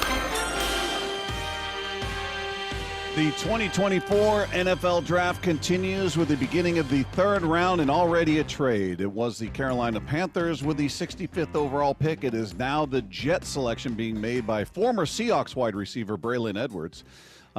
He is out there. He has been with the Jets and the Browns, was the Seahawks for a hot minute, but out there now making the pick for the Jets, who will then be followed by the Arizona Cardinals. So we'll see who they felt it was necessary to make this move for. A little urgency on the Jets' part, see if they're going to be any good this year. O-line. I mean, right now, just protect Aaron Rodgers at all costs. Well, they're right? giving him a weapon. It's Malachi Corley out of Western Kentucky, a wide receiver. 5'10" and 5'8", 215 pounds. He's the Yak King, is what they're saying there. He's not juicy, but he is the Yak. By the way, Brady, any idea what juicy would mean? We're looking at these descriptions up here. They usually give 3 bullet points. Yeah. They'll say he's twitchy, he's this, he's that. Somebody we looked at earlier was identified as juicy. Juicy? Does that mean like he's got juice? Like he's fired burst or something in the open field? I'm not sure. That's not a term I've ever heard. What did you say? Got juice? Yeah. But juicy? He's juicy. Juicy, that brings a whole other connotations into play. Yeah. Used to be used to tight say that. hips, can't good lateral quickness. Didn't Pete use that word, juice? He's got lots of juice. Yeah, he will say he's got lots of juice. Yeah. He's fired up. He's going to compete like crazy. Juice meant steroids back in our day. I thought it was sauce. No, that was alcohol. Never mind. It's on the sauce. And then they show Aaron Rodgers' response to it on Twitter, which I'm not really sure what that meant Like, either. look. Set of eyes and then a hashtag, but no words following the hashtag. Where's my tackles? Yeah, I don't. He got one in round 1, right? Washanu? Did he go to the Fashanu Jets? At number 10. Yeah, Okay. that's right. All right. Well, so he'll find other things to cry about, I suppose. Yeah, he's not going to cry about the first 2 picks, but he'll find something. Yeah, so the Cardinals pick is in. This seems like it'll be going a little quicker here. The Cardinals pick is in, and Washington is on the clock as we speak, so we'll see where the Cardinals go. But look at the linebackers there. A couple of linebackers on. This is Daniel Jeremiah's best available. Mm-hmm. There's 2 second-level linebackers there, Peyton Wilson and Junior Colson. Colson. Give me, look, I do. You know how I like Trotter. I do. Just because a cover guy kind of fits Mike McDonald's scheme, which means I'm completely wrong. Who do you have here in the mock draft for the Seahawks? We only did first round, and they spared me from making more incorrect predictions, and I only did it in 1 round. Well, what would be your incorrect mock draft now at 16? Because everybody else gets them all right, Brady. So you mean right now? Well, I mean, because we got 16 I'd probably go with Byron Murphy now. You mean at third 81? round. Third round. Cooper Beebe, if he's still there. Yeah. Yeah, I think that could be a situation where the need and the talent really match up perfectly. If he's not there, maybe somebody like Christian Haynes, who's another interior offensive lineman from UConn, big, powerful guy. Those would be the 2 guys. And I thought Beebe was going to go in the 2nd round, and unless I was asleep at the wheel, he's still available. So I wonder if they are counting their lucky stars that he hasn't taken yet, and maybe even considering a move up if they like him as much as I think they could. So listeners may not know who Cooper Beebe is. He's Christian. He's a guard from Kansas State. Okay. Yep. And played a lot of football. Powerful guy, athletic enough guy. I not going to profess again, like I've watched a ton of tape on him, but just from what I've seen and from what I've heard, he's a solid player, and I could definitely see them taking him at 81, and who knows, maybe even a trade up if they really feel like they have to have a player like that. Again, I don't think they're going to force a pick for need here, but he's a pick that I could see making a lot of sense. Cardinals going with the running back with the number 66 overall pick. So they take a running back out of Florida State, adding to the offense, giving some weapons there to the offense, and Kyler Murray. See what kind of difference that could make for him. But Trey Benson out of Florida State is the pick of the Arizona Cardinals, and the Washington Commanders have their pick in at number 67. So these are going rapidly with New England on the clock here. I really liked Trey Benson. I really wanted him. Running back, and that's Florida State guy. I don't know. I feel like Arizona's getting better in this draft, but would you have drafted a running back? Yeah, I really liked him, but in the third probably round? not in the second round, but maybe third round. You don't think we have enough running backs? We got 3. Yeah, Yeah, that's a lot. yeah. I just think if it's a really good player, then you take him.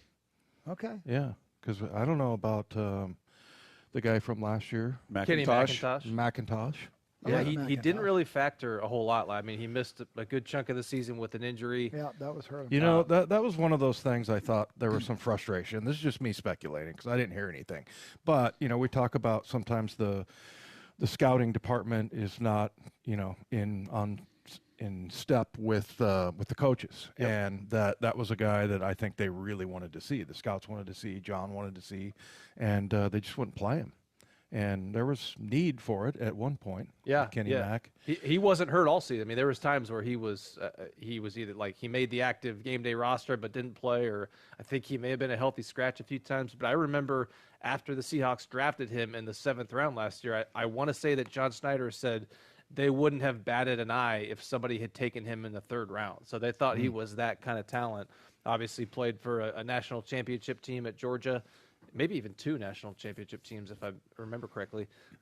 So a guy who, and I remember watching him in training camp, like the guy could catch the ball, like very natural pass catcher. Not a huge guy, so maybe wasn't going to factor and won't factor as like a, you know, between the tackles guy, but looks like he's got the ability to be a nice change of pace, maybe 3rd down guy who can really make some things happen as a receiver out of the backfield. Well, and I just think you need, I mean, you always say you can't have enough pass rushers, but I always feel like you can't have enough running backs. Running backs get hurt. Well, this franchise has learned it more than anybody, haven't they? I mean, they had to. We always talk about the year they had to call Marshawn Lynch and Robert Turbin out of retirement. 2019. You know? Well, I'm just curious, and I don't know. I mean, Ryan Grubb, do we take more of what he did, you know, in that, you know, offense versus what Pete wanted? And again, it transitioned. We were no longer a, you know, pro-styled offense anymore with a quarterback under center all the time with, you know, 2 running backs in the backfield. But what do you think is going to end up happening?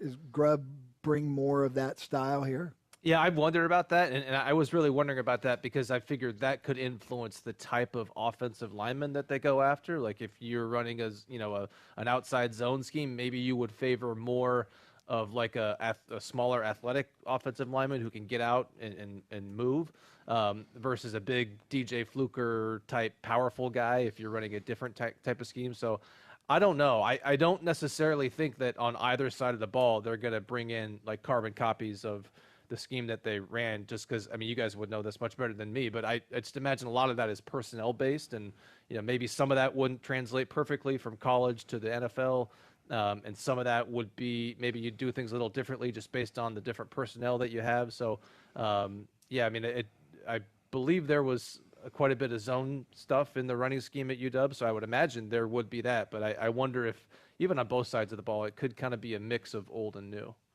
Yeah, I was really impressed what they did game plan against Texas. I mean, just the way they kept him off balance, and when they would run a screen and then boom, out of nowhere, all of a sudden you got, you know, Penix running the football, and then the way they would do more of a zone protection where they'd fan the lineman, and then other times they would do man double. I mean, they just changed things up all over the place. Their screens, when they ran them, wow, they really were in sync on how they did it with timing. That has to be taught. You know, we were just talking about earlier, we've always wanted, why can't you run screens? Because you either run them or you don't. You don't just say, hey, let's run a screen now. Yeah. There's too much timing to it, and you really got to believe in it. So, well, and you know, you got to practice it a lot, right? Yeah, you got to work on it. No, yeah. I mean, you're absolutely right. And whenever they say we're not a good screen team, it drives me nuts. But I mean, as a defender, it's horrible. Hate them. It's hate. I mean, it's horrible playing a screen. You got to keep your eyes on the ball carrier, and you got a guy coming down trying to cut your legs. I mean, it's a tough play to defend. By the way, it's tough. And go ahead. We're in the 3rd round. They're going to get the announcement on the Patriots pick, which is number 68 overall. But they were showing a little highlight package of notable 3rd round picks. They had Cooper Kupp and Travis Kelce. They seem to be missing that Russell Wilson guy. Yeah, he won was a Super Bowl and a few Pro Bowls. You know, just whatever. Yeah, Tyler Lockett he's in Detroit. He's gonna announce the Seahawks pick. He obviously was a third-round pick as well. Just one quick story though. Back to the running back conversation, the screen game conversation. So here's a bit of Seahawks draft history. In 2018, and you guys know this, I'm sure. Like a lot of people in the building wanted them to take Nick Chubb, but the offensive coordinator at the time had some reservations about Chubb and his ability to be a every down back because he wondered how well he could catch the ball out of the backfield. And so they ended up putting a lot of stock into what Schottenheimer said, and they flipped to Penny. Of course, the irony of that is that they never even threw the ball to their running backs anyway. So why would that be that big of a deal? Yeah, that one stings. Yeah. That one hurts. Well, and the other thing that's frustrating about that is that Penny never got hurt. He didn't have a bad history. He had a good history medically, and he gets here, nothing but hurt. Yeah, like Jamal Adams. What did we say? Missed two games, I think, in 3 seasons. before he played here, and then it all went the other direction. As the third round is continuing right now, Patriots making their selection number 68 overall, so we're getting closer to the Seahawks at number 81 of the third round is where we're at. We've got you covered pick to pick to pick to pick. We've got it all happening here live from the Virginia Mason Athletic Center at Seattle Sports on 710. You're listening to the 2024 NFL Draft. Hear reaction to every Seahawks pick on Seattle Sports and streaming live on the Seattle Sports app.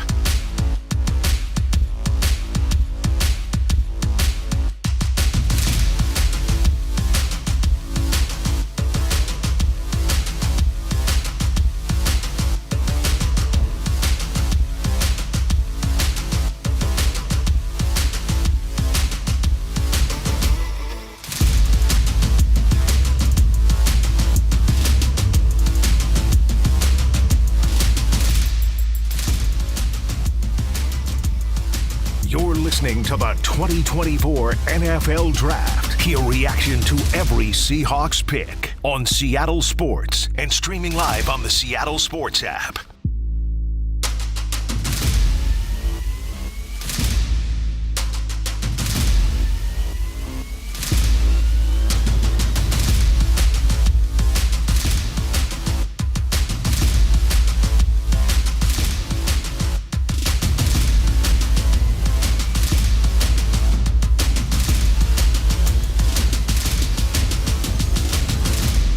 You're listening to the 2024 NFL Draft. Hear reaction to every Seahawks pick on Seattle Sports and streaming live on the Seattle Sports app.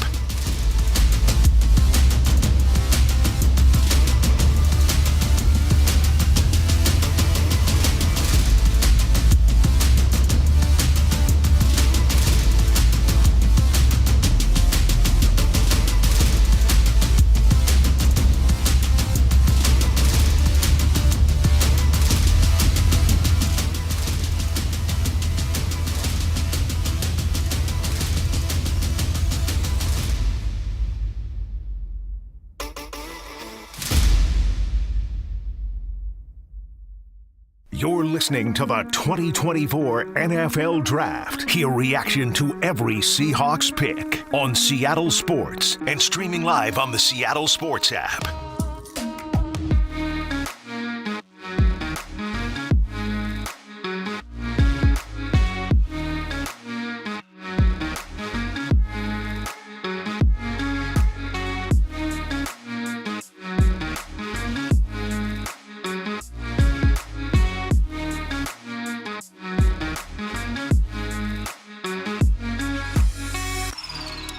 You're listening to the 2024 NFL Draft. Hear reaction to every Seahawks pick on Seattle Sports and streaming live on the Seattle Sports app.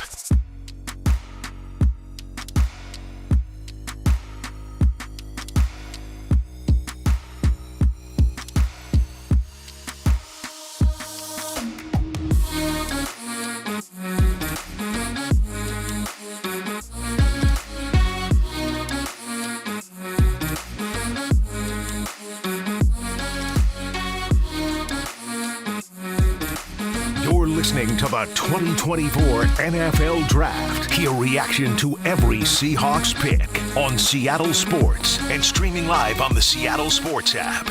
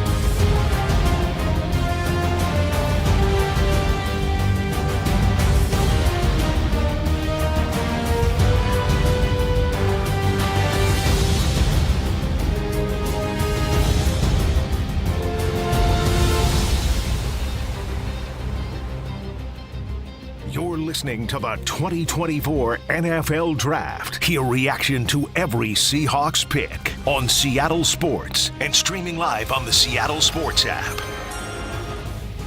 Pick number 71 is happening as we speak. Troy Vincent, who's now the Executive Vice President of NFL Football Operations, making the pick for the Arizona Cardinals, and they go with a guard, Isaiah Adams, out of Illinois, headed to the Arizona Cardinals. 6'4" and a quarter, 315 pounds, two-time All-Big Ten honorable mention. So they bring in a big guy there. The Cardinals stocking up on picks, so we are 10 picks away from the Seattle Seahawks. They're at number 81 overall. So up on the clock now is the Carolina Panthers. And, Paul, you've been keeping an eye on a few of these guys. You had Junior Colson going to the Chargers to play for the coach that he played for at the college level. And I asked you, I'll ask Dave this. How much easier would you talk about how you thought you were going to get cut after your first year, you, by your standards, thought you played horribly. How different do you think it would have been had you played for your college coach your first year in the NFL the way Colson will? It would have been less painful. I mean, I know him and he knows me, and he probably would have had a better, probably would have came up and said, hey, you're better than this. You need to do this and that. I mean, I felt like he look, when you get in the NFL, I mean, you potentially could get the coach, the guy that's coaching you, fired. So, I mean, that's the difference. And, I feel like if he knows you, then well, they know what buttons to push, right? He exactly knows how to fix things and whatnot. So yeah, I didn't. Junior Colson. What a great story! I was just briefly telling you guys. I saw a thing on the internet about the. I think it was an earthquake in Haiti that killed like 200,000 people or some ridiculous number. I think that was maybe an inflated number, but it was crazy. And so he was a kid in an orphanage, and this family from Tennessee. The Colson family, and they go down there. I think it was just the mother, and she saw him, and he was he was up for adoption, and they adopted him and brought him to Tennessee. And guy's just an amazing football player. I wasn't super thrilled with him. I mean, he was really good at sifting through blockers, but I'm like, that doesn't happen in the NFL. I mean, they don't miss you. There's lots of I was telling Bob, like I saw a pass rusher who had like 8 sacks, 4 of them. Nobody blocked him, So they should be half sacks. Yeah, I mean, there are just certain things that John talks about. It's not about what they are now. It's about what they can become. And so, if John, sees him and thinks, oh, this guy's a good learner, he'll pick it up quickly and things like that. Then maybe they take him. Real quick, I want to throw out there. This is for later rounds, but our guy Lofa. He is a football junkie. He loves it. But he's been sending me these profiles. I want this linebacker. Look at this linebacker. Look at this linebacker. There's a guy named Bo Richter. And if you look him up on this college football page, he's wearing his full dress. He's from Air Force. Got the full dress on. And he is really explosive, and he knocks the crap out of people. He's an edge guy, it looks like, more than anything. But anyway, yeah. I know Lofa, if he's out there listening or watching, whatever, he really wants a linebacker, that's for sure. So he's been sending me profiles. There's a bunch out. I mean, the kid, Peyton Wilson's probably the highest ranked linebacker still available. How I feel about Jeremiah Trotter. He's still out there. Again, third round, you're going to get a guy who can compete to start, or you should. We had Brady Henderson on. Is his guy still available? BB, yeah. He is. Yeah, and BB's down far enough that there's a good chance that he falls. To say the problem with this now is this becomes more need, right? And people go, I like him, but I need a guard. Whereas, and again, mostly in the first round, you're going, I'm taking that guy's. He's a better player. I'm taking the better player. Well, I don't know, Bob. We've been talking to John for 2 years now. Mm-hmm.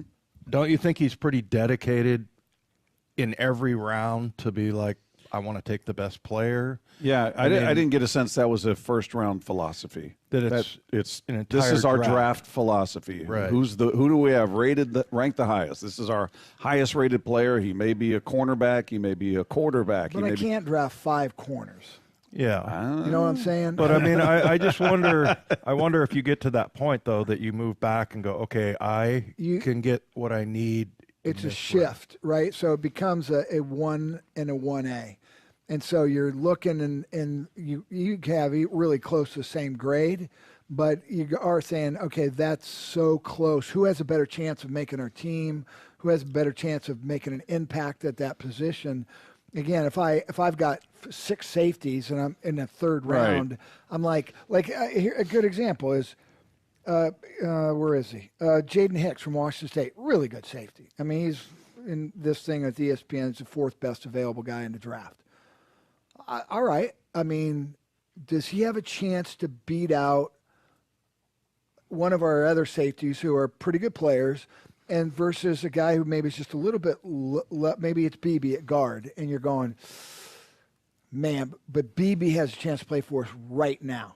And that's why they pay these guys the big bucks, right? You got to make those decisions, and you got to live with those decisions. Yeah, I don't know. I just didn't get the sense now if they've got a glut of safeties. Are they going to grab another one? I don't know, but he seems pretty committed to their philosophy, and it certainly didn't strike me as it's the first round philosophy. It's their draft philosophy. But maybe that might be true, Paul, what you're saying. If they're right there neck and neck, and we got 6 safeties, but we got 2 guards, well, okay, maybe they defer.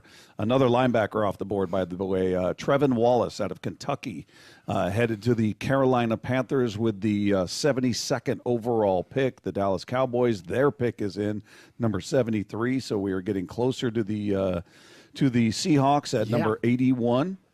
You know, the other thing is you also look, is there a chance I get that guy in the next round? You know, I've got this on the board. We love this guy, but we're looking at what other people are looking at as well. You know, it usually happens if you're closer to that, you know, if we had 81 and 90, right, where you're going, okay, well, there's a good chance that that guy will fall to us. But I don't think it would be one to ask. Do you always you rank every player? Do you always go with that person who's at the top? Yeah, it's a good question. We'll ask him. There's a chance we may be speaking to him next week. Do a little wrap on this thing. Maybe a chance. Do you want to call me in for that one? That'll be up to the. I think we'd have too many personalities in the room. And now the guard Cooper Beebe is off the board, headed to the Dallas Cowboys. Brady Anderson's guy. They compare. I don't love that compare. Richie not the Incognito. forklift. They compare him to his comp is Richie Incognito, who was just an absolute head case. Absolute head case. But he's a pretty good player. He was a good player, but he got in his own. He was with my 1 year in St. Louis. He was out there with the Rams, and he was a nightmare. No, he was strange. He cost his team. He had no impulse control, so he would cost his team on a regular basis. But this guy's knocking the crap out of people all over the field. They've mentioned something about forklift. Remember the story of forklift tackle? Jumpy Gathers? Do you remember Jumpy Gathers? Remember that name? Yeah, he was a D tackle for, and I got this story from Mark Schlereth that he was in Washington with Mark, and Jumpy Gathers had a move called the forklift where he would literally pick you up. He was one of these ridiculously strong. You know, you get these guys that are like legendary. Who's the linebacker for the Atlanta Falcons? He was a little guy. And he could bench press like it was 525 or something like that. When did he play? When was this? It was around the years in the 80s and 90s. Mm-hmm. But yeah, Jumpy Gathers had this move called the forklift, and like he would just do it at will. And in practice, Mark said, you know, they'd be like, Jumpy, don't forklift me, okay? Don't do it. It's emasculating. And he'd be like, hee, and then he would do it. And I saw him do it in a game.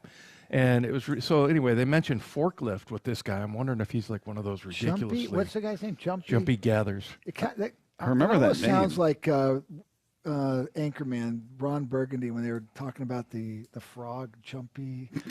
do you know what I'm talking about? I don't know why. Just another Husky off the board, by the way. Braylon Trice, edge rusher, headed to the Atlanta Falcons with pick number 74. So what is that? The 6th? Is that 6 or 7? I think it's 6 Huskies. 6? Wow, that's impressive. Braylon Trice. They had like 8 or 9 draftable grades for the Huskies this year. Yeah. And then you throw in Westover as well. I like Westover. I do too. I just you know, does he get drafted? He's definitely going to be a preferred free agent that everybody's going to go after. He's a hybrid. He can play tight end, a little bit of running back. I mean, he'd have to fit in the right scheme. Doesn't have great speed, but he's just a good football player. I mean, he's a guy he makes a team. He's going to be on someone's team. Yeah. 6 more picks before we get to the Seattle Seahawks. The Chicago Bears are up next, followed by Denver, the Raiders, the Eagles, the Cardinals, again, the Bengals, and then the Seattle Seahawks. We've got you covered on everything happening as we are in the 3rd round of the 2024 NFL Draft, coming to you live from the Virginia Mason Athletic Center. This is Seattle Sports on 710. You're listening to the 2024 NFL Draft. Hear reaction to every Seahawks pick on Seattle Sports and streaming live on the Seattle Sports app.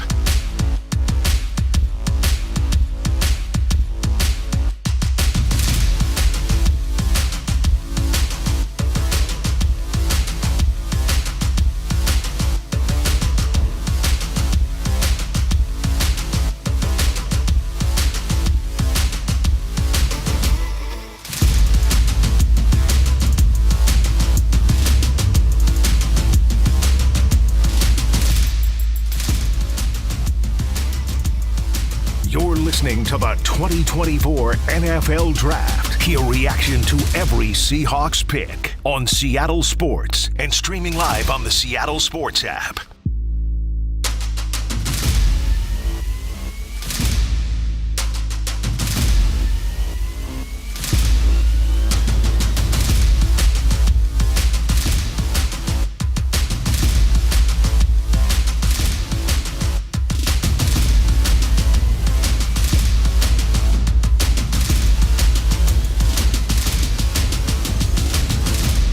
You're listening to the 2024 NFL Draft. Hear reaction to every Seahawks pick on Seattle Sports and streaming live on the Seattle Sports app.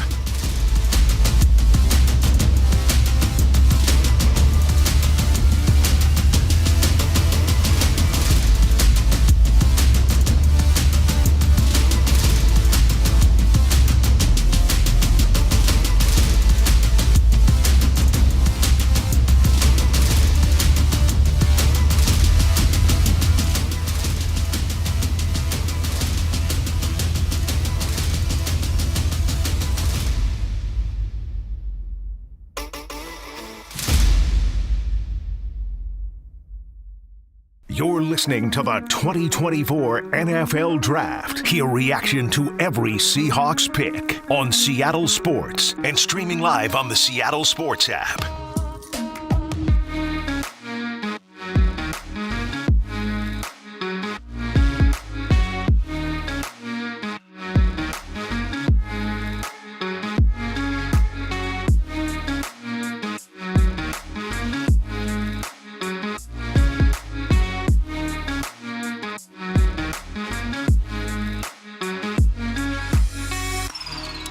You're listening to the 2024 NFL Draft. Hear reaction to every Seahawks pick on Seattle Sports and streaming live on the Seattle Sports app.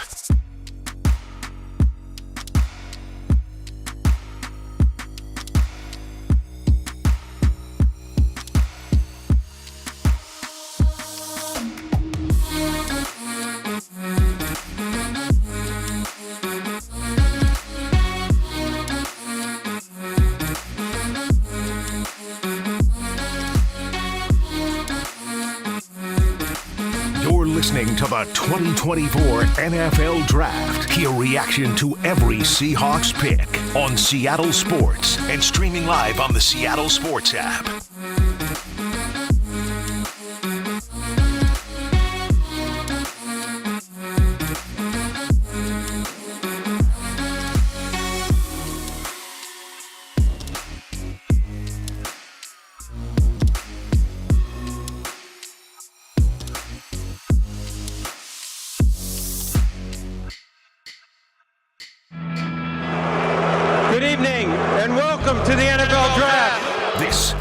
Seattle Sports presentation of the NFL Draft. Hear reaction to every Seahawks pick streaming on the Seattle Sports app. Come on, man!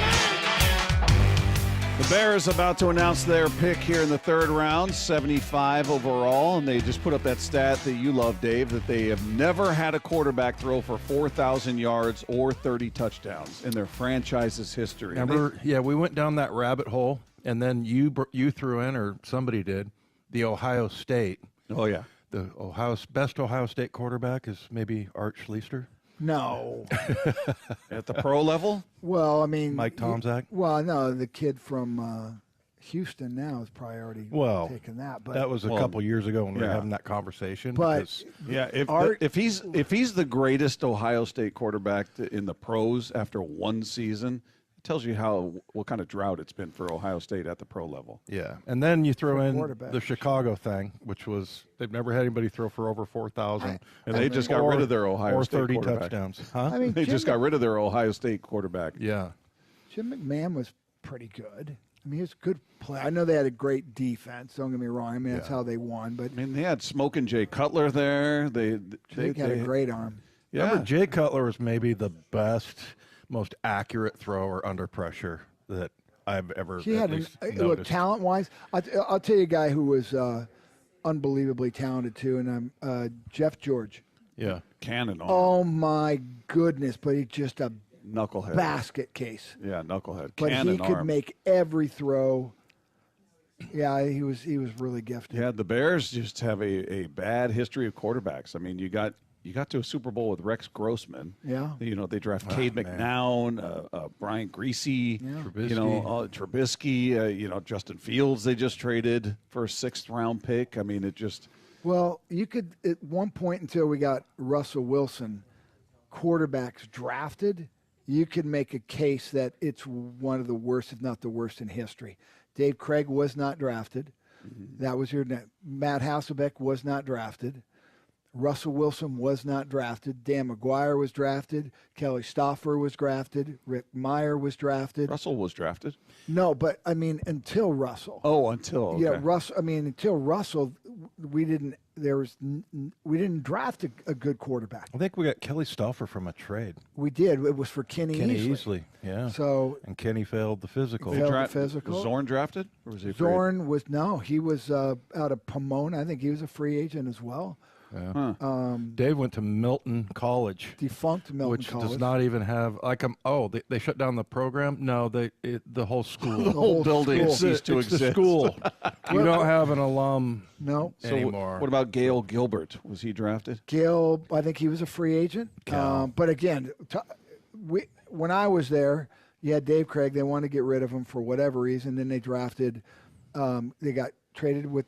Actually, they didn't even draft him. They traded for Kelly Stauffer, but it was that draft that he sat out the year. Salisbury was there. Sean was. I think they were both free agents too. Yeah. Gelbaugh. Gelbaugh, we'd gotten a trade. No, but even the ones that we drafted end up being horrible.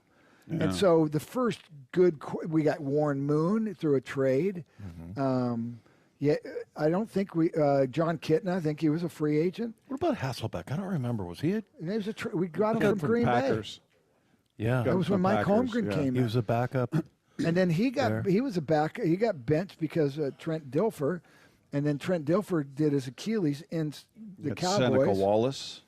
Seneca Wallace was drafted. Yeah. But I'm talking about a good quarterback. Yeah. And the best quarterbacks in Seahawks history are Russell Wilson, Dave Craig, Matt Hasselbeck, and Russell Wilson. Yeah. And the only one that was drafted was Russell Wilson. I mean, that's third round. Pretty slim pickings there. Yeah, I mean, the two you spent the high draft pick, Rick Meyer, Dan McGuire. Dan McGuire, and I throw Kelly Stauffer in it because it cost us a first-round pick. Yeah. We had to give them a first round, and we lost Kenny. The guy that replaced Kenny, they did pretty well with. But who was that? Paul Moyer. I thought you meant came over in the trade. No, Kenny called me and said, "Hey, I just got traded." Charlie Whitehurst worked out well. That was a fun period.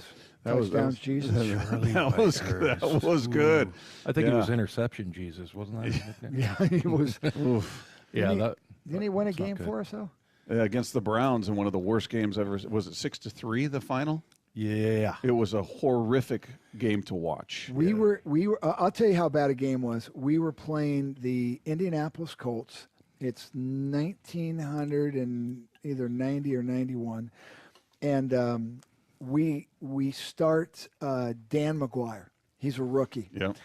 And we're up 21 or 17 to nothing, 21 to 7 at halftime. And he benches him. We're winning.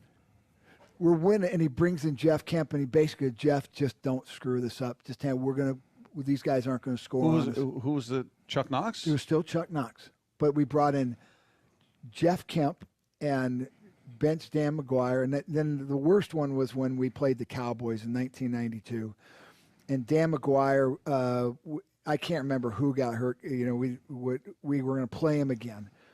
And they are really good. I mean, that's the year they win the Super Bowl. And we go, and we're in Cowboy Stadium at the time, and it's right before the game, and I walk up to him like, hey, good luck. He couldn't talk to me. He had white all around his mouth. His mouth was so dry. He was so nervous. This is McGuire? This is McGuire. Jeez. And I went, oh, man. And we played really good defense that game. I mean, as good as we could possibly play. And we sacked Troy Aikman a bunch. I mean, we were going after him. And we had a great game plan.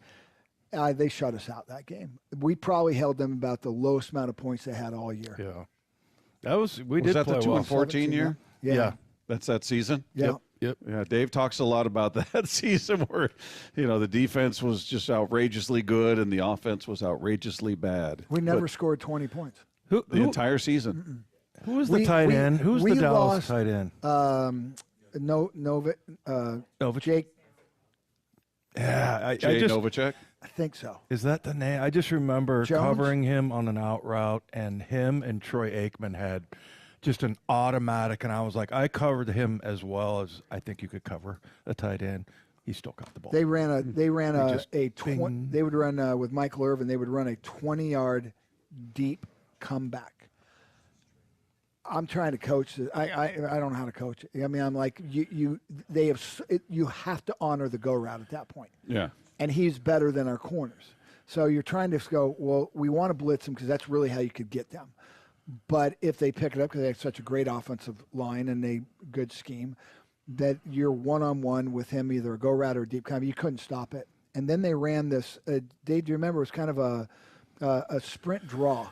And they would cut it backside, and it was such a simple play, but they always had it so they had one more guy than you, and their offensive line was so good. They basically ran two plays, and they just said, it's kind of like a pick and roll. We're going to run a pick and roll over and over and over. You can't stop this. And they were right. It was That'd be demoralizing. You probably see by the formation, they're doing it again. You can't stop it. I remember we held them like 2 for 13 on third down. I mean, we really got after them. And but we lost like 12-0. It was 17, whatever it was. They were laughing at us like, we can run 3 plays because you guys aren't going to score. Yeah, it's so bad. Go watch that season. I know I hate bringing up that's the a lot past, of games to watch, but Paul. no. I mean, just the scores. If you want to depress yourself. We lost games like 12-3, 10-0. One game their offense didn't score, and they beat us because they had an interception and a fall. I mean, it was just it was a crazy season. Is that the season you got yelled at when you held the team to like under 200 total yards? Yeah, Tom Catlin. Yeah. Yeah, we had like 185 yards that we gave up, which, back in those days, if you were under 300, it was good. Yeah, it was good. Held them to like 185, and our offense turned the ball over. And he lit you up. And he lit us up, the defense, and then I go to the bathroom, and the offensive players it was a couple of offensive linemen, and they were having this conversation like, well, I thought a lot of those things were out of your hands. I gave you a B+ grade. And the other guy's like, oh, yeah, I thought the same thing, and I'm like, you guys are the 5th worst offense in NFL history, and you're making excuses for yourselves. None of you get a passing grade. Yeah. You all failed. Meanwhile, we just got ripped for giving up 185 yards. I'm coaching at the time, and I'm a young coach, so I'm there till midnight, and often spent the night because the fear of me not having these guys is prepared, and did I miss something? and the offensive coach is leaving at 7 o'clock at night. Oh, that's going to be 6 o'clock at night. Yeah. And I'm like, you're the worst offense in the history of the NFL, and you can't come up with maybe something? Is there any urgency to the situation? Latest pick, by the way, Kalen Bullock, safety out of USC. Headed to the Houston Texans with the 78th overall pick. Again, the Seahawks are at 81, so you got two more teams sitting in front of the Seahawks, the Indianapolis Colts and the Cincinnati Bengals, still yet to pick, and then it will be the Seattle Seahawks. I like this kid. I really wanted them to get him, Kalen Bullock. Dave, we're not getting a safety. Yeah, we'll see. Well, we still have... Look at him knocking people out. Dave Peyton Wilson's still there. Yeah. Could get a defensive player. But I'm just looking at best available guard is supposedly Christian Haynes from University of Connecticut. And they got another guy from Pitt.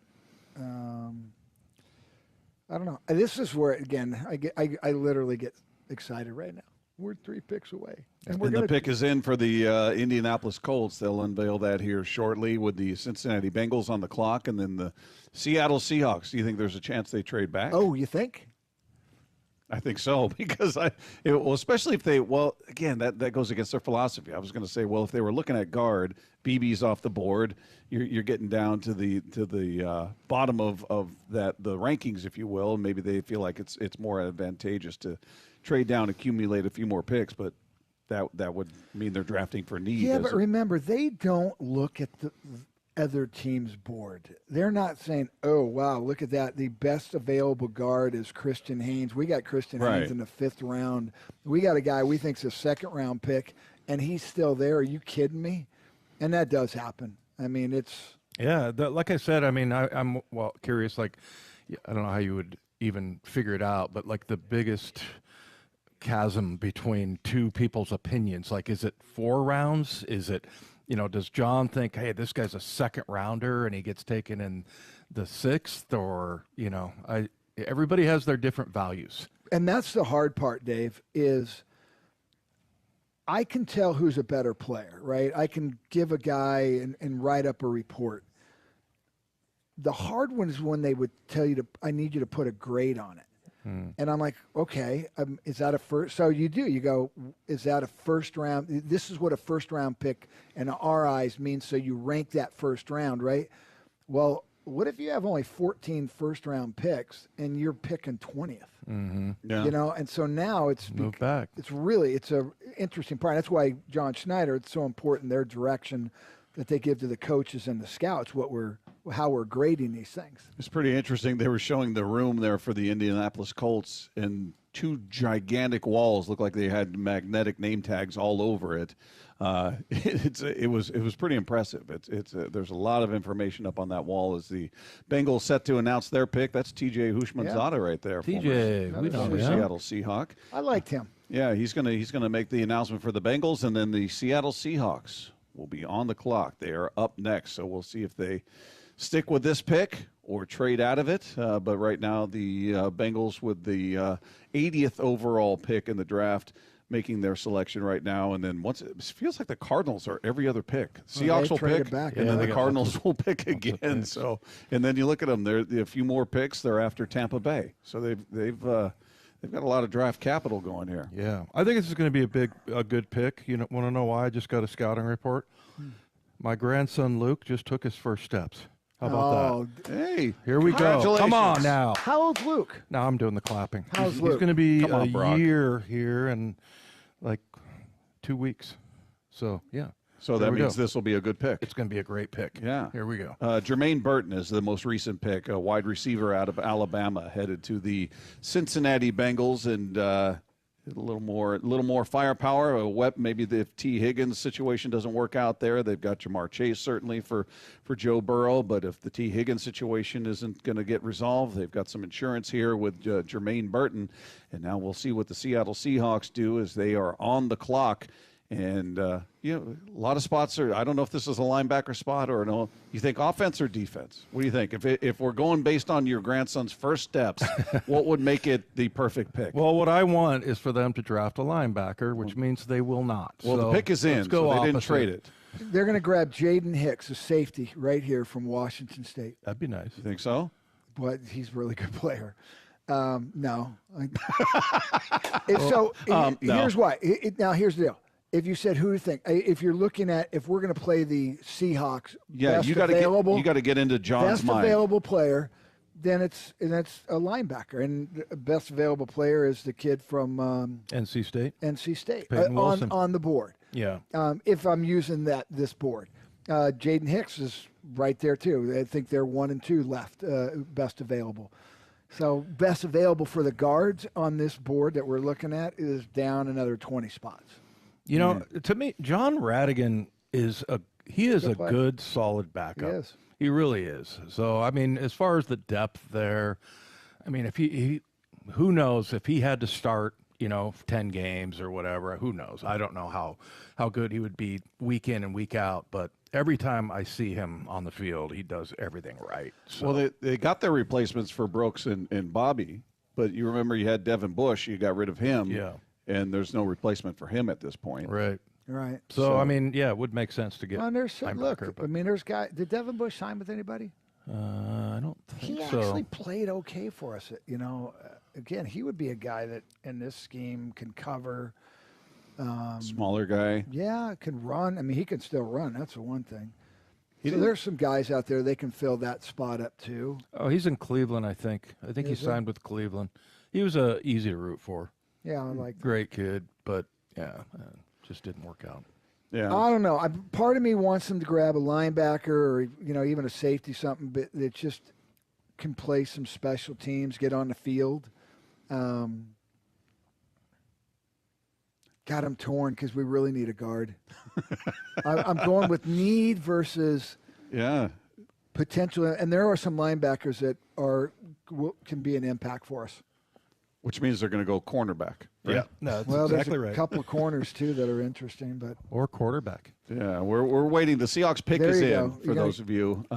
What'd you say? Quarterback. Spencer Rattler. Spencer Rattler. They Spencer brought Rattler. him in. They brought him in for a conversation along with Bo Nix. Yeah. So they did some due diligence on those guys. Dave, who are the guys interesting. they brought in? Pick somebody who they brought in. Well, all we know about the quarterback is Bo Nix and Spencer Rattler. Rattler, Right? I don't think we found out about the other ones, but yeah. Remember last year? Somebody's getting hugged. Oh, that was last year when weird. they brought those guys in on the All 30 thing. John told us a story that he was talking to one of the kids, and the kid had no idea who John was, and he was kind of blowing him off and brushing him off and everything. And so then he gets up in front of the group, and he said he could see the guy just go, oh no, shake his head like, I guess I should have been nicer to the guy who might hire me. Did we sort of assume that was Jalen Carter? Yeah, I think we did make that conclusion. I don't know if it was. Did they bring him in? I don't think they did. I thought they did. Maybe not. But it sounded like what we heard about him anyway. Yeah, it's it would fit. It would fit with a bit of what we. Who we get? Huh? Who we hugging? No, they're just showing highlights of previous picks. That's really good radio, isn't it? No one can see Who did we pick? I'm acting like they can all see what we're looking at. Well, here That's comes what I say during the broadcast. Look at that! Here the comes radio broadcast. Tyler all the time. Lockett coming out with a group. I'm not sure who everybody is out there. Oh, it's a flag football team. Is it? Okay. Girls flag football Emerald team. Ridge. Oh, yeah, they got the flags going there. There you go. So there's Tyler Lockett. It's one of the few times he looks big. Yeah, he does. Barely. Yeah, he's bigger than just about everybody on the stage. But, yeah, he will make the announcement. He is a third-round pick. But he's going to make the announcement for the Seattle Seahawks, who have the 81st overall pick here. They'll be followed by Arizona and then the Rams. So a couple of division rivals picking right on the heels of the Seattle Seahawks. See what his announcement is here. Can we go to him? We can't do that. That's right. We're on the stream. So we'll just do the play-by-play here. Of Want me to do it?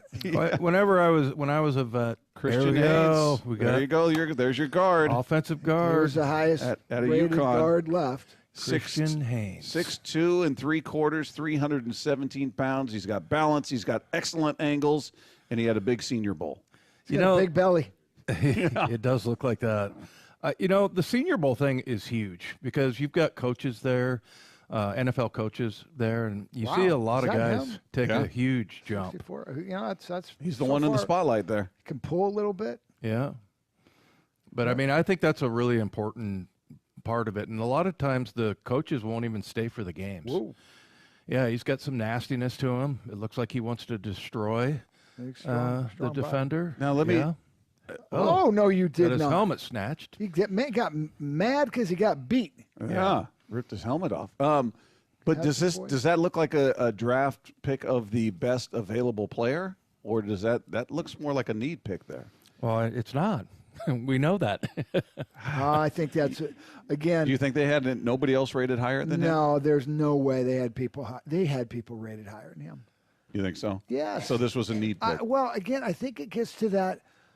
These guys they're different players, right? At this point, I've got maybe a same grade, but I need a guard in this. And there is also that point where you go, I got to fill the roster out too. Again, I can't draft all corners. If I have, if people are getting picked off my next one every single time, you're looking now at the fourth round and saying there are 4 linebackers or whatever players that I'd be very happy to get here. And so you've got to put some type of value on these guys. And I know he's saying, hey, best player. But, yeah, again, I can't have all the same Paul's position. not buying it. Well, you can't. I mean, yes, I want best player, but there's got to be a point where I've got to fill my roster out too. Now, I don't think they would say, oh, man, this guy's really a 5th-round pick. That's not what they're doing. I mean, they have him rated as a 3rd-round pick or maybe even higher in that situation. But I just can't believe that some of those other players they wouldn't rank higher as a football player. I'll tell you what, I think Peyton Wilson has an injury history that would preclude them from taking him, I think. So maybe that's what's going on at linebacker, and that's something that always figures into it. So, Or maybe he's not as good as the people say he is. yeah, there's that too. Lofa liked him. Yeah. I just kind of go to Lofa. He's my favorite. Just defer to Seahawk. him. Yeah. Sorry, Paul. That's all right. It's his all-time favorite Seahawk. No, I love Lofa. He was at Mike Tice's. Did you go to Mike Tice's charity event? Yeah. Yeah. You going again this year? Yeah. All right. If You you want to go- ride over, catch a ferry? Yeah, let's do it. You want a room together? We're making plans. You want a room together? That's okay. Share a room? Who wants to use a shower first? Be like, no. You have to be No, two what beds. Paul wants is twin beds, and then we can stack them. Yeah, No, make no, bunk no. beds. So much room for activities. You'd be like, like guacamole? what, Step Brothers? That's where we're going, Paul. Well, I don't know. I'm not on the show every day. I'm sure you guys talk about Hey, movies you got it. You got all it. the time. You nailed it. Yeah. Rams making their selection. The great Isaac Bruce up there making the selection for the Rams with the 83rd overall pick. In case you just tuned in, Christian Haynes, the most recent selection for your Seattle Seahawks. He's a guard out of UConn, so they go with him at number 81. Blake Corum, the Michigan running back, headed to the Los Angeles Rams with the 83rd overall pick. And then right before that was Tip Wyman, a tight end out of Illinois, going to the Arizona Cardinals. So the division rivals making their picks. The Steelers are on the clock with pick number 84. We'll keep you up to speed on everything that's happening as the 3rd round rolls on in the 2024 NFL Draft. We are live at the Virginia Mason Athletic Center. This is Seattle Sports on 710. You're listening to the 2024 NFL Draft. Hear reaction to every Seahawks pick on Seattle Sports and streaming live on the Seattle Sports app.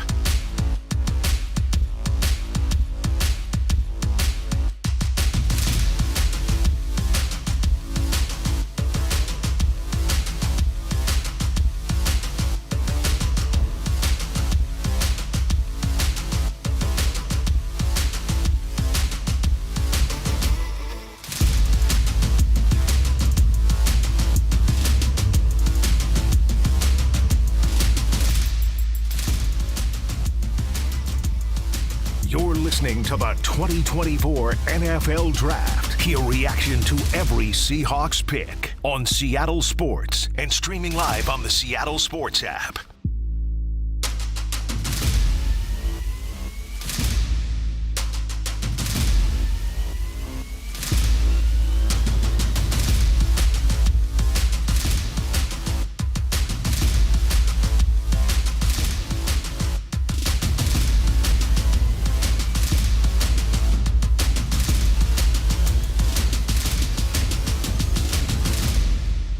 listening to the 2024 NFL Draft. Hear reaction to every Seahawks pick on Seattle Sports and streaming live on the Seattle Sports app.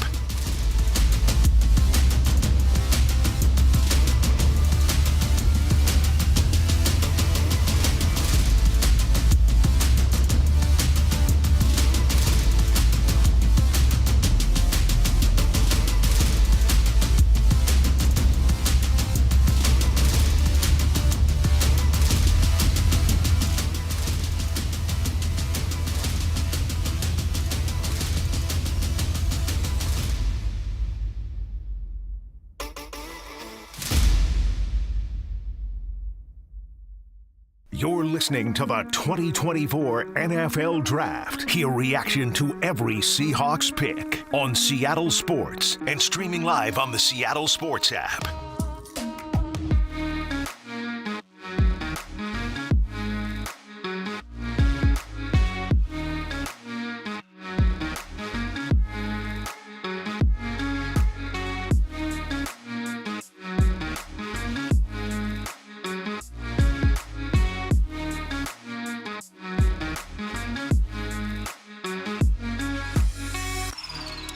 You're listening to the 2024 NFL Draft. Hear reaction to every Seahawks pick on Seattle Sports and streaming live on the Seattle Sports app.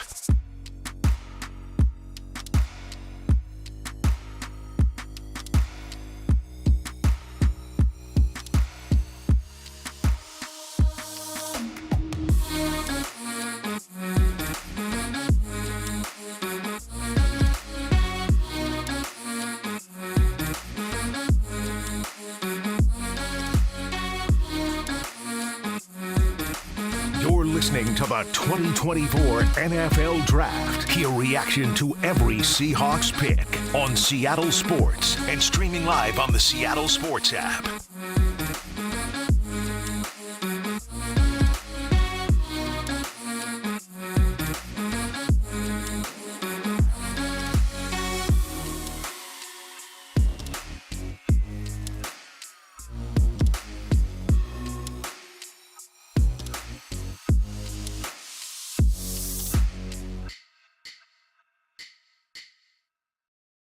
You're listening to the 2024 NFL Draft. Hear reaction to every Seahawks pick on Seattle Sports and streaming live on the Seattle Sports app.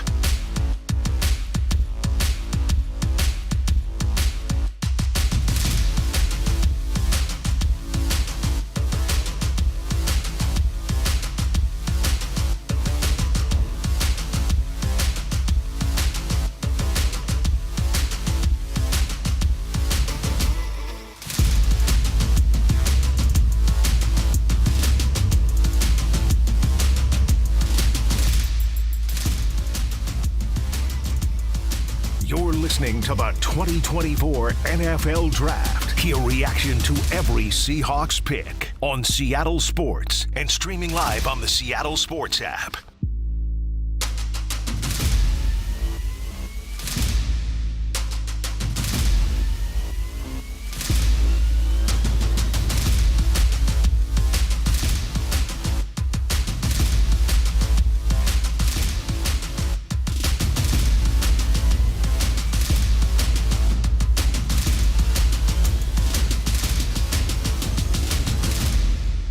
Listening to the 2024 NFL Draft. Hear reaction to every Seahawks pick on Seattle Sports and streaming live on the Seattle Sports app.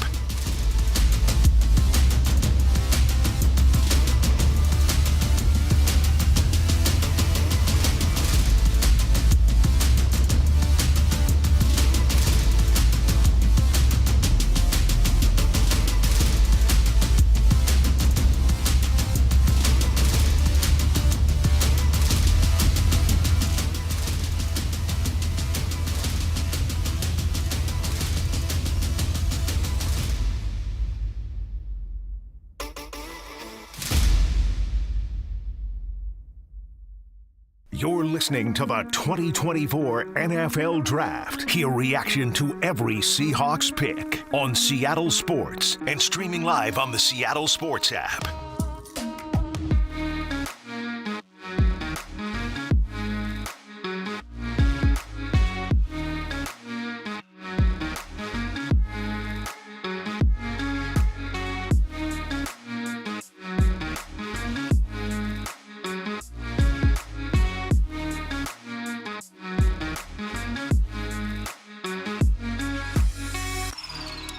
You're listening to the 2024 NFL Draft. Hear reaction to every Seahawks pick on Seattle Sports and streaming live on the Seattle Sports app.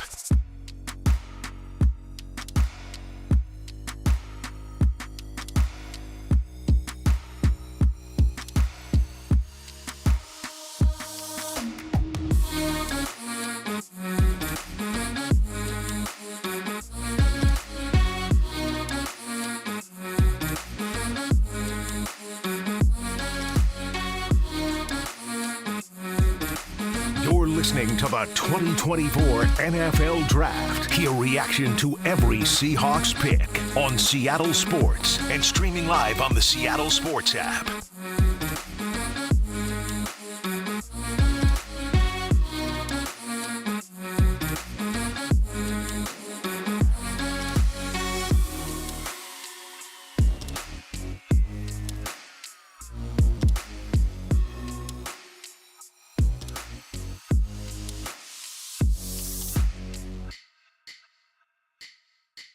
You're listening to the 2024 NFL Draft. Hear reaction to every Seahawks pick on Seattle Sports and streaming live on the Seattle Sports app. Third round rolls on. They are at selection 85. That is Zach Zinter out of Michigan, guard going to the Cleveland Browns. It is Dave Wyman, Paul Moyer, Bob Stelton, live from the Virginia Mason Athletic Center, taking you through all of the second round today. Seahawks did not make any move into the second round. They waited until so far, no moves. They took their pick at 16. They took their pick at 81, and they went with a guard at 81, which is what a lot of people were hoping they'd do maybe in the first round if they go with Troy Fautanu. They elected to go with Byron Murphy in the second round, no pick. Third round, they go with Christian Haynes out of UConn, a guard out of UConn, which I think is, from what I heard from a couple of people, getting some nice reviews. People feeling good about this pick. Good. Yeah, Lefka put some notes down here. 49 consecutive starts at right guard. Second team All-American. Lance Zierlein, who, the guy puts lots of work in. And he's kind of the NFL.com, talent evaluator. But four-year starter, team captain, sturdy at the point of attack. All kinds of good things going on here. Sometimes the hand usage can get sloppy. Oh, and boy. then he also says that he's juicy. No, he didn't really say that. He didn't really say that. I got a couple things. Says his college system emphasizes a zone-based run scheme with duo and power concepts. Has honed his adaptability and skill execution across various blocking schemes, despite his physical measurements, which big guy, right? That might suggest otherwise. His agility and intelligent play making him an immediate impact starter and versatile interior line prospect. How about that? Yeah, it's so interesting because you look at the list of guards Sounds good and to me. everything. Sure. I know, it does sound great. He looks great. Look at him. He's just a big, strong young man. But, I mean, you got all these different write-ups of all these different players. And here comes a guy that, you never really heard of before. What do you think, and Paul, maybe you know this more since you coached at the NFL level, but what do you think it is that keeps somebody from not making it at the next level? When you see somebody who you look at the college level and they're dominant and they just look like they're an athlete and they've got all the tools, and then they flame out, they bust out in the NFL. I mean, I know everybody's unique and there's different reasons, but is there one that you look at that goes, this is the biggest reason I see that somebody with that kind of talent just doesn't make it? Well, guys with that kind of talent in college, they often dominate because of their talent, and they don't have that edge anymore when you get to the NFL. It takes other things. It takes, for the first time, you got to manage a checkbook and investments. You make real money, and you've got to get up and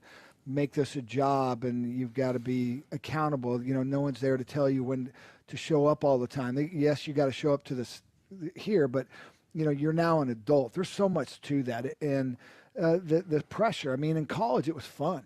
It's a job now. But I think the biggest one is it's when I see guys who dominate in college. That's the problem. You can't dominate in the NFL. I mean, there's a few Aaron Donalds of the world, but and it's just frustration. And then here's the other thing: you can spend 20 hours a week with a player during the season in college. You spend 20 hours in 2 days with these guys here. And so the playbook's much thicker. The amount of film study and the demand. I mean, Bobby Wagner, a good example. Do you have what it takes to do what he does? And that means show up at 5 o'clock in the morning, start watching film, getting home 7 o'clock at night. You're tired, eat right. And there's just a lot that goes into it. Yeah, there really is. And I wish I'd concentrated on some of the other things. We just didn't know better. But like the diet thing for sure. You know, I think I worked as hard as anybody, but, you know, in the off season, everything, but my diet, not good. Macaroni and cheese wasn't preferred diet? And beer. And beer and ketchup. Yeah. Here's a sign. It's a problem. This is a problem if you ever see this. I was about a 14 handicap, and by my last year, I was a 1 handicap. You were spending a lot more time on the golf course. Hello. You want somebody who's getting progressively worse. You want somebody who said, yeah, I dabble in golf. Yeah, I don't play like I used to because I'm spending too much time. Yeah. I mean, and Tom Brady's a really good example. I mean, there are guys out there like Russell Wilson, and yeah, I get Russell works hard. And there's so many analogies. I'll give you an example here, but Tom Brady put football number 1, probably in front of his family, certainly in front of endorsements, being out there. He put team first. And I remember listening to Greg Norman, and Greg Norman was number 1 in the world in golf at the time. Great player. And they said, and he was with all of his investment guys, they'd played and practiced, and now he's spending time, and he was talking to a reporter, and he goes, what is your biggest worry? And he was sitting there talking to these people. He just got done with all his investment guys, and he looks out in the dark where it's lit up, and there's this guy named Tiger Woods hitting golf balls. He goes, He goes, I don't do that anymore.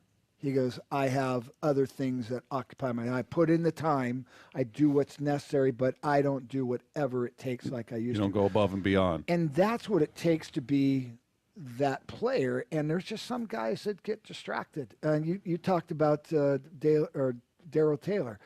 He loses focus. Man, some guys just lose focus. But in college, Darryl Taylor was so athletic, he could dominate.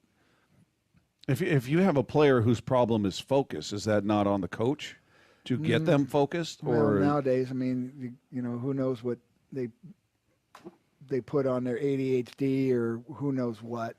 Look, in college, you got to focus. I played 12, 13 games a year. You know, my training camp's short.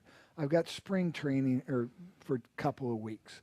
It's just different demands on your time. So you have shorter periods of focus there.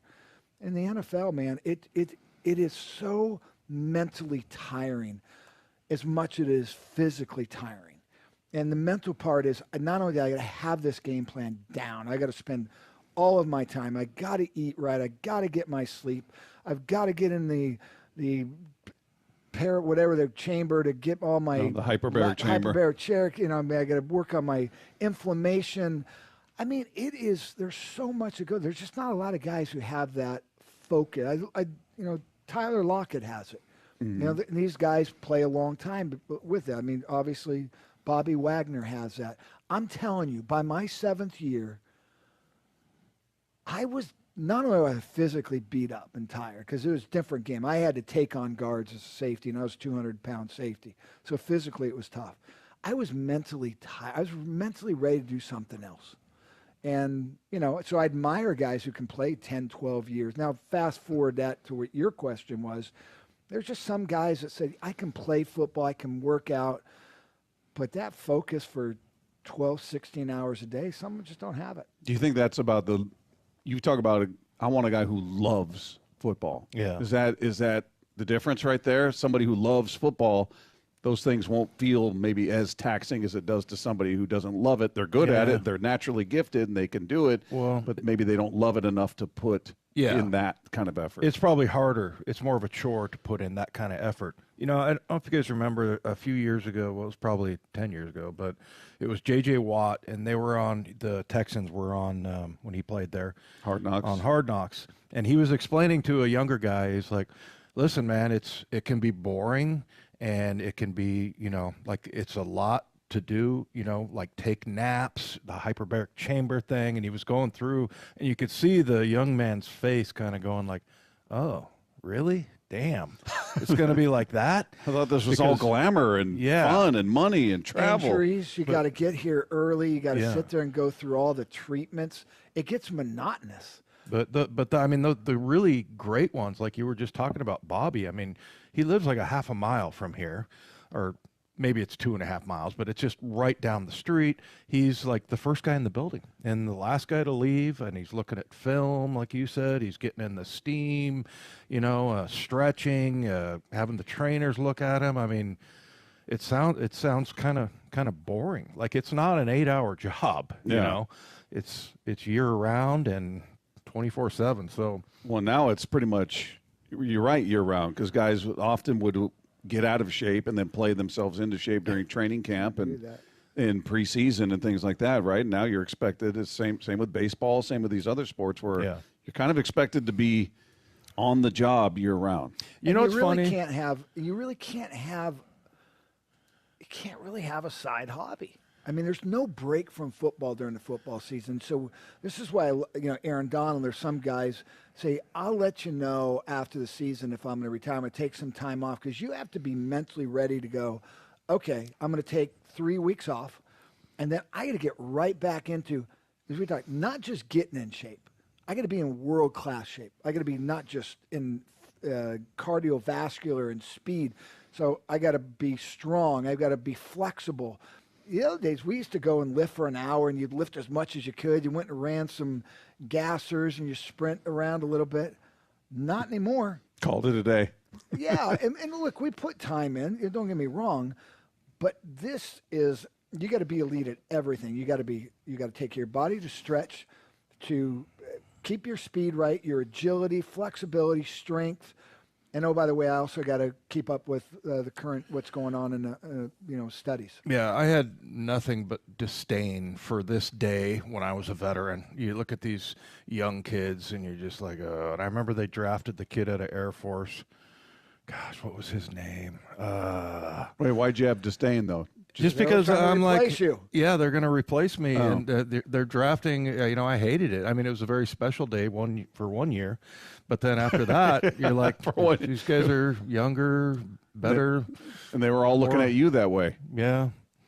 And they draft. They would draft somebody a safety every single year, and I'm like, oh my god. They keep running these guys at you, Paul. And then they would say, and then the guy would say, he goes, well, how do I do that? And I go, I got him.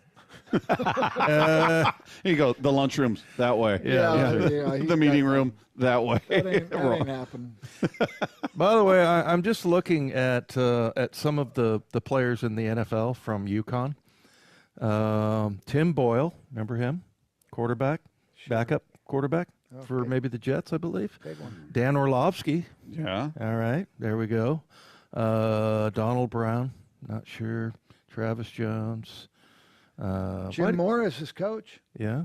Why did you spell break B-R-A-K-E? That's not the right way, Mike. He had to. He was double checking. I know. He looked at it quickly. He goes, wait, what? I did? Is the Cardinals just made a selection of cornerback Elijah Jones out of Boston College, 6'1.5", 185. He's first team All ACC. So he heads to the Arizona Cardinals with what feels like their 35th pick in this draft so far. How many do they have? It's been a lot. I'm not sure, but it seems like every other pick it's been them. But so they just make their pick there at selection number 90. The Green Bay Packers are on the clock, followed by Tampa Bay, Baltimore, Philadelphia, and Buffalo. We'll keep you up to speed on everything that's going on as the third round of the 2024 NFL Draft rolls on. We are live at the Virginia Mason Athletic Center. This is Seattle Sports on 710. You're listening to the 2024 NFL Draft. Hear reaction to every Seahawks pick on Seattle Sports and streaming live on the Seattle Sports app.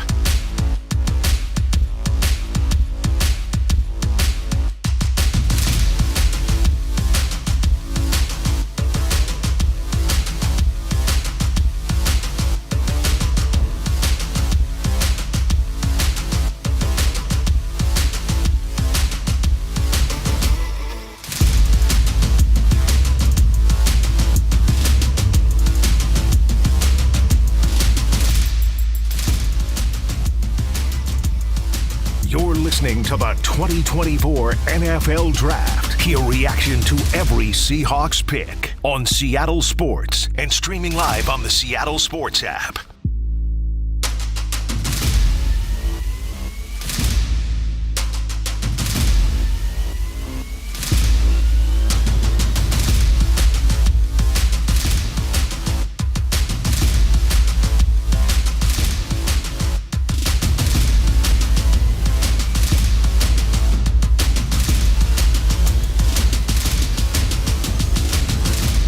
You're listening to the 2024 NFL Draft. Hear reaction to every Seahawks pick on Seattle Sports and streaming live on the Seattle Sports app.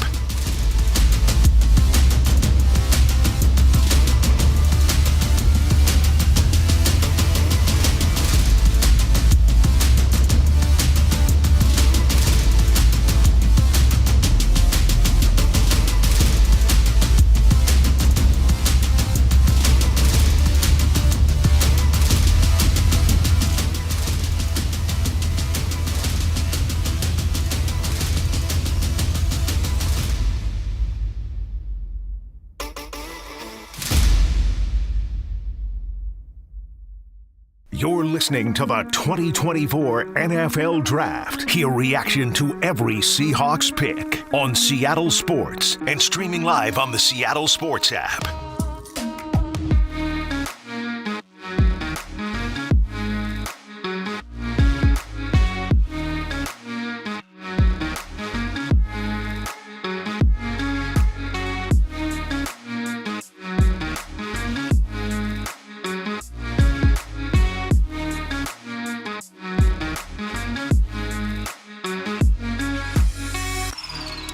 You're listening to the 2024 NFL Draft. Hear reaction to every Seahawks pick on Seattle Sports and streaming live on the Seattle Sports app.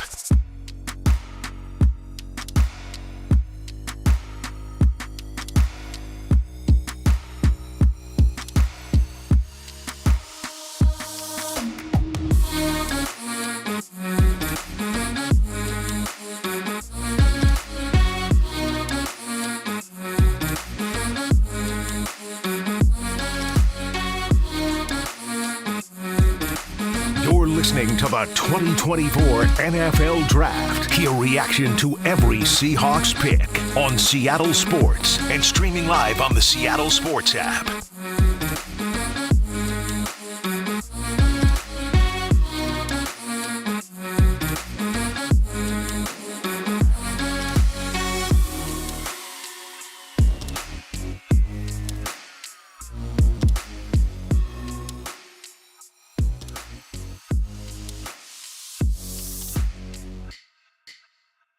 You're listening to the 2024 NFL Draft. Hear reaction to every Seahawks pick on Seattle Sports and streaming live on the Seattle Sports app.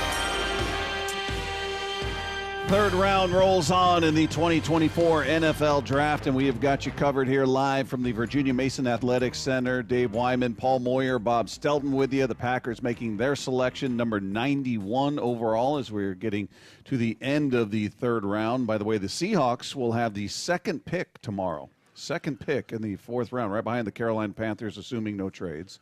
What time we starting tomorrow? What time we start tomorrow? We aren't. I know, but what is it? What is it? 1 I think o'clock? they have me coming at I know. What time does our coverage start tomorrow? 9. 8 a.m. Yeah, it's morning one. Who are the poor saps? I'm gonna have to come in for that. I'm gonna have to wake up and read about that. Taylor's raising his hand. He'll be here. Yeah. So 8 a.m. is when it starts. Salk and Stacy at 8 a.m. Then me, Curtis. Salk and Stacy at 8 Then you, Curtis, and who? And Mora at 11. There we go. And, okay. I take it Salk can't make it in. Is somebody going to wheel him in? Yeah. They're going to cart him in. He'll piggyback. Brock will carry him in on his backs, which Put is him what in he a- does every day on the put him show in a- anyway. Ooh, nicely done. There. I had to take Maybe put him in a little backpack or one of those little baby carriers. Little on his- baby Bjorn. on his chest. I'll be honest, because I heard some thing that he was going to run. I didn't know what it was about. I didn't know he was going to run against Mora, but and they said he played high school football. He did? That's what I said. I go, really? Mike Salk played high school football? I don't know. What's that have to do with track? Kicker? Kicker. He's a long snapper.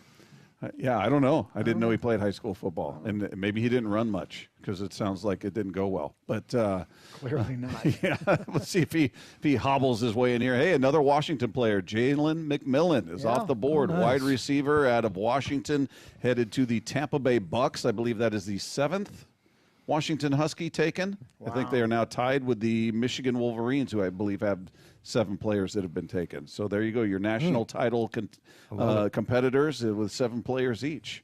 Well, yeah, it's a shame. The Pac-12, I mean, you look at all the players coming out, it's no longer. It's no more. A lot of Huskies, that's for sure. It just shows how good their team was. Yeah. I mean, they were no fluke. I mean, you think if they had Latu, oh my goodness. I mean, you think about that. I mean, that's a completely different team if they got him. Now, he's that impactful. Probably win and if Pence was on just a little bit, they probably win the national championship. Yeah, that was an incredibly talented team, but and it's good to see him go to this team. We'll see what he can do. He's got Mike Evans on the other side, Chris Godwin, Baker Mayfield signs a brand new contract out there. We'll see if he can repeat and or improve on what he was last year. Kind of a comeback story for Baker Mayfield, who came in highly touted, kind of face planted for a bit and found his way back. And we'll see. Good for Jalen McMillan. So it's been a big draft so far for the University of Washington. Have any Cougs been taken to this point? There was a safety that you were talking. I don't know if he's gone yet. I think he's still no Cougs. Best available. No Cougs yet. No, and not that many Oregon guys. I thought there'd be more. You got Bo Nix. You had their center. Did they have their corner? They had a corner. Too. They have a receiver that was supposed to go 2nd, 3rd round. I'm trying to remember his name. We did a little look at him, but Troy Franklin. Yeah, yep. I think he had 14 touchdown catches, and that was 3rd in the nation. So, yeah, there's probably some more to come there, Oregon. I've not seen a Stanford guy called. Really? How about Arizona State, Paul? Man, Arizona State's talent is not good. My senior year, we had 27 guys make it on an NFL team. Really? Yeah, and I think my senior year, the junior year, because we led the nation in offense, my junior led the nation in defense. My senior year, I don't know, we had 8 to 10 guys drafted.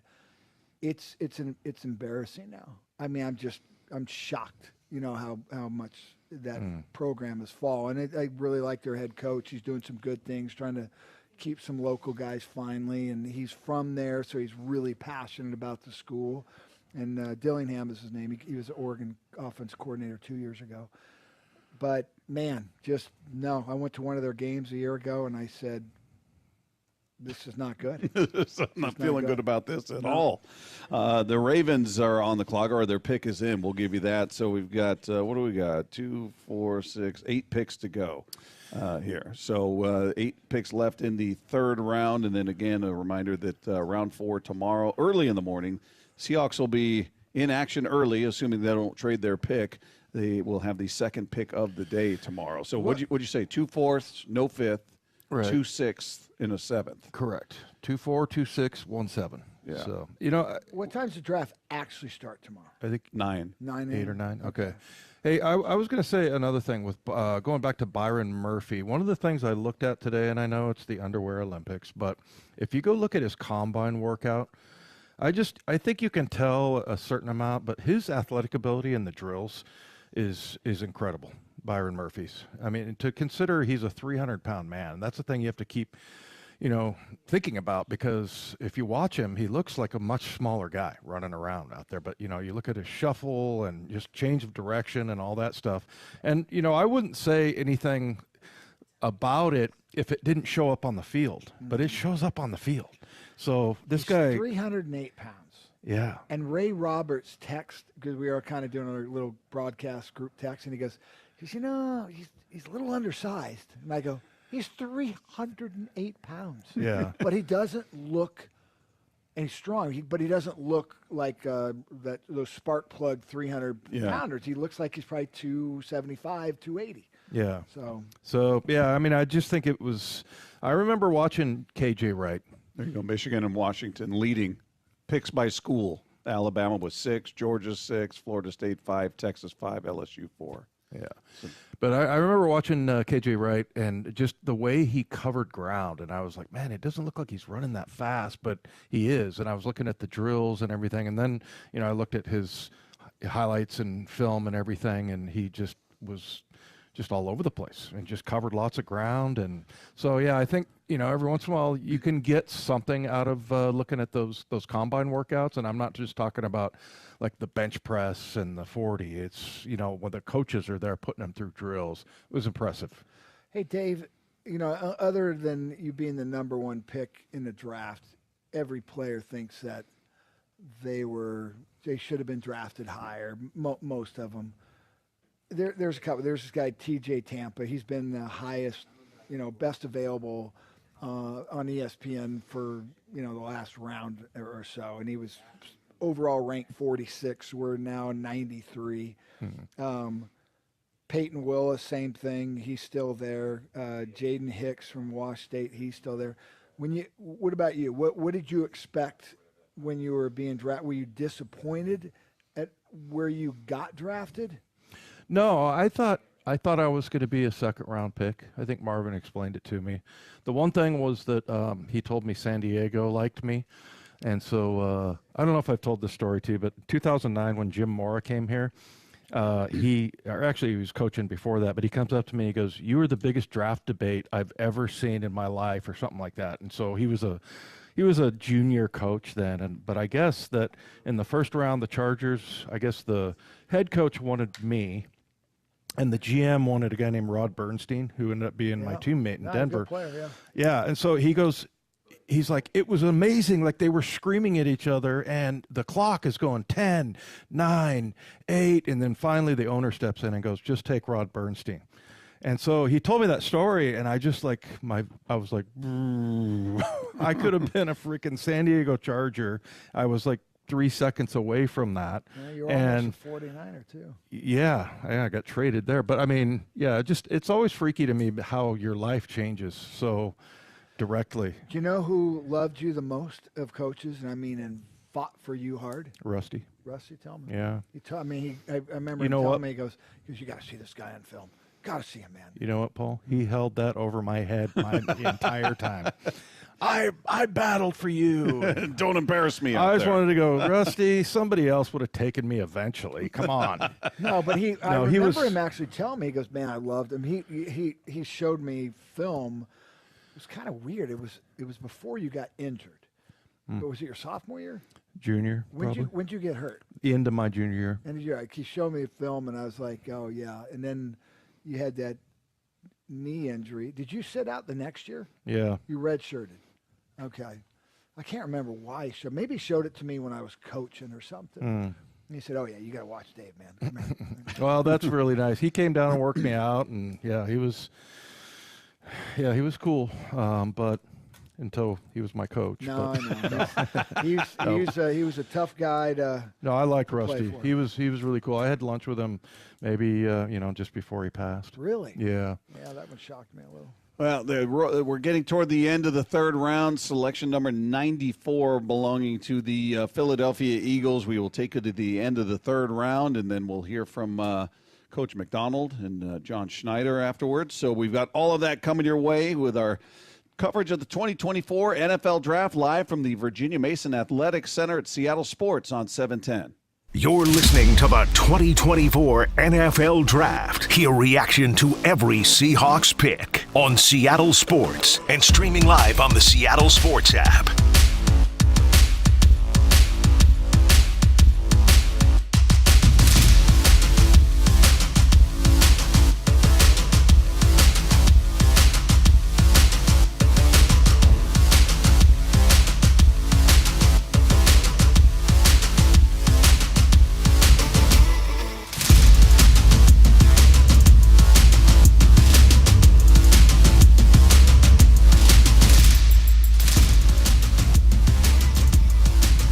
Listening to the 2024 NFL Draft. Hear reaction to every Seahawks pick on Seattle Sports and streaming live on the Seattle Sports app.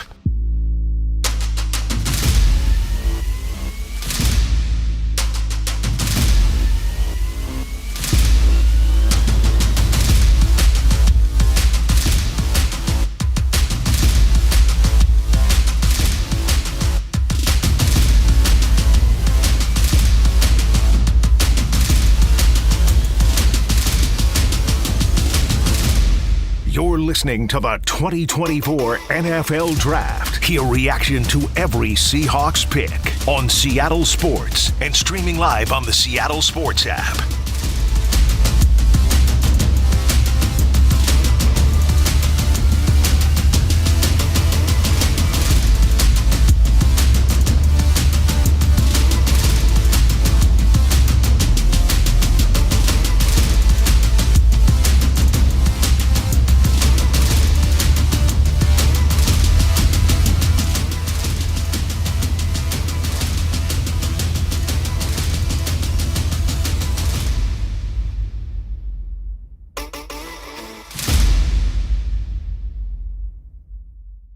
You're listening to the 2024 NFL Draft. Hear reaction to every Seahawks pick on Seattle Sports and streaming live on the Seattle Sports app.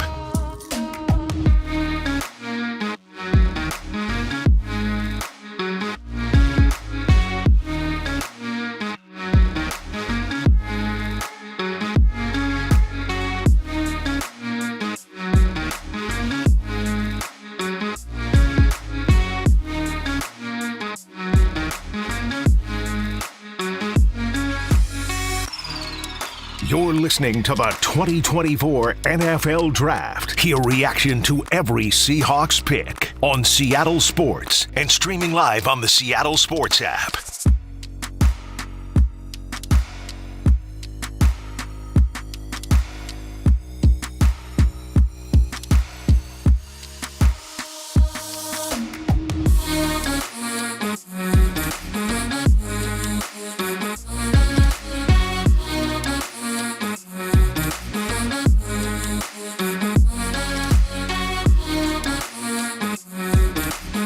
Listening to the 2024 NFL Draft. Hear reaction to every Seahawks pick on Seattle Sports and streaming live on the Seattle Sports app.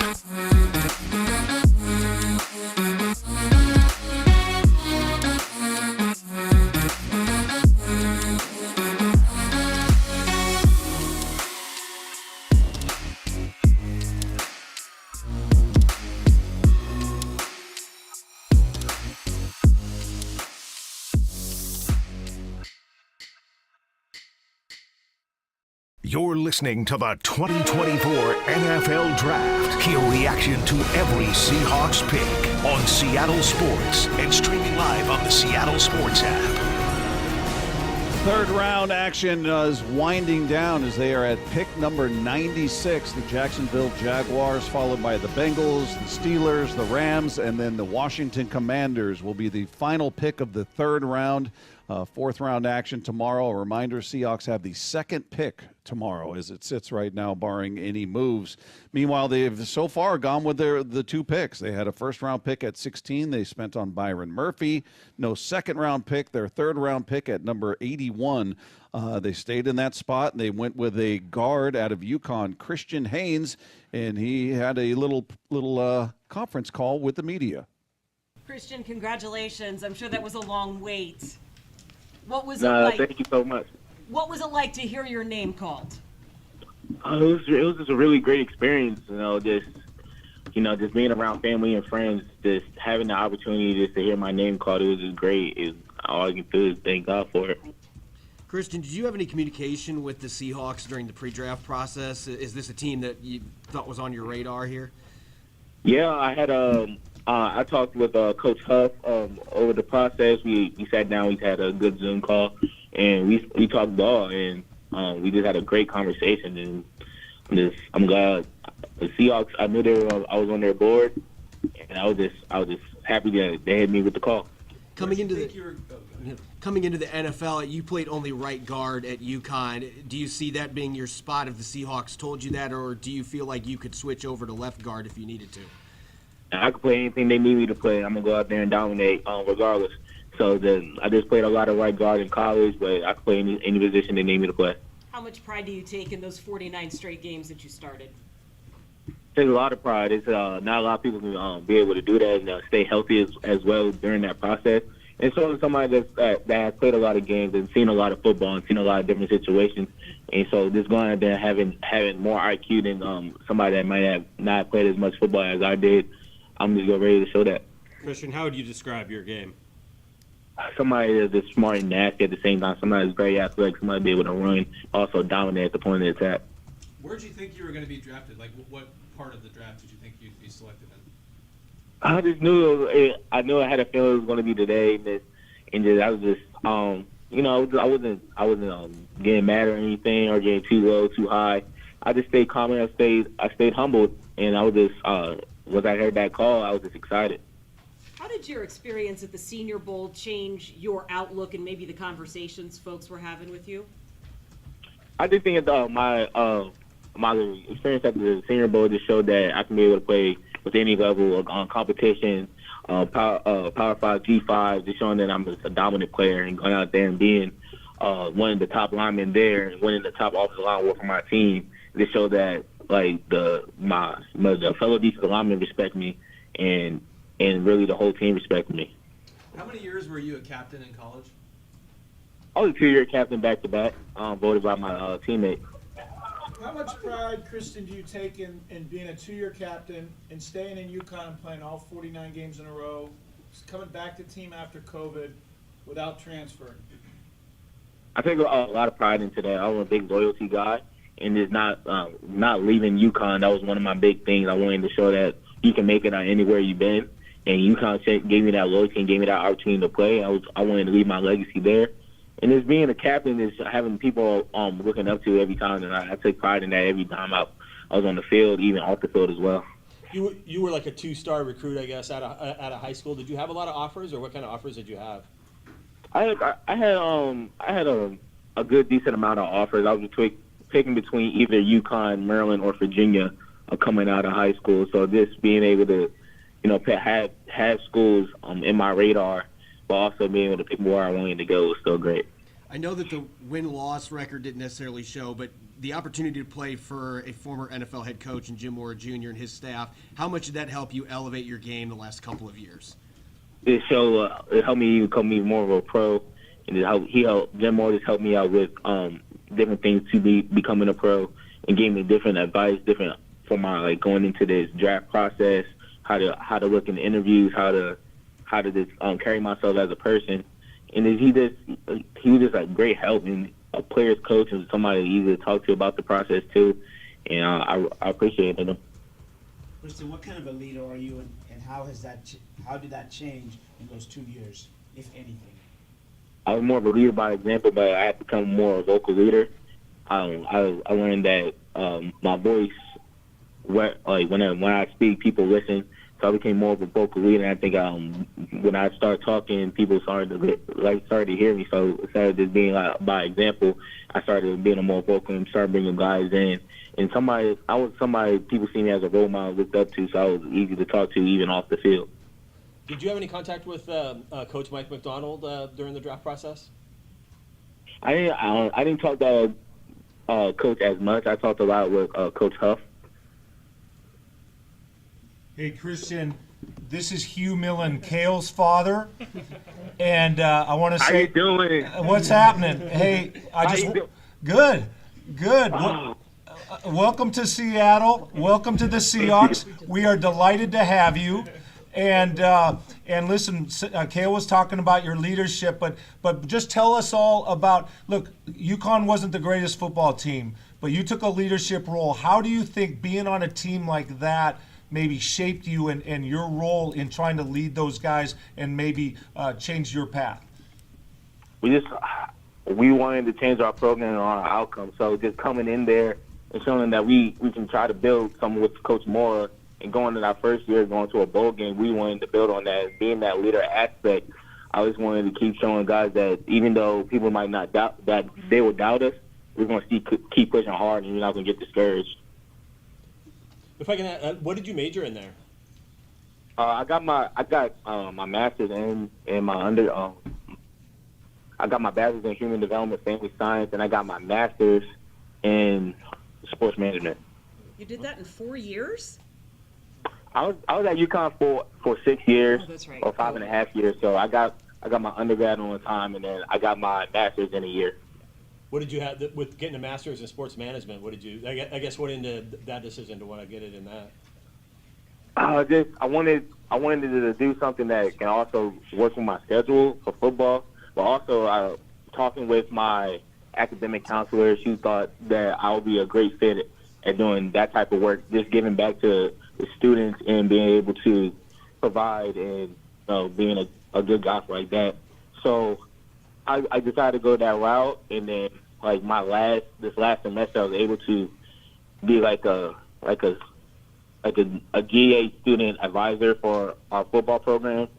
So I was able to like help out freshmen, like I'll help them with their schedules, help them be able to prepare for different things coming up and keeping on their schedule and different things like that. So it was a really helpful process for myself. Who are you celebrating with today? I'm celebrating with my family and friends. My girlfriend as well. I'm sorry, where are you talking to us from? I'm from Maryland. Where are you talking to us today? Yeah, I'm in Maryland right now. What city? I'm in Bowie. Okay. Old Bowie or New Bowie? There's two, right? There's Old Bowie and New Bowie. Which one are you in? No, it's just one Bowie. This is one Bowie. One Bowie. What do you know about Seattle? Man, the fans, that 12, this everything, man. Man, this is that culture that was there. And this, I've been a Seattle fan a little bit just growing up, so I'm a big Geno fan as well. So I used to watch him a lot when he was at West Virginia, and I'm just ready to come out there and dominate. There's a lot of different coaches with Marshawn, Russell. You just trying to come back and bring a Super Bowl back. It's gonna take day by day, but I'm very excited to do that. Did you just become a bigger Geno fan in the last hour? Yeah, man. You don't understand, man. I used to watch his highlights to get hype in my game, so he doesn't. He don't know that, but I'm gonna talk to him. We're gonna get right. He does now. Yeah. Christian, your brother Marcus spent time with the Broncos last season. How have you been able to lean on him kind of through this process? Just giving me advice. One big advice he gave me to always be confident in anything I did. Every day, come and be a pro and help your team lead and help your team in any aspect you can. Doesn't matter where you are on the depth chart. Doesn't matter what your role is on the team. Go in there and you got to put your best foot forward for the team always. There you go. There's Christian Haynes, guard out of UConn, the second pick of your Seattle Seahawks in this draft, third-round pick. They did not have a second-round pick, but 5 picks remain for the Seattle Seahawks. Again, they'll have the second pick tomorrow behind the Carolina Panthers as we sit right now. And there is 1 pick left in the third round. Cameron Kinchins out of Miami, safety, headed to the Los Angeles Rams with the 99th overall pick. Washington will be on the clock here. And what is this another one that Dave did a we did a little breakdown profile on that. He didn't get a Paul Moyer comp though. This is me. This is not the one? No, but it was it Kalen Bullock? Or I thought it was Kinchins that you said was the Paul Moyer. Oh, Kinchins, yeah. Cameron Kinchins, Paul Moyer comp. Ooh. Now watch this guy. Does this look like you, Paul? Absolutely. I wore number 4. No, he's 5. I wore number 4 in college. I love that. I wore number 4. He's 5. He was close. He probably wanted to wear 4. He probably did. You got to earn 4. You get 5. You earn 4. The Rams pick players. It's weird because they pick players that I like, and obviously, Dave, you saw this guy, but it's just weird. Sometimes there are certain teams, Pittsburgh, Tampa Bay of late. There's been guys I go, I really want, and they grab them like right before us. Like, remember the guy from Pitt last year, the defensive tackle, Chancey, or he had the short arms. Yeah, but boy, he was. Oh my God, he was relentless. Elijah Clancy. Yeah, something like that. Really good player. So there's just some, like in Pitt, they've taken 2 players. I like them. That, we both wanted. And Fautanu and Peyton Wilson. Yeah. Yeah. So really was that Peyton Wilson. I mean, that's kind of a disappointing. We're 3 picks away. Your guy Trotter's still there. Yeah. I mean, but if I would have taken Peyton. I mean, that. I think he might have had some history with the injuries. Yeah, so I'm thinking maybe, but yeah, I I like Trotter as well, so maybe he's still there. But yeah, I didn't. I'm a little shocked Jaden Hicks is still there. Yeah, I mean, safety. he's a really good safety. But, a lot of people, again, the beauty's in the eye of the beholder. Look at this. Luke McCaffrey. Another McCaffrey enters the league. Wide receiver out of Rice, headed to Washington to play for the Commanders. Yeah, they're just hoping he's going to be like his brother, but that's not happening. So their oldest, Max, he was with the Raiders for a minute, I think. And then, and then there's Christian, and then there's Luke, and I think there's another kid. There's another McCaffrey? I believe so. I think there's 4. So, wow. Yeah. That's pretty cool to get a couple of you playing the NFL and then a couple of your kids get in the NFL. It's like the Mannings. And that's when you have genes on both sides working for you. It didn't come just from the father. It didn't come just from the mom. Like the Korda sisters, they're the golfers. Their father, Peter Korda, was a tennis player. So was their mom professionally. Their daughter just, broke or tied a record 5 consecutive wins on the women's tour.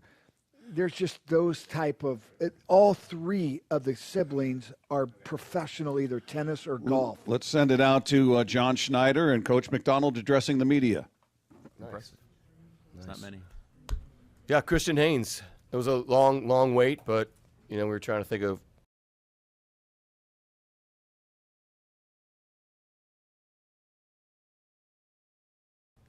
Leonard Williams the whole time, but smart, tough, reliable. 50, 51 starts, length,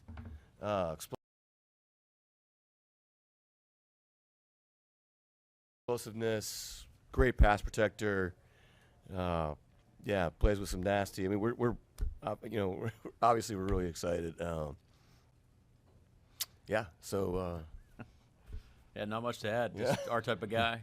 I think you kind of seen a theme here, but really excited to add him to our O-line and get after it and compete, and we'll be interesting to see how it all shakes out by the end. John, you talked about yesterday not thinking that Byron Murphy was going to be there. At pick 81 to have a 2-time All-American still available there. How surprised were you? Well, there was a little run there too. That there was a couple of guys starting to go. So and then Indy went right ahead of us, and then I had somebody in the room that was like, "Oh no," I was like, "They're gonna take him right here." So we had a little panic there, but wasn't me. It's not me. Wasn't like. He played exclusively right guard in college. Do you see flexibility to move around to any other spots? Yeah, he's obviously gonna be the most comfortable there, but I mean, this guy's gonna come in and compete now. He's a solid dude. Sorry if that was. No, I'm not saying where he's gonna line up. Yeah, I mean, obviously doing a lot of work at right guard, but definitely some position flex across the interior line. So, but we'll start him at guard. Why would he be positioned to make an early impact or to be on the field right away? He's played a ton of ball. He's played a lot of football. I think people were ripping off stuff in there. It's like I said, 50 to 51 starts. He's had 48 pressures and I know exactly what it is. They just told me 1,687 snaps. The guy's really, really experienced. And we had, again, this is a full buy-in, coaches, scouting, analytics, his this speed velocity ratio is, everybody was really excited. I heard sprint profile at one point. Sprint profile is amazing. He generates a ton of force, and yeah, it was fun. It's good. Patrick Ward. John, you mentioned kind of a little run on guys. What are those moments like for you where you're kind of waiting on your guy? Well, this was long, so long because of the length of the second round not having a pick. So, we had considered going up several times, and then things just didn't work out. People wanted to pick, and then people had their players taken. So, yeah. Mike, you mentioned he spoke with Scott Huff, had a good conversation with Scott Huff, and then the Senior Bowl performance. What kind of insight did you get from Scott and seeing him in a different setting than the one he was at UConn?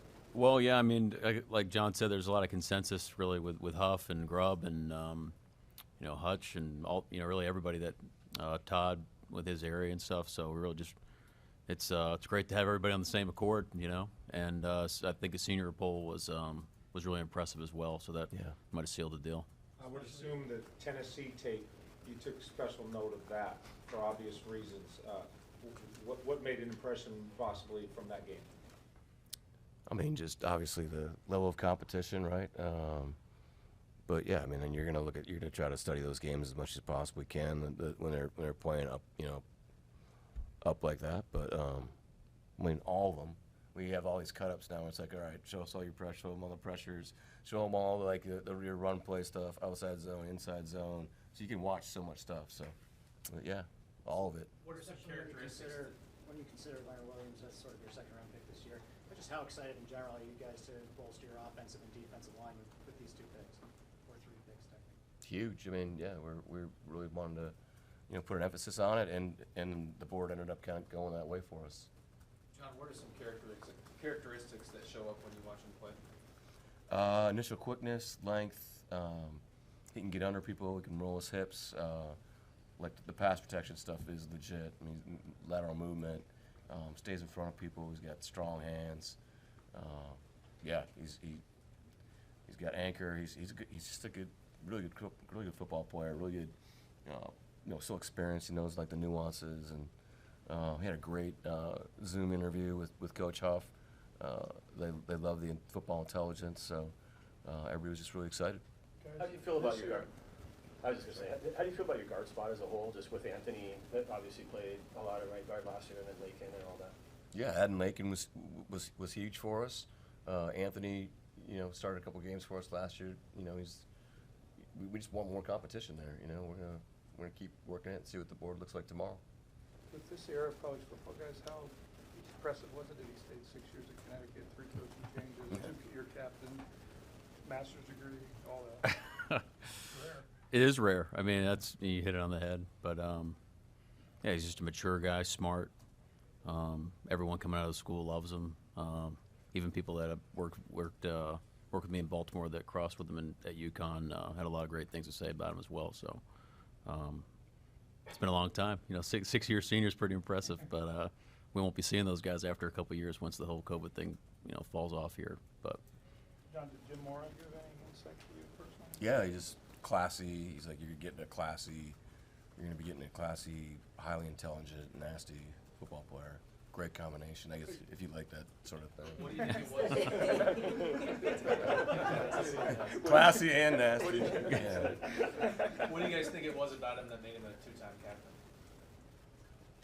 I mean, Great question. Yeah, it's all the things we're talking about, right? It's just the everyday attitude. I mean, when you do it every day, like Christian does, people see it, the players see it, coaches see it, right? And those are the guys you want leading your team. So we're excited to bring him in. The 6 years in one place, 4 on the football field, change anything about how you get to evaluate the football part of him, either how he grew in a system, or just kind of the comparison that you get to make with him year over year? Just the experience to a point, yes, but the Senior Bowl, really, we can see him in the one-on-ones. He did a great job. You could just, you can see him against the different levels of competition, different styles of defensive linemen. The level of play there, I would say that was, very important to the evaluation process. John, kind of similar to Bob's question, but you guys have reshaped the interior group on the line quite a bit this offseason. None of the starters from last year are back with you this year. How do you kind of feel that process has gone, but the outlook for the group as a whole, even at center, with the group you kind of have there now? Well, I like the process. I think we've gone through it in a efficient manner. I don't think we've panicked. And at that position, it's clearly a position that it's easy to panic because there's the lack of depth, whether it's pro football or college football, right? So at that, on the offensive line. So I think, yeah, we're not going to stop working it, we're just keep going. Did the blocking scheme that Ryan and Scott want to run, did that influence at all the type of offensive lineman you're looking for? To a degree, but we're going to be multiple up there on the schemes that we'll be running. So, yeah, to a certain extent, we're considering those types of things, but I'd say on the whole, probably not, majorly. If that makes sense. You might consider Nick Harris a guard or just a center? Both. Mike, when we talk about culture, yesterday you had a defensive player drafted, say the word dominate,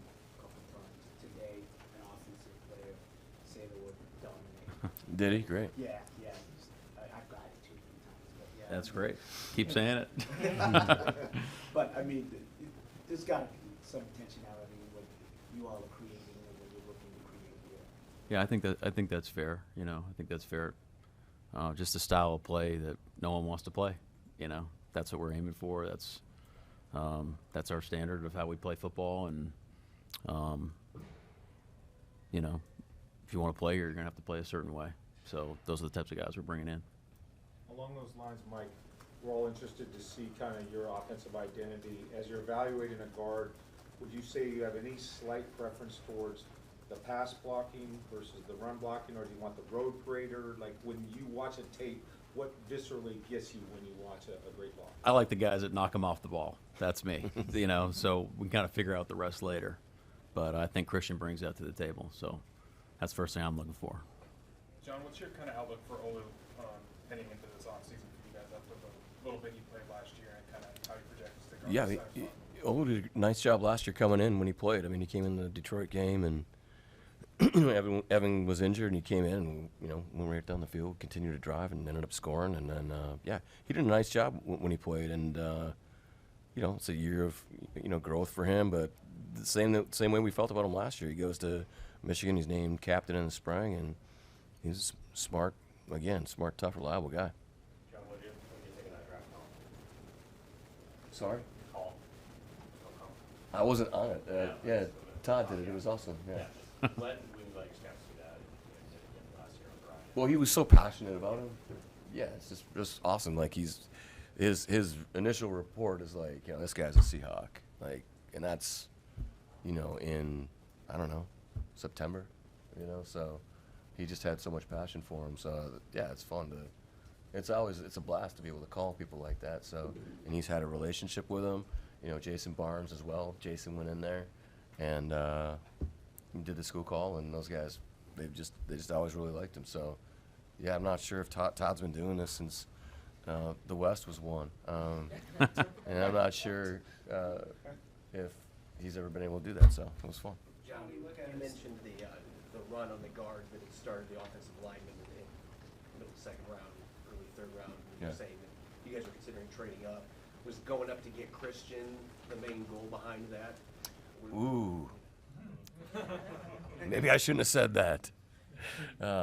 We were trying to trade up. I'm not going to get into specifically who we were trying to trade up for. Similar to that, John, being able to stand pat with the picks he had and be able to get the guys he did on defensive and offensive line. I mean, now that we're at the end of round 3, work to be done, of course. Yeah. No, we're excited for tomorrow. You know, we have a lot of work to do, and there's still some, you know, darn good football players on the board. And then, you know, we're going to jump into the rookie free agency and try to crush it. John, I'm guessing maturity and experience is probably the easy answer, but what is the benefit of a 24-year-old and bringing someone in like that to essentially have the opportunity to come in and play and contribute right away? I mean, you nailed it. It's in his intelligence, his football intelligence, how he related with our coaches, interacted with them on the Zoom. Yeah, I mean, he's a tough, competitive guy that has a level of maturity. It's not going to be too big for him, you know. So, guys that, you know, have that experience. I mean, you know, he's played in 51 games, and you start 50 of them. I mean,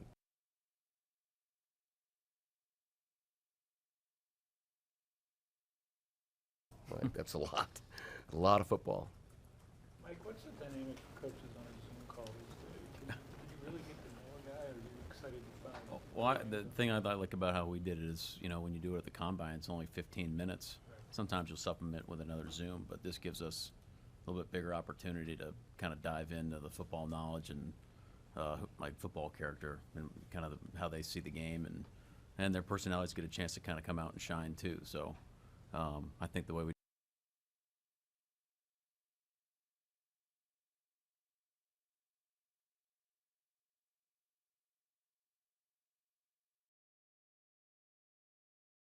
I think the way I think the way we do it is really cool, and our guys did a great job. Do you have a timeline on that? Does the league restrict Zoom calls? Try to keep it to an hour. Timeline on that? Does the league try to keep it to an hour. You know, No, yeah, it's definitely less than an hour for our guys.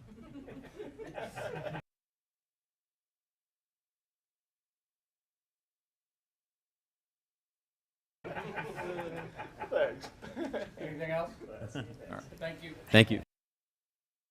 John Schneider and Mike McDonald addressing the media as the third round has come to an end in the 2024 NFL Draft. The Seahawks will get back to it tomorrow, bright and early, 9 o'clock start time for the fourth round. As we said, they've got the second overall pick heading into tomorrow, barring any trades. That is going to do it for us. Our thanks to Paul Moyer, to Brady Henderson, to Taylor Jacobs, Brenna Rogers, and Mike Lefko. I'm Bob Stelton. Have a great night, everybody. Tune in tomorrow starting at 8 a.m. It'll be Stacy Rost and Mike Salk starting things off tomorrow. So tune in for that. Have a great night, everyone. You're listening to the 2024 NFL Draft. Hear reaction to every Seahawks pick on Seattle Sports and streaming live on the Seattle Sports app. When a Mariner player hits a grand slam home run with Grandma making a salami sandwich. Man, I'm hungry. I missed dinner tonight. I could use one right now. Here's the 2-2. Strike three called, says home plate umpire Doug Eddings. Martinez strikes out the side. That'll end the inning. We go to the top of the ninth inning. Last try for the Diamondbacks. Our home street bank score, it's the Mariners 6 and the Diamondbacks 1. For tank and tankless hot water heaters, for clogged drains, for leaky faucets, for toilets that won't flush. Stop freaking and call Beacon. Beacon Plumbing, Heating, and Mechanical is your trusted source to solve all your plumbing needs. 1-800-FREAKIN or beaconplumbing.net. Toyota is all about having choices, like more all-wheel drive and electrified choices than anyone else, including America's best-selling car, Toyota Camry. Now through April 30th, you can choose any new gas-powered 2024 Camry with 4.75 APR financing or 5.75 on Camry Hybrid. Or you can get a great lease deal on Camry with approved credit through TFS. A dealer doc fee of up to $200 may be added. Get details at Toyota.com. The choice is yours. Toyota, let's go places. Hi, Mariners fans. This is Dan Wilson for Virginia Mason Franciscan Health. If you or a loved one is experiencing unexplained headaches, memory loss, imbalance, or numbness and pain, it is important to schedule an appointment with your doctor. These can be signs of neurological conditions, and a neurologist can diagnose and help with a treatment plan. To learn more about the Center for Neurosciences and Spine at Virginia Mason Franciscan Health, visit vmfh.org/Mariners. When you're on the pitch clock and don't have time for your favorite Seattle sports shows, listen to the podcasts on demand. How about that? Unbelievable. Who would have thought? Every hour, every interview, every look behind the scenes. Scott Service is with us. The expectations are very high. I love all of that. It is clear it was the right decision to keep your pitching staff as whole as possible. Find us on SeattleSports.com, the Seattle Sports app, or wherever you get podcasts. My eyes have been opened. What can I tell you? Never miss a minute of Seattle sports, the home of the Mariners. You're listening to Mariners Baseball on Seattle Sports. We're broadcasting along the Global Credit Union Mariners Radio Network. Top of the ninth inning. Mariners lead the Diamondbacks 6-1. Tall right-hander Tyson Miller takes over in relief. Here's the pitch to Pavin Smith, and it's down low for ball one. Miller looking to get the final 3 outs in this one. Tyson, no record with a 1.59 ERA. He's appeared in 5 games since coming up from the minor leagues, 5 2/3 innings. Next offer, that's a strike, and it's 1-1 on Pavin. He's given up only 4 hits, 2 runs, 1 earned with no walks and 8 strikeouts. Man, you take a look at, you got the big guys down at the back end of the bullpen. Here's a swing and a foul back by Smith, and the count is 1-2. Andres Munoz, one of the best relievers in the game. Ryan Stanek, what an addition he's been since joining the club during spring training. Outstanding. But all the other guys have really chipped in and pitched so very well in that pen. The windup and the 1-2 to Smith, and it's inside for ball 2. 2 balls and 2 strikes. Trent Thornton, a 0.93 ERA. Austin Voth has done a nice job. Stanek, a 2 ERA. Spire, his ERA is under 1 after the great performance yesterday in Texas. Swinging a ground ball foul up the first base side, and it's still 2-2 on Smith. Taylor Saucedo, an ERA of 3. He's done a great job in the 7th and the 8th. Tyson Miller with an ERA of 1.5. The look in, the pitch, swinging a ground ball over the top of the mound, but right there behind the bag at second, shortstop Dylan Moore gobbles it up, throws to first, in time to get Smith. And there's one away for the Diamondbacks here in the top half of the 9th inning. But everybody has chipped in, and the key is that the starters, like Emerson Hancock tonight, win 6 innings. These starters are going 6 plus, game after game after game. Here's Ketel Marte, the pitch. A strike called, 0-1. And they're doing that. They're going strike one on so many hitters and throwing a ton of strikes. Not walking anybody. They've walked the fewest amount of hitters in the American League. The stretch, and the 0-1 on the way to Marte. Swinging a foul back, and the count is now 0-2. So each guy that comes in is just taking a page from the guy in front of him. Thornton, Bolton, and Miller have been outstanding behind the tremendous work of starter Emerson Hancock tonight. The 0-2 pitch, swinging a line shot, fouled on the right field side, and it's still 0-2 on Marte. Mariners 2-1 against the Diamondbacks last year. That was in Arizona. And 24-15 overall against the Diamondbacks since they started play back in 1998. The 0-2 pitch, swinging a foul off the top of the screen behind home plate. And the count is still 0-2. Buck Showalter was the first manager in the history of the Diamondbacks. And then just a few years later, they won a World Series. The 0-2 pitch to Marte, and it's low and inside with a cutter for one ball and 2 strikes. Remember, we went on a long road trip in 1997, started with an exhibition game in Zebulon, North Carolina against the Southern League All-Stars. Here's the pitch, low and outside, ball 2, 2 balls and 2 strikes. And Buck Showalter was there with the front office from the expansion Diamondbacks to take a look at all those kids playing against the Mariners in that Southern League All-Star game. Here's the stretch by Miller, and the 2-2, swinging a ground ball wide of the mound, off to his right, to backhand. Polanco can't get off the throw. Polanco has played very well tonight defensively, and really over the last few weeks he's made some outstanding plays. The ball wasn't hit that hard. It kicked off the right side of the mound, and Marte, who can run, is safe at first base with an infield single. Looking at Polanco, tried to get it out of the webbing of his glove, and I don't think he just had a good grip on it as well. And when that happens, just forget about it. Don't try to make an errant throw. Here's Jock Peterson. 1 on, 1 away, and the pitch is outside to Peterson for ball 1. But I'll never forget Buck Showalter there sitting in the stands scouting those Southern League All-Stars. Peterson hit by a pitch. He's walked and struck out 0-1. The pitch to him is inside for ball 2. 2 balls and no strikes. To give you an idea about how well Emerson Hancock has pitched, last 2 starts he was 1-1 with a 2.25 ERA. Here's the set by Miller, and the 2-0. That's down low. Ball 3, 3-0 the count.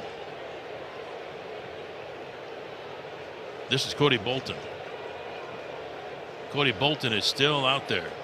Here's the stretch, and the 3-0 pitch on the way, and it's outside for ball 4. I saw Miller warming up down in the bullpen, and I thought that Scott was going to go to Miller, and they're both tall right-handers, but Bolton is still out there and not Tyson Miller. So this is Bolton's 2nd inning of relief. He walks Peterson, and now the Diamondbacks have runners at 1st and 2nd with 1 out. I just said some really nice things about Tyson Miller, so when he comes in, just remember everything I said. Here is Lourdes Gurriel Jr. 6-1 Mariners, top of the 9th inning. But now Emerson Hancock, over his last 3 outings, over those last 3 starts, has a 2.00 ERA.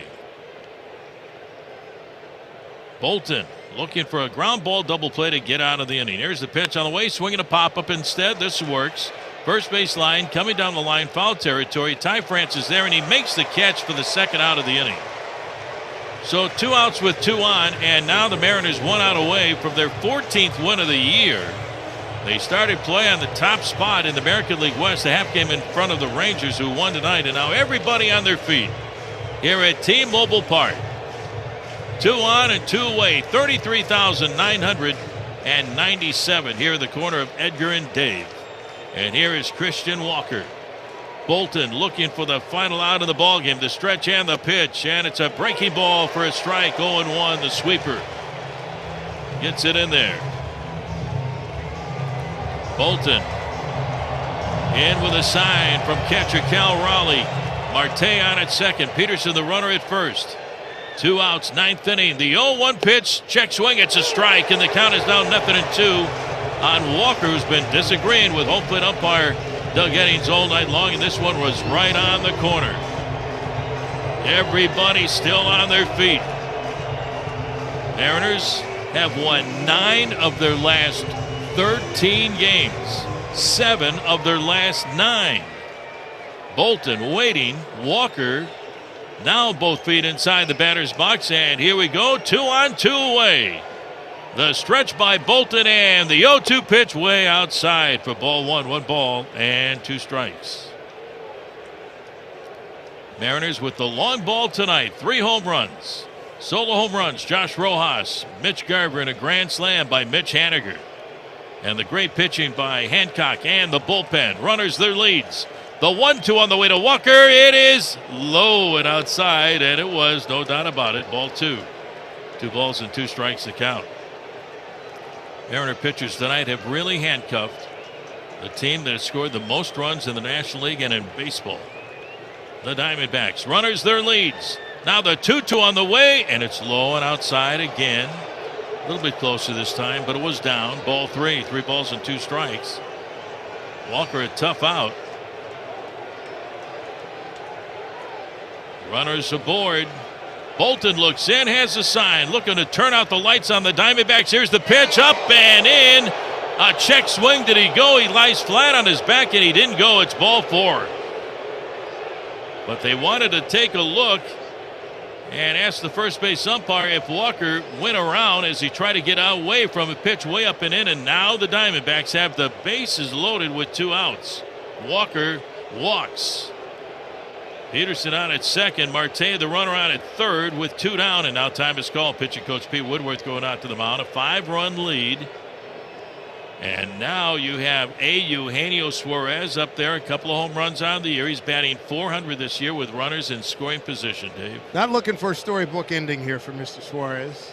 With all due respect and love. I mean, come on. Very nice man.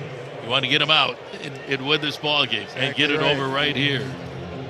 He got a beautiful ovation, even when he was in the batter's box before his first at bat in the top half of the second. On the on-deck circle. On-deck circle. Yeah.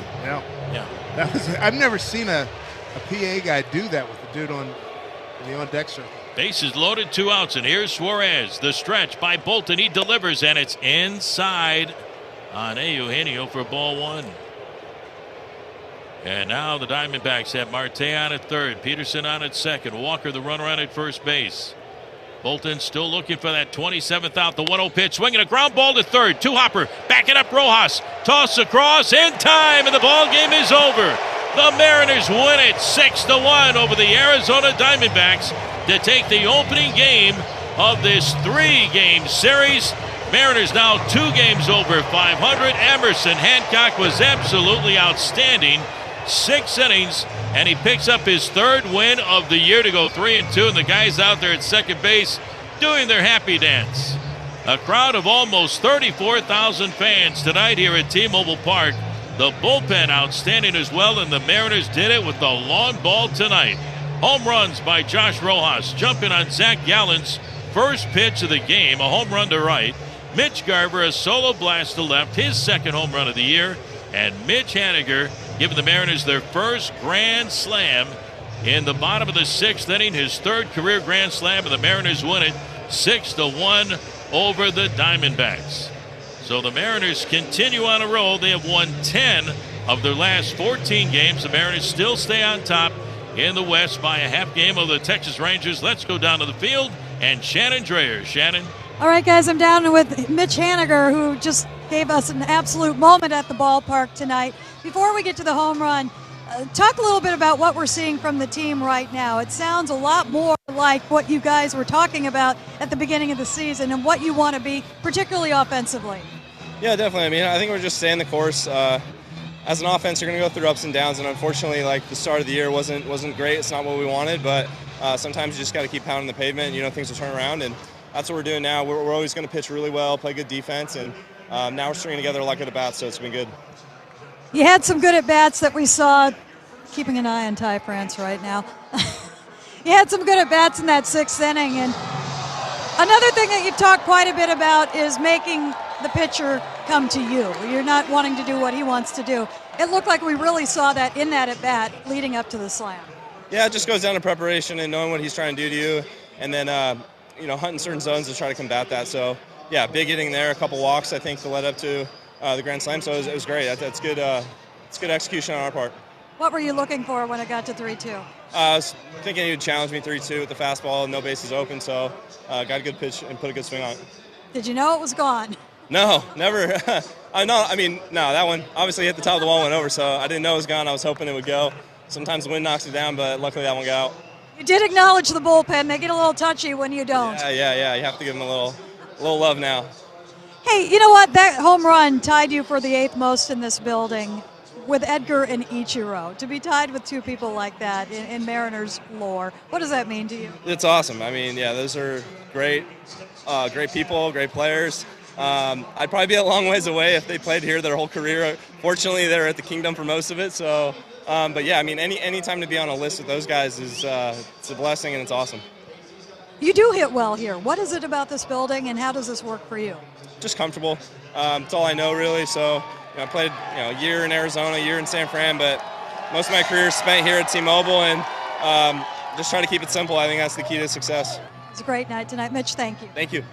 That's Mitch Haniger, one of 2 Mitches that hit home runs tonight. I will send it back to you guys. All right, Shannon, thank you very much. Yeah, Mitch Garver, a solo blast in the 2nd, and Mitch Haniger, the grand salami in the bottom of the 6th inning. The Mariners won it 6-1 over the Arizona Diamondbacks to win the opening game of the homestand and this 3-game series with Arizona. The Mariners now 14-12 on the year.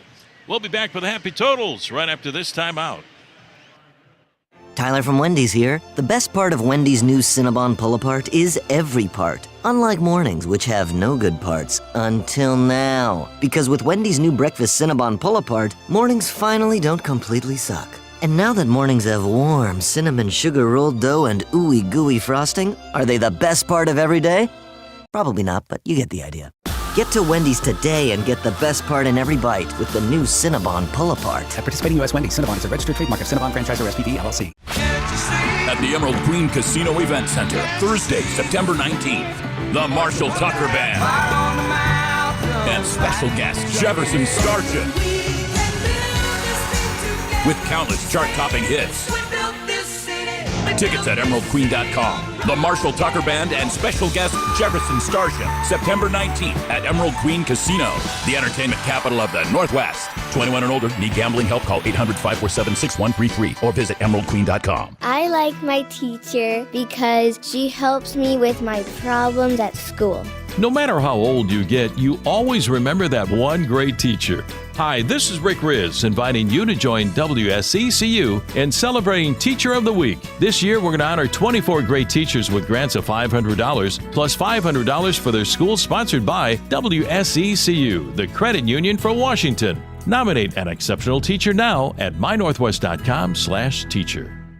Planning to go to more than one Mariners game this season? Consider a Mariners Flex membership. You can choose your games and seats as you go all season long. Plus, save at least 10% on tickets and pay no fees. Come on board today at mariners.com/flex. You're listening to Mariners Baseball on Seattle Sports. Well, it's a great win for the Mariners. They take game 1 of the series against the Diamondbacks. Roundtable time. Gary Hill, Dave Sims, Rick Riz. And, this is one of those games where this is such a great win for the Mariners because it's not very often that you look at a game on paper and the Mariners don't have the advantage on the mound. And this is one you looked at where the reality is you're facing Zach Gallen, one of the best pitchers in the National League. You have Hancock going for you. This was not an advantage for you coming into this one. And to win and win the way you did, that's a big win for the Mariners. Hancock was excellent.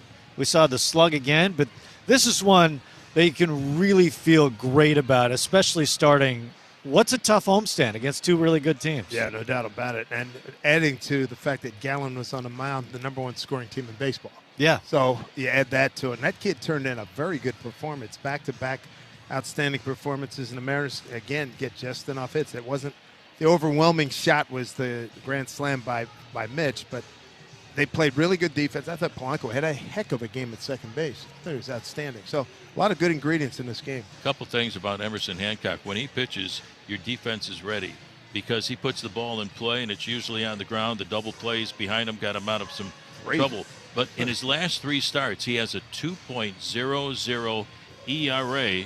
He went 6 innings against the Cubs. He went 6 innings against Colorado, and he goes 6 very strong innings tonight against the Diamondbacks. On only 2 hits, gave up the 1 run, that home run, but he was outstanding tonight. So what we're seeing from this kid is the maturation process of a very young pitcher. He made only 3 starts last year, so he got his feet wet. He got the heebie-jeebies out of the way. He won his first start this year to get his first major league win.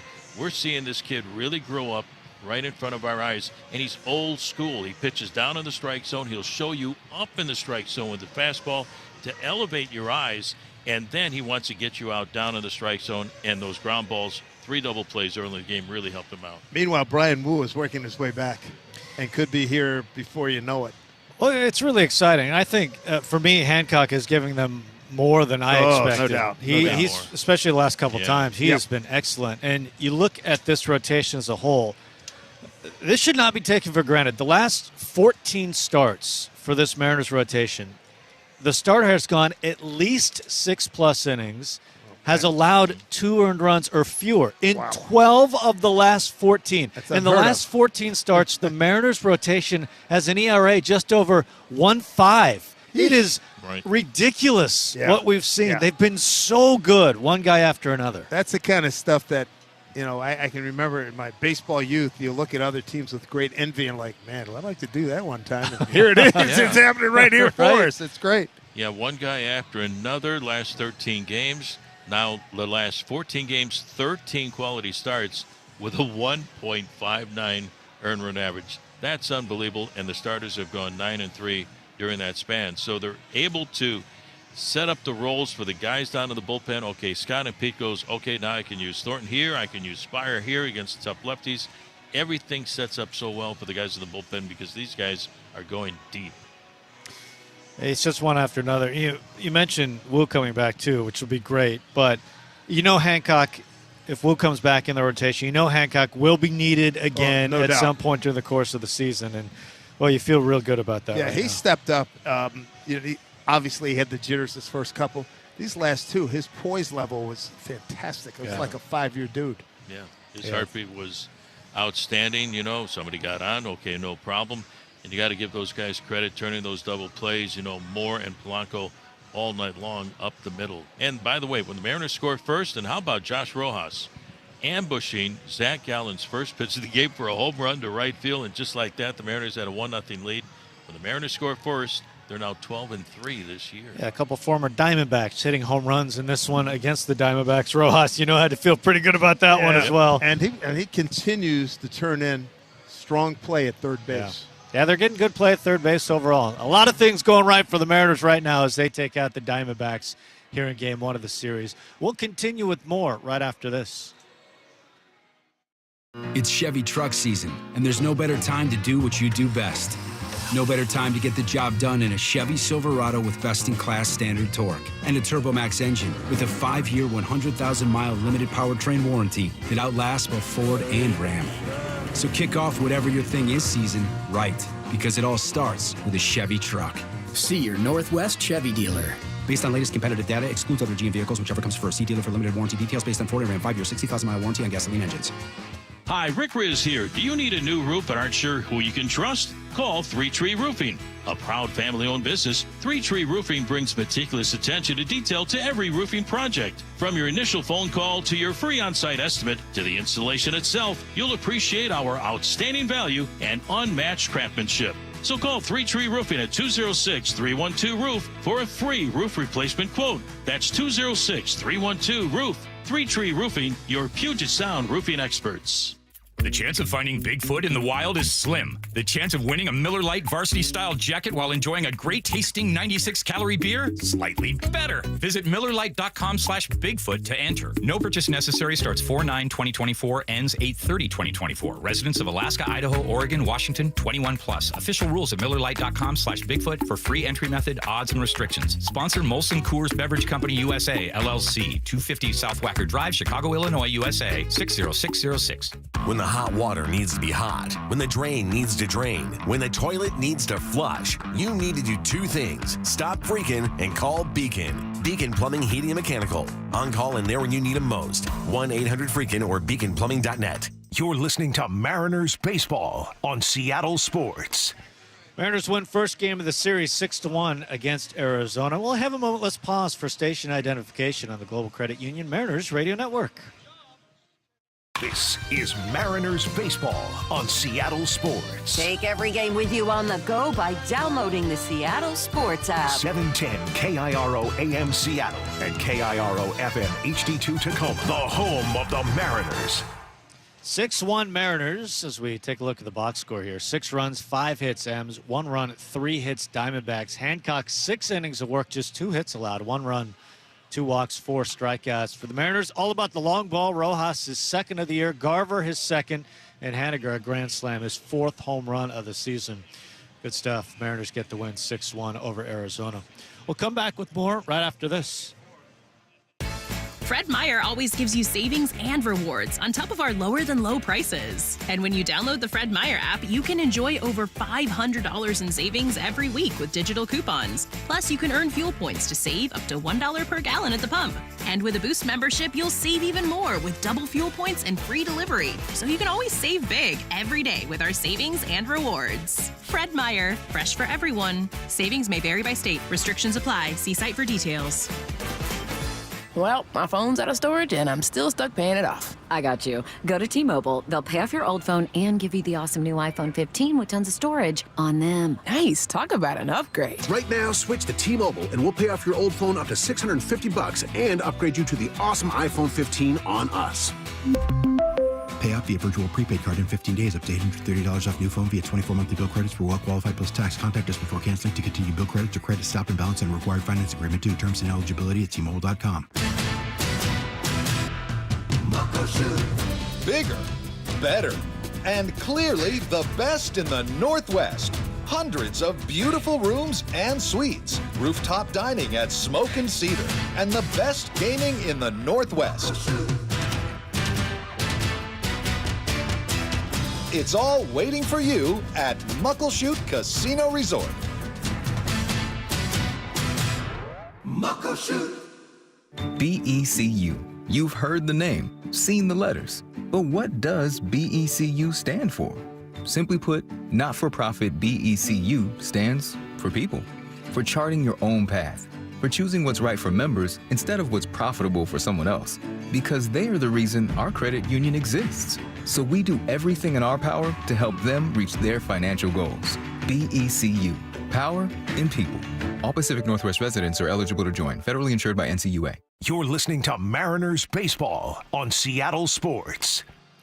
Mariners win, great win, 6-1. They beat the Diamondbacks, and now in great position for a series win tomorrow. George Kirby gets the ball. It's a 6:40 first pitch against Arizona, and then 1:10 Logan Gilbert gets the ball. So Mariners in great position for a series win. Want the inside scoop on all things Mariners? Sign up for Mariners Mail. 24/7 text. You'll receive access to exclusive pre-sales, special ticket offers, breaking news, so much more. Stay ahead of the curve. Come on board today at mariners.com/insider. Mariners win 6-1. We have a lot coming with the post-game show. We'll get you ready for that coming up right after this. Live professional boxing returns to the Emerald Queen Casino Event Center. A full evening of boxing action. Saturday night, June 15th. Make it a destination event. Tickets at emeraldqueen.com. Don't miss this evening of pure excitement. The best in professional boxing. June 15th at Emerald Queen Casino, the entertainment capital of the Northwest. 21 and older. Need gambling help? Call 800-547-6133 or visit emeraldqueen.com. Join KeyBank on Saturday, April 27th at their new Redmond Ridge branch for a client appreciation celebration. They'll have food, a visit from the Mariners' own J.P. Crawford, and more from 11 a.m. to 1 p.m. Visit them at 23555 Northeast Novelty Hill Road in Redmond. J.P. hopes to see you there April 27th from 11 to 1 at the new KeyBank Redmond Ridge branch. KeyBank opens doors. KeyBank, member FDIC, NMLS number 399797, equal housing lender. Whether it's a battery or gas walk-behind mower, Steel has your bases covered. Rick Riz here for Steel, the preferred handheld outdoor power equipment provider of the Seattle Mariners. Through June 16th, Steel has special offers on battery-powered lawnmowers and 0% financing on zero-turn mowers through August 31st. Make your lawn look like the outfield at the ballpark with Steel. Trusted by me, the Mariners, and by homeowners and business owners. Start easier, work smarter, and finish faster with Steel. Find your local Steel dealer at steeldealers.com. Bring your whole crew to the game with the Mariners Suite at T-Mobile Park. Whether you're planning a special birthday party for friends and family or a company outing for up to 400 coworkers, there's no better spot for an unforgettable experience. Enjoy the suite life with premium catering, VIP parking, private Skybridge entry, and more. Plus, season ticket members get 15% off. Reserve your suite today at mariners.com/suites. And the pitch up the middle, JP! Wow! What a play! Game over! You're listening to Mariners Baseball on Seattle Sports. Mariners take out the Diamondbacks 6-1 the final score. Mariners have won the first game of this homestand as they keep the roll going. They've won 8 of their past 10 ball games on a roll right now. They look for a series win coming up tomorrow behind George Kirby. In the meantime, we have the post-game show coming your way. Shannon Dreher, Ryan Roland-Smith, and we'll start it all next. Play-by-play coverage of Seattle Mariners baseball has been brought to you by Global Credit Union. Julio Rodriguez with a 3-run blast. Sunset Auto Family in Sumner and Auburn. This is back, gone, home run, Cal Raleigh. Fireside Home Solutions. Julio going back to the winning track to the wall, leaps up, and he makes the catch. And BECU. Stay tuned. Mariners postgame is next. Baseball fans, Muckleshoot Casino Resort is always a home run. With the best games, the best restaurants, and the best rooms and luxury suites.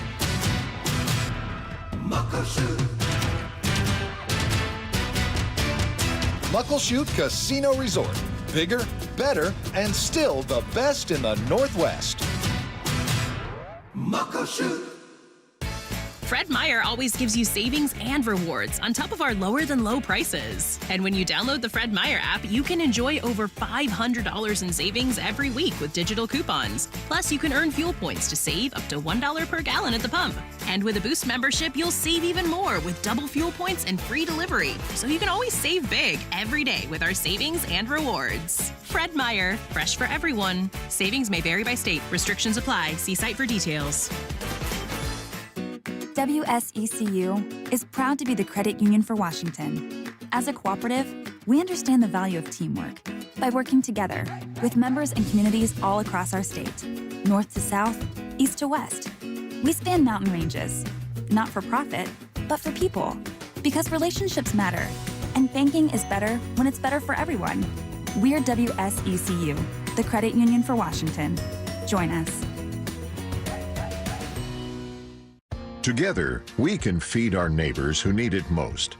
Join Cairo 7 Cares and Les Schwab Tire Centers to drive out hunger. Donate non-perishable food at any Western Washington Les Schwab Tire Center. All food collected will be delivered to Food Lifeline to feed local families right here in our area. Join us for the Drive Out Hunger Food Drive, happening right now. Brought to you by Les Schwab Tire Centers, Cairo 7 Cares, and QFC. Mariners postgame. Going, goodbye baseball. Mariners postgame is presented by Alaska Airlines And by Pella Windows and Doors of Western Washington. Logan Gilbert with a complete game shutout win. Mariners postgame starts now. What a great night at the ballpark as the Mariners beat the Diamondbacks 6-1 the final score. Shannon Dreher, Ryan Roland-Smith will be with you in mere moments. In the meantime, we have the highlights for you. We're going to have some home run highlights for you. It did not take long either for the Mariners. First pitch to Josh Rojas got the Mariners cooking. Yellen, here's the pitch to Rojas. Swinging a drive, deep to right field, going back, and goodbye baseball.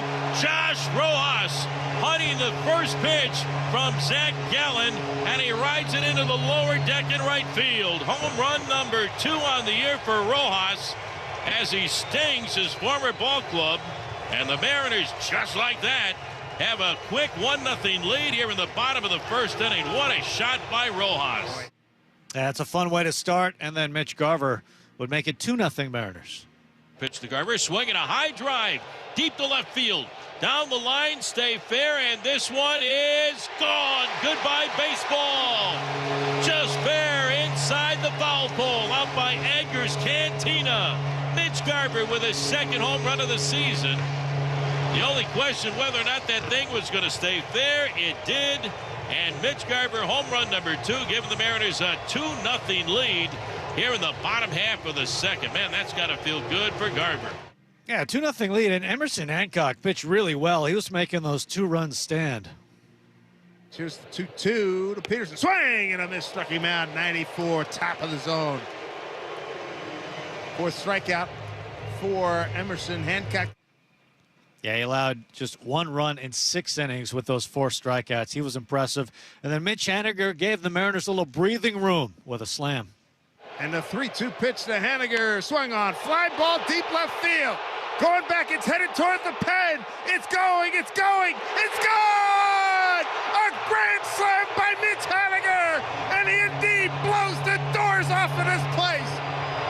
The Mariners have a 6-1 lead. Mitch Haniger on a 3-2 pitch. Hey now! That's how this one would end. 6-1 final score. What a great win for the Mariners as they beat the Diamondbacks in Game 1 of the series. We have a great post-game show continuing after this. We'll hand things over to Shannon Drayer and Ryan Rowland-Smith when we return right after this.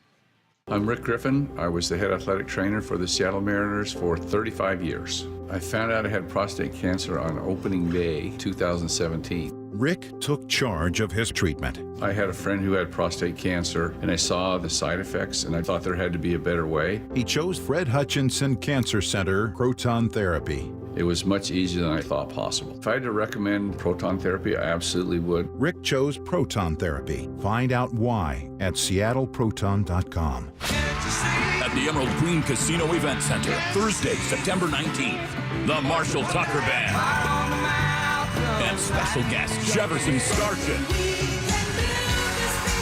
with countless chart-topping hits. Tickets at emeraldqueen.com. The Marshall Tucker Band and special guest Jefferson Starship, September 19th at Emerald Queen Casino, the entertainment capital of the Northwest. 21 and older. Need gambling help? Call 800-547-6133 or visit emeraldqueen.com. Swinging a line drive. J.P. Crawford extends the arm, and he takes a hit away.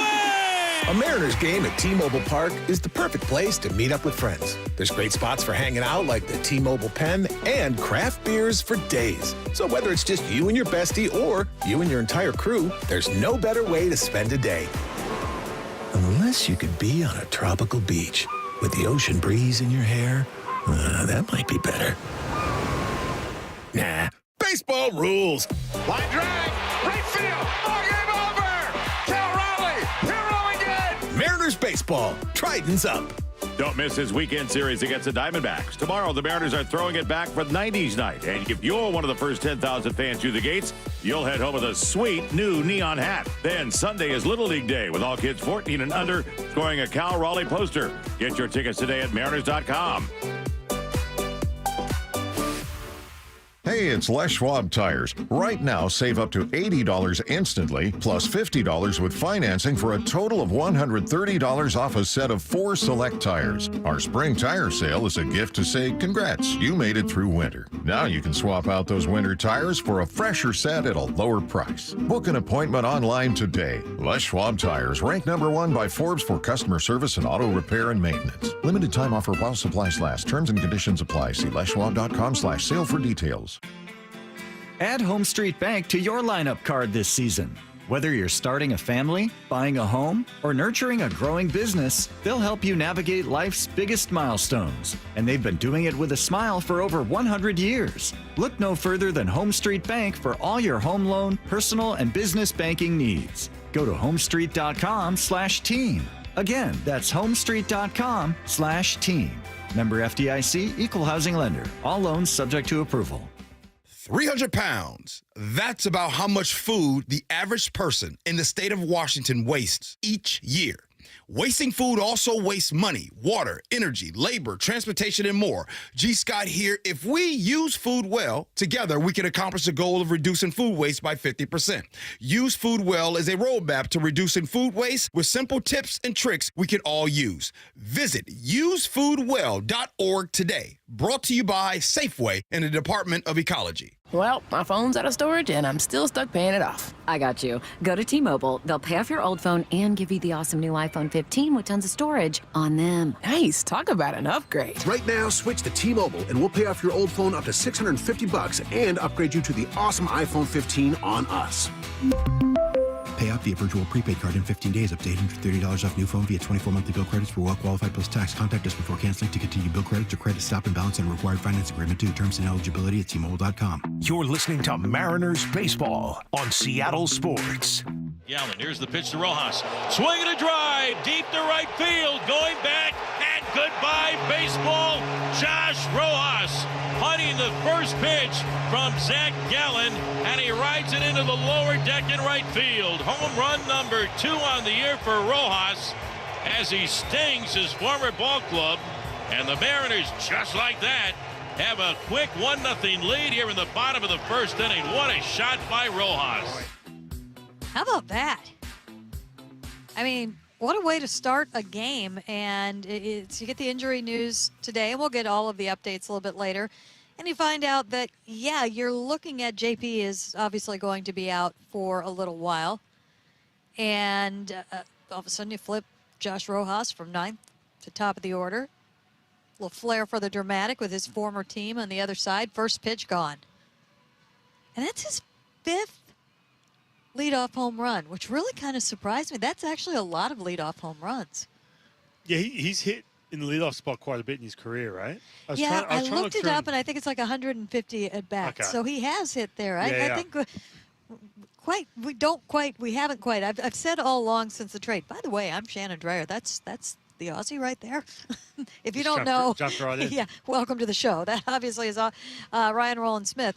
But when they made that trade, it was Canzone was the one that I just kept talking about. Well, we really don't know what he is. We really don't. He's really young. He hasn't been up very long. Rojas had a little bit more of a history, and I don't think I looked into it enough. You know, we knew that he had a struggle last year, that he was struggling at the plate at the time of the trade. But then you go back and you look, uh-oh. I was like, oh, what? Well, Tucker's on the field. And you take a closer look, and you're like, okay, well, that is a lot of games to hit leadoff. He has done that. So we've liked the at-bats that we've seen from him this year. Yeah, he's been a huge, I'm not going to say huge surprise, but a pleasant surprise, I think. And especially, too, I mean, you think about, speaking of the leadoff spot, J.P. Crawford goes down. You want to see him getting some kind of rhythm. It looks like the at-bats are getting better on that road trip. Then he goes down, with an oblique. You don't quite know how long that's going to take. And then you've got Josh Rojas, who can just kind of take the sting off that right away with how good he's doing. And that was on the road. Now we come back to Seattle against his former team. Good for him. Yeah. I was looking up some numbers from last year. It took him a little bit, right? And you mentioned the trade with Dom Canzone kind of being, I guess you could call him the headliner of that trade. I mean, I know there's another prospect thrown in, and this was all for Paul Sewald in a situation where you're like, hey, hold on a second. Why are we giving up a fan favorite? And then Rojas, you can kind of put him in that category of, okay, a little bit of a throw-in that trade. Mm-hmm. And then he kept talking about, there was a road trip in August when he started to really kind of figure it out. In Houston, he had a big game. And then a couple of days after that, I remember, because I was on that trip, and he talked about, working with Jared DeHart, just working on the approach side of things. Mm-hmm. And I just really watched him, and you could see how he was meticulous about going up with some kind of plan. But I was looking up some numbers. Since that road trip as a Seattle Mariner, he's hitting that's around 153 at-bats. Hitting 301, 359 on base. His OPS is 810. It's pretty good. Pretty good. I mean, think about that. And he's carrying that on into this year. It's awesome. Yeah, and it reminds me a little bit of last year when, and I'm not comparing him to J.P. Crawford. Let me just make that. I mean, you don't ever want to lose a J.P. Crawford. No. But J.P. got off to the slow start. The changes he made at drive line, it was taking a little while for it to translate. He was hitting low in the order. Yeah. And the next thing you know, he was bumped up to 1 because Julio was struggling a little bit. And he took off. And now you lose JP, and you've had somebody that you can bump up to that. It's just a couple games, but he has the history, and he has been hitting too. So really, I think, speaks to the depth of what they have right now. And it's just a matter of getting it all on the right track with the plan, with the game plans, with the hitting philosophies. And we're going to hear Scott Service a little bit about that. But, you know, they liked this offense, and it was an offense where you didn't have to, well, who's going to be the bench players and who's going to be the last guy on the bench and things like that. Everybody plays. Everybody does something. Everybody, you know, has a part on this team. And that is, you know, instrumental when you have a situation when next guy up has to step up. And that's what's happened. Yeah, and I mean, you know, the Mariners are pretty dried up in the sense of if you did lose a J.P. Crawford or him struggling, and then obviously now he's on the IL, but you're like, oh man, okay. Then all of a sudden that lineup gets thinned out. You know, that's kind of what it was going back a couple of years ago. But just like I said, it just takes this thing. Now I know J.P. Crawford was struggling. Maybe gives him a chance to decompress as well, take a breath, just take a step aside. And you know what, too? I know it sounds crazy, but you know, talking about, you mentioned JP hitting down the bottom of that lineup and then getting a chance to be at the top. It makes you that little bit more hungry when he's watching Rojas. A little bit more of that competitive comes. Now I know they're teammates, but those juices start like, no. I need to get back here and get that spot back. So, not saying that any of these guys get complacent, but I've seen it happen. And you look at that and go, all right. It just adds to that depth, I think, and it's nothing but good. And there's some good things that are brewing, and a lot of it is kind of built on how this has been built, which is pretty neat to watch. All right, we've got a lot to get to in the next 45 minutes or so. The home run by Josh Rojas turned out to be all that the Mariners – no, actually, they would have needed to. They did get a run. Okay, so it wasn't all Josh Rojas, but he got it going on a good note. And I think with an offense that they were struggling further and further in the rearview mirror right now, which is a lot of fun. Getting that early run, however, is, I think, important to this team. And it's always important when you've got a younger pitcher up on the hill as well. So that kind of allowed for that. And then, of course, the big explosion in the 6th inning with a grand slam from Mitch Haniger, which followed some great at-bats. And all the while, the Mariners just pitch. All of it added up to their 8th win in their last 10 games. And, oh, by the way, for the crowd out there, and you know who you are, who have been talking about, oh, but it was against this team or the Colorado Rockies or a bad team. They're stacking up some wins against good teams right now. Not that I think that matters as much as you do, but you just took a series from the Rangers. And the team that they played in the World Series was just out there with their best healthy pitcher right now on the hill, and you thumped them. Yeah, you got the World Series run. You're right, too. I mean, the fact that I guarantee you these guys were watching the Texas Rangers in that ballpark on TV in October into November. And then again, you mentioned Zach Gallen facing him night 1. I know he had the hamstring issue, but just not overmatched at all. Last couple of games in a place in Texas where you go 0-6 a year before. Yeah, and that's a tough place to play too, by the way. Okay, we've said enough. Let's go ahead and hear from Scott Service. Another outstanding starting pitching performance tonight. We are on a roll with our starters, really our whole pitching staff. Just been outstanding here over the last couple weeks. And Emerson, again, tonight, loved his tempo on the mound. It was get the ball really at the attack all night long, and it paid off for him. Certainly the 3 double play balls helped out, but that's what he does. You know, he can sink the ball when it's down. They are going to hit it on the ground. They did make a couple loud outs on him, but really efficient with his pitches. Exactly what you're looking for. You know, coming off a road trip, you want to get the homestand started off on the right foot. And again, today, like it has been here the last few games, it's the timely home runs. Rojas, first pitch of the game, don't see that very often, but Josh is off to a great start this season, and chance to play against his old team. Went right to work early on, and then the timeliness of the home runs. You know, you get the guys on base, and and he works into a full count, gets a good pitch to hit, and then, I don't think he's trying to hit a home run there. I think he's trying to get the guy in from third, and, did the right thing, and a big thing happened. So nice way to start the homestand. I thought offensively tonight, a lot of really good at-bats. Zach Gallen's a really good pitcher. He's got 4 quality pitches. He mixes them well. He's got pitches you can swing and miss, and if you chase him all over the zone, you're going to have a rough night. And I thought our guys did an outstanding job taking the game plan we had before the game and executing it in the game. We can have the greatest game plan in the world. You got to execute it, and I thought we did a nice job with that tonight. So good way to start the homestand, and hopefully get another series win tomorrow. Scott, your starters have allowed 15 runs in 14 outings. I mean, no starters allow more than 2 runs in the last 14 games. That doesn't happen very often in professional baseball. We have a really good group.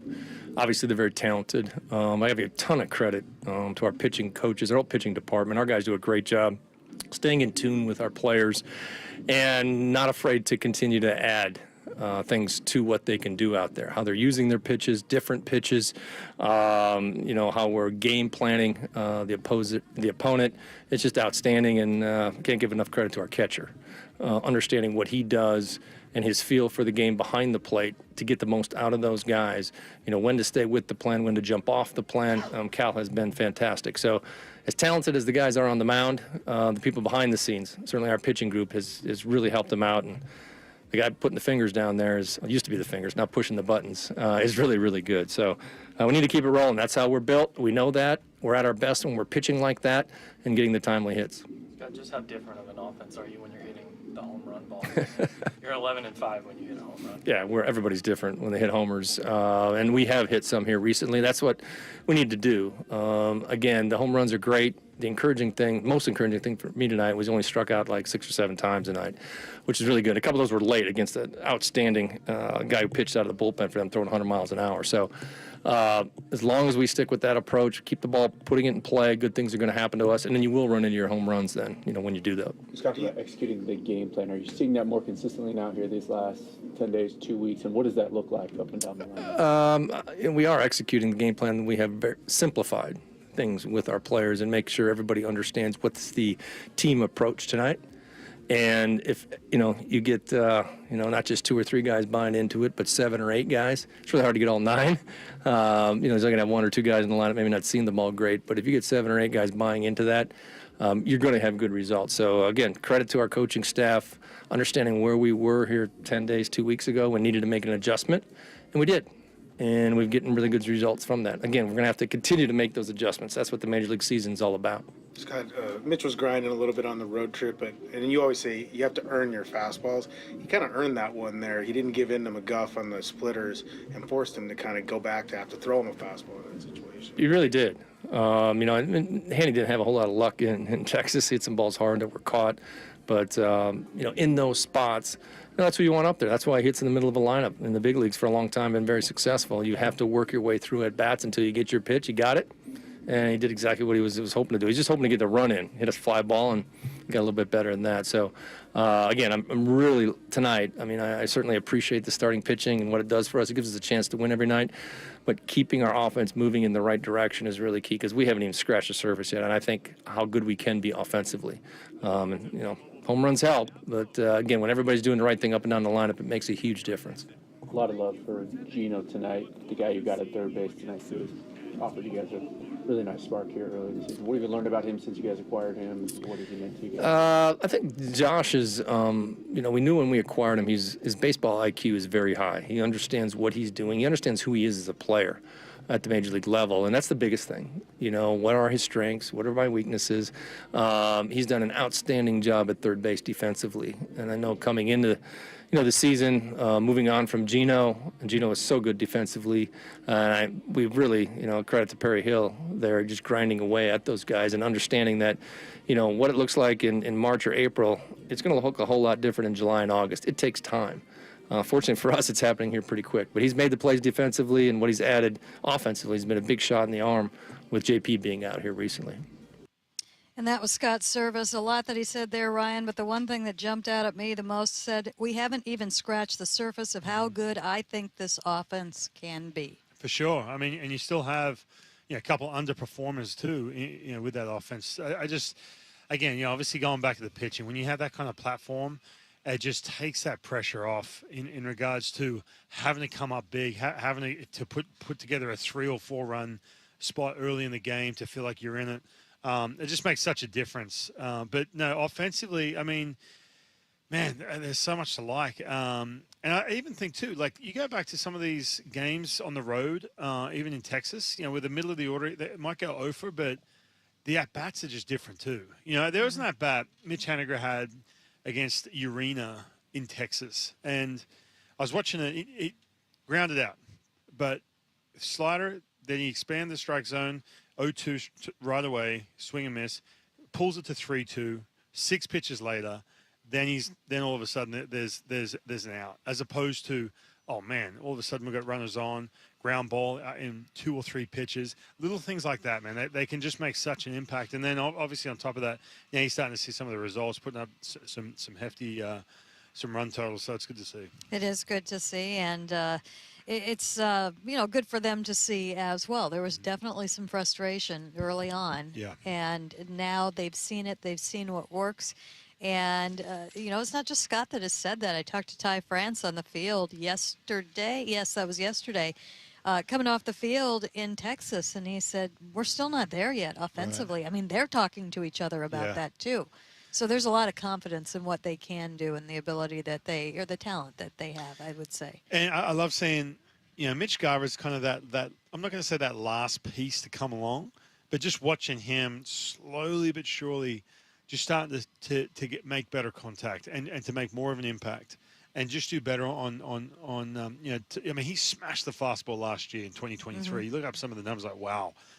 Obviously, breaking ball is kind of similar, but, man, when you're not doing that damage against that fastball that you're so used to doing, and on top of that, you're struggling against the breaking ball, it can be so frustrating coming to a new team and everything else. But, seeing him hit a home run, man, that makes a huge difference. When you have a veteran player coming back to the dugout, they're upbeat. They're feeling better about themselves. Right. It just has that spread across the rest of the team. That was Aaron Goldsmith on the pregame show. Said the one thing that he wants to see on this homestand is Mitch Garver start to really kind of check in right now. And, hey, opening game of it, we saw the home run. We'll see where that goes.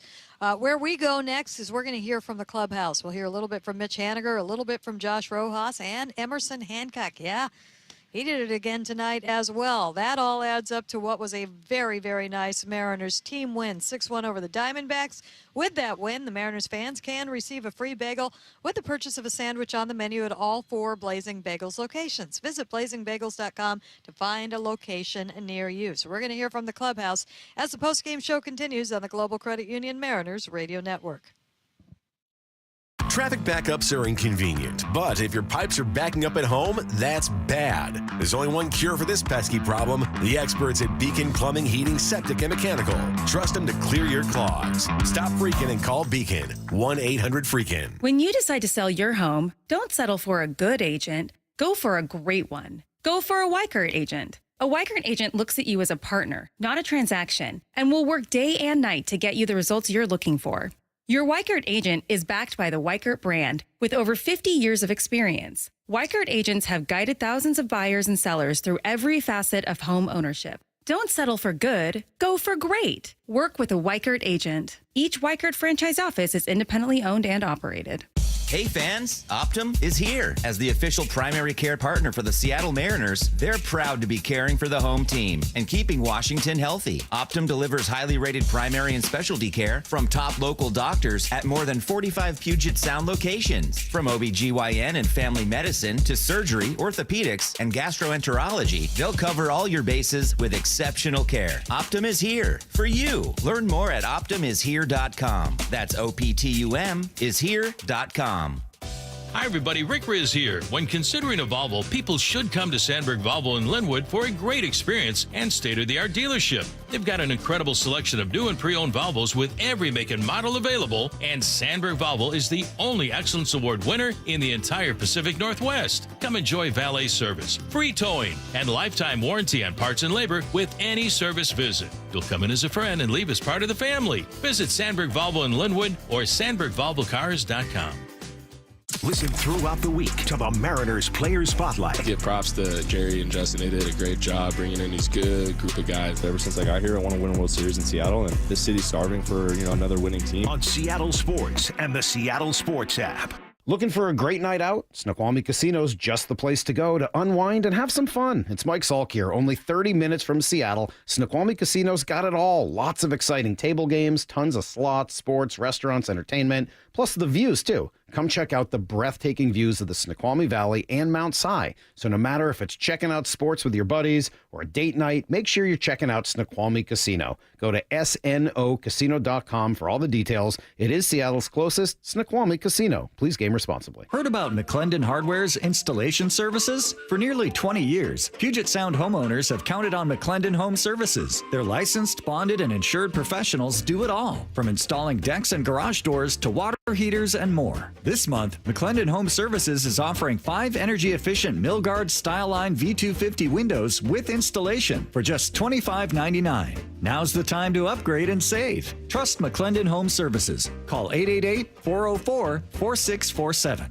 Over 13,000 people in the Seattle area are homeless. Bobby is one of many who found a new life through Seattle's Union Gospel Mission. The day I left my abusive husband, I became homeless until someone told me about the mission. And that's where God changed my life. I learned how to protect my space. The classes at the mission brought me back to life. And grace will lead me home. To hear more, volunteer, or donate, visit ugm.org. You'd like a new or almost new Chevy, but you're waiting for Fed Promise finance rate reductions? Marry the rig. Date the rate. While selection is best and price is dropping, find that special new Chevrolet now, and then simply refinance when rates get lower. Plus, get warranty protection for life and oil changes for life included with every qualifying new Chevrolet. Marry the rig. Date the rate. You just get more at Sunset, and people do like that. Together, let's drive. Sunset Chevrolet. You're listening to Mariners baseball on Seattle Sports. Pitch to Garver, swinging a high drive deep to left field. Down the line, stay fair, and this one is gone. Goodbye, baseball. Just fair inside the foul pole, out by Edgar's Cantina. Mitch Garver with his second home run of the season. The only question whether or not that thing was going to stay fair, it did. And Mitch Garver, home run number 2, giving the Mariners a 2-0 lead here in the bottom half of the second. Man, that's got to feel good for Garver. All the runs for both teams scored via the home run tonight. Mitch Garver right there, 362 feet to left, 103.1 miles per hour. Then Josh Rojas, he had the distance and the velo tonight, 405 foot to right center, 108.4 miles per hour off the bat. Then the slam, Mitch Haniger was 389 feet, just made it. Bounced off the top of the padding in front of the pen. 389. If it had been 388 and a half, that would have been a good double, bases clearing double. But no, it bounced the right way. 101.5 miles per hour. And then Kevin Newman on the other side got the lone run for the Diamondbacks. Fun to see the pop from this team, and fun to see it at this park right now too. Yeah, and it's fun to see it from Mitch Haniger as well. Yes. Look, he was all business. He hit that ball and he kind of came in like just no expression on his face. I didn't hear him talk in the post game.